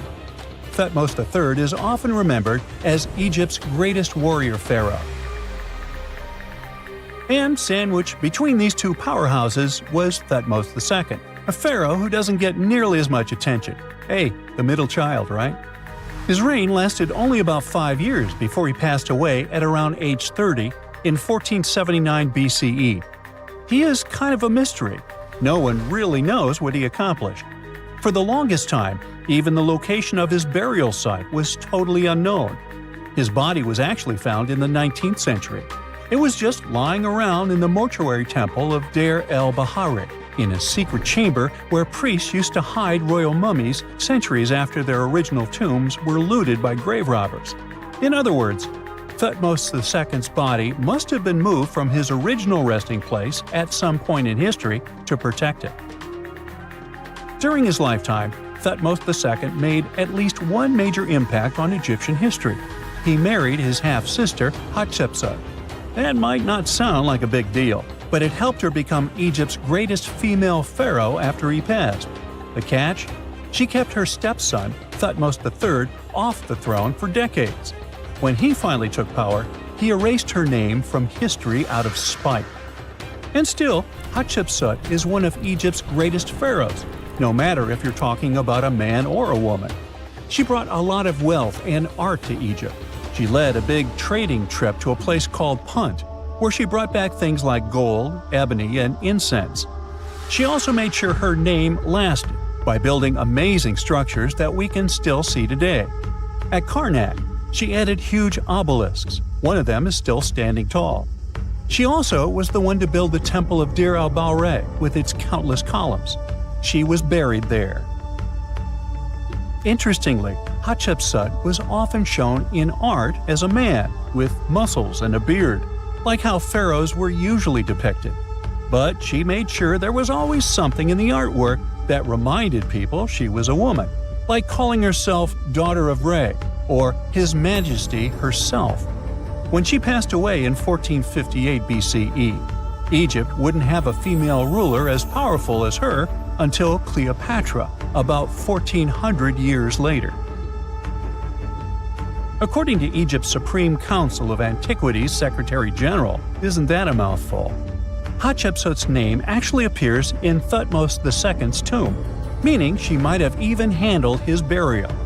As for their final resting places, well, Hatshepsut was buried in the Valley of the Kings, and Thutmose II's mummy is now in the National Museum of Egyptian Civilization, alongside other ancient Egyptian rulers. It gives visitors a rare chance to see the remains of a nearly forgotten pharaoh. Now, experts consider the discovery of his tomb to be one of the most significant in recent years.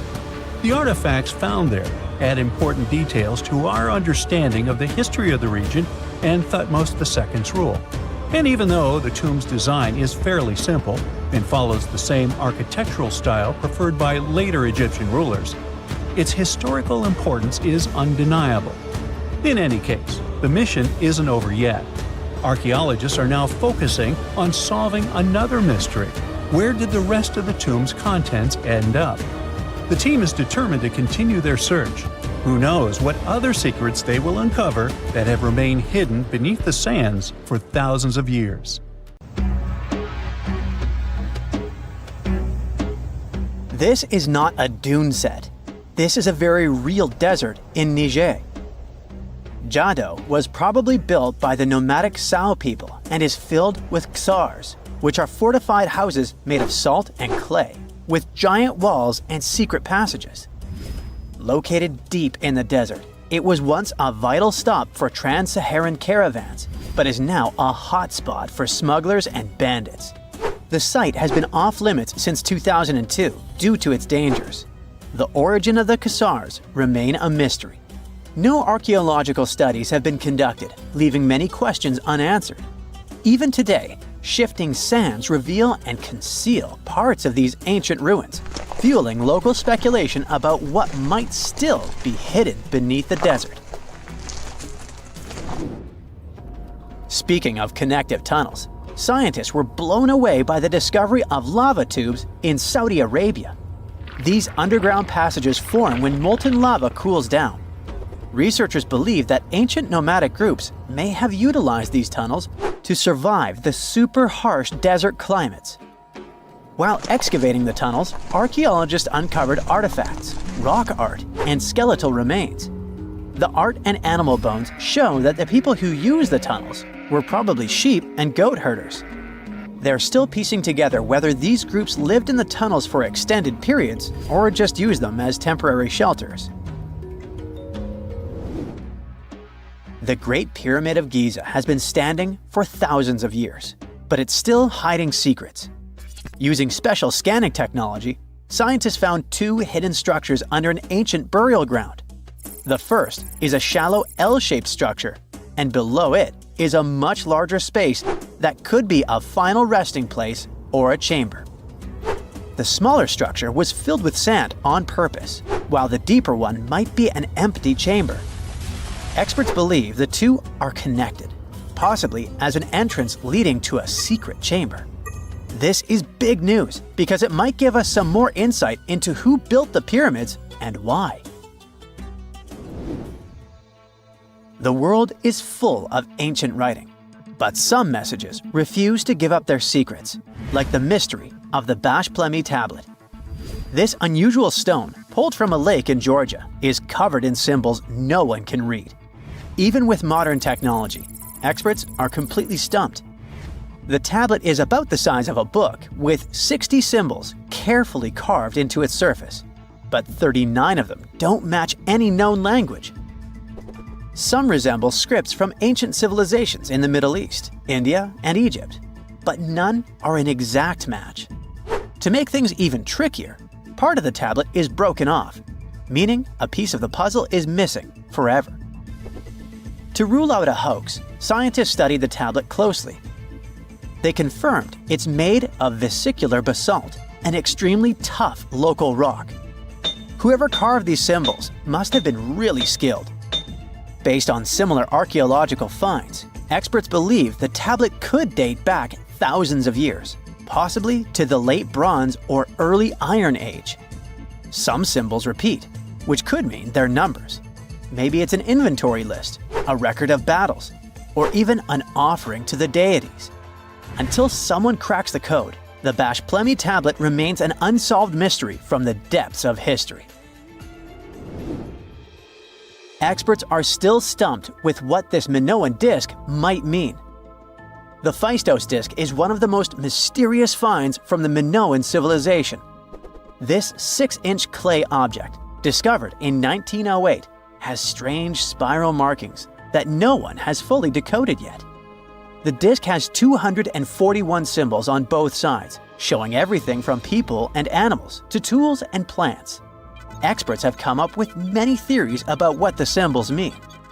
Some think it's an early form of Greek. Others suggest it's a prayer or a hymn. And some even believe it could be a letter from a king in Anatolia to a Greek ruler. Let's see who will be the first to figure this out. It's always a fun day at an archaeologist's office when they find something as big as a 2,000-year-old marble head.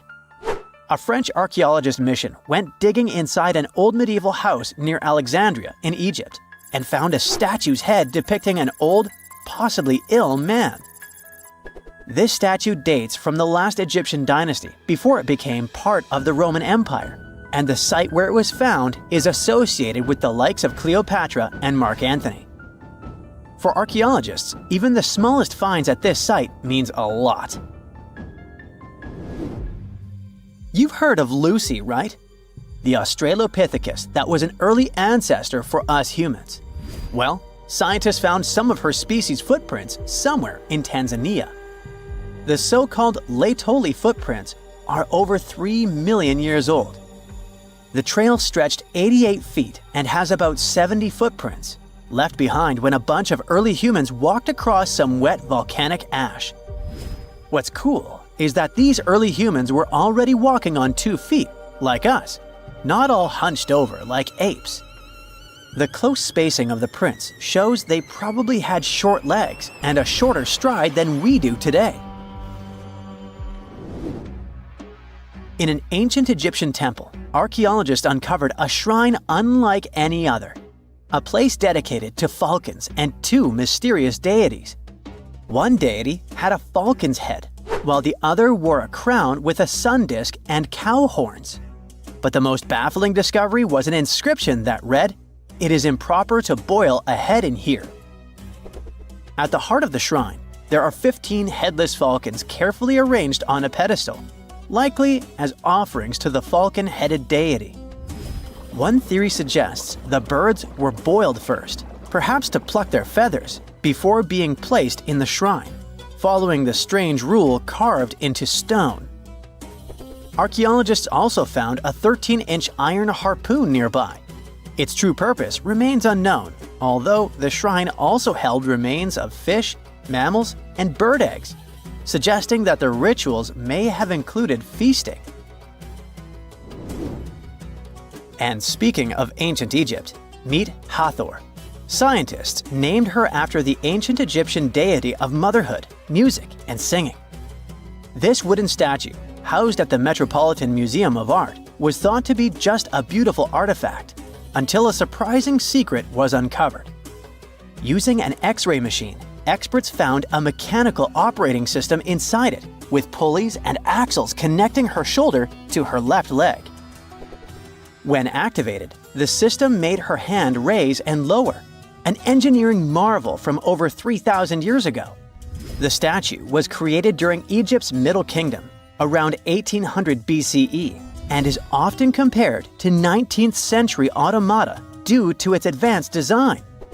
It's believed the statue was used in religious ceremonies, symbolizing Hathor's role in dance and music. An unexpected discovery happened in northern Kuwait, where a Kuwaiti-Polish team uncovered a mysterious 7,500-year-old statue. The statue features an elongated skull, no mouth, narrow eyes, and a flattened nose. This feature is thought to be an Ophidian figurine, named after the Greek word for snake, and it was likely made by the Ubaid culture, a civilization known for their pottery skills. While no one knows exactly what role this weird statue played, it might have been linked to rituals or symbolic practices. Some scientists think these figurines, found in homes or final resting places, were tied to important cultural beliefs. We couldn't mention unresolved mysteries of this world without speaking about these elongated skulls. In the deserts of Peru, researchers uncovered 5 ancient skeletons, 2 with unnaturally elongated skulls. While head shaping was common in many cultures, these skulls defy explanation.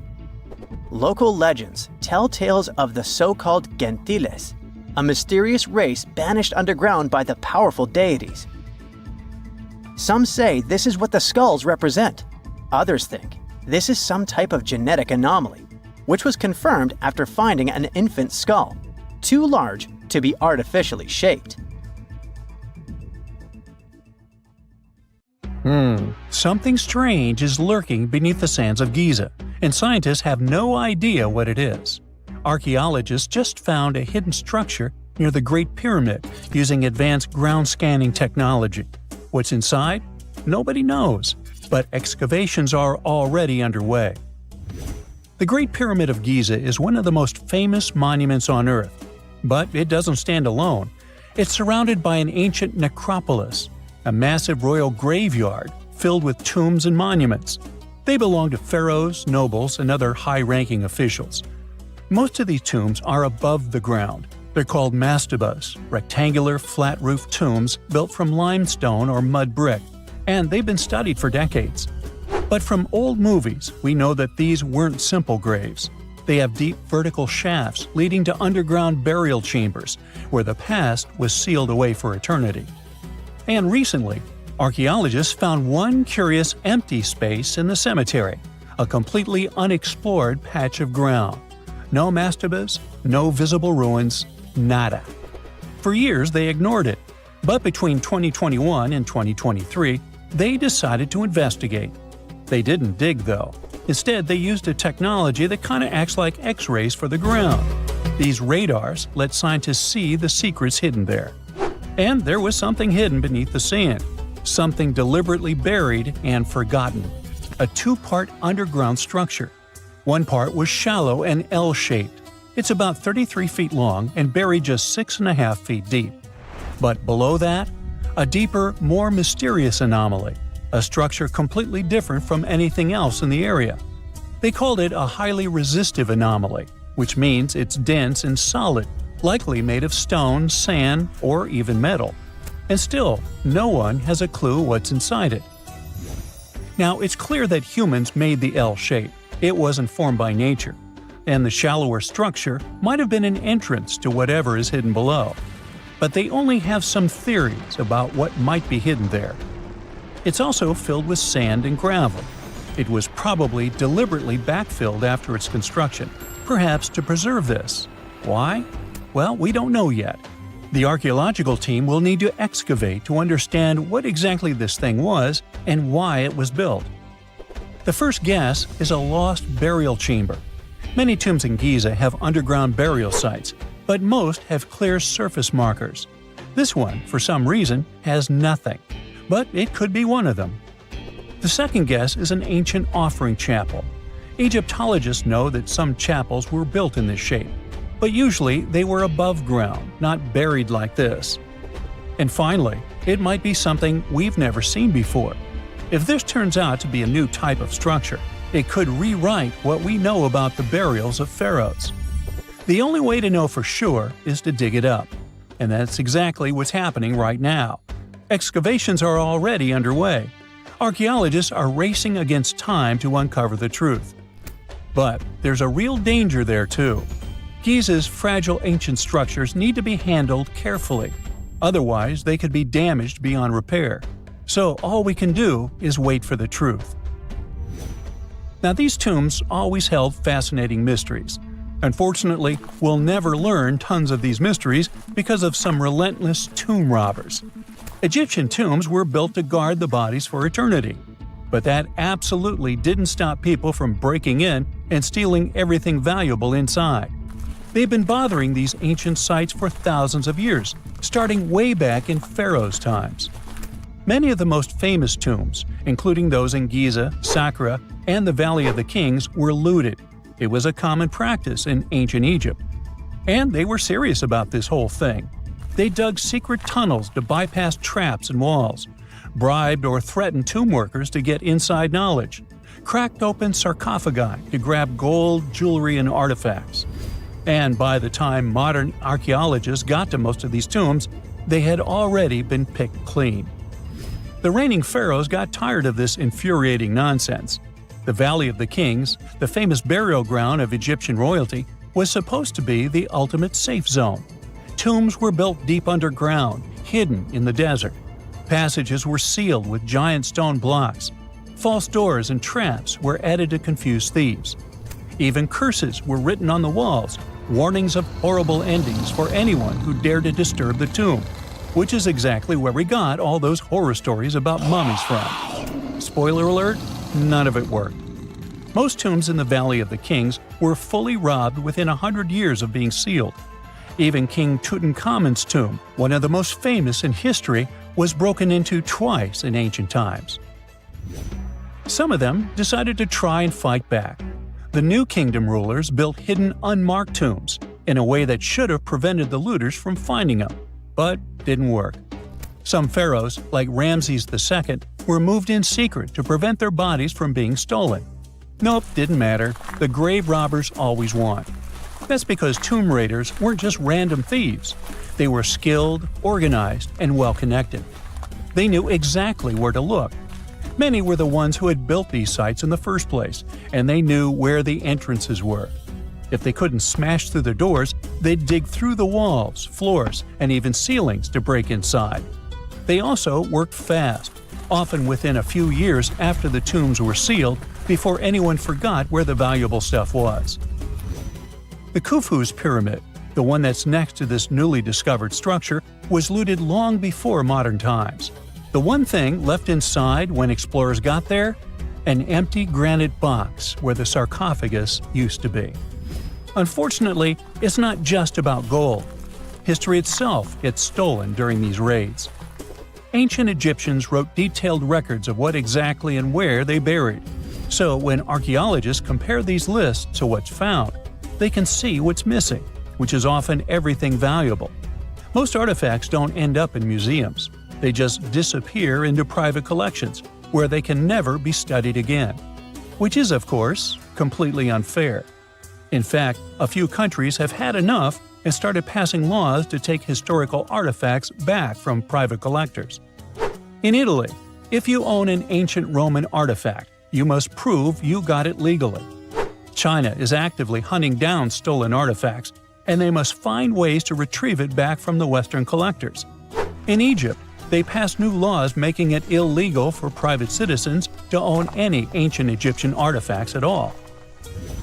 Other countries, like the US, the UK, Germany, or Switzerland, are completely fine with rich guys owning their history. The British Museum is built on looted things. European empires invaded half the planet and took whatever they wanted back home. Their museums are often full of such stolen artifacts, and unfortunately, they refuse to give most of them back. For example, the Rosetta Stone. It was taken from Egypt by Napoleon's army, then stolen again by the British after they beat the French. Egypt has been demanding to return for years, but they still can't get it back. Or the Parthenon marbles. These magnificent massive Greek structures were taken from the Parthenon in Athens by a British lord in the 19th century. Greece has been begging for them back ever since, but the UK doesn't feel like it. Not to mention tons of Mesoamerican artifacts scattered in various museums across the world. European explorers raided Mayan and Aztec temples, took statues, jewelry, and sacred objects, and now Mexico is fighting to get them back.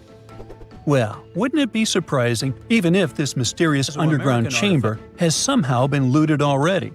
But if it's a newly found place, could it be one of the few that escaped the hands of grave robbers? Could there still be ancient artifacts, untouched for 4,500 years? We can only hope that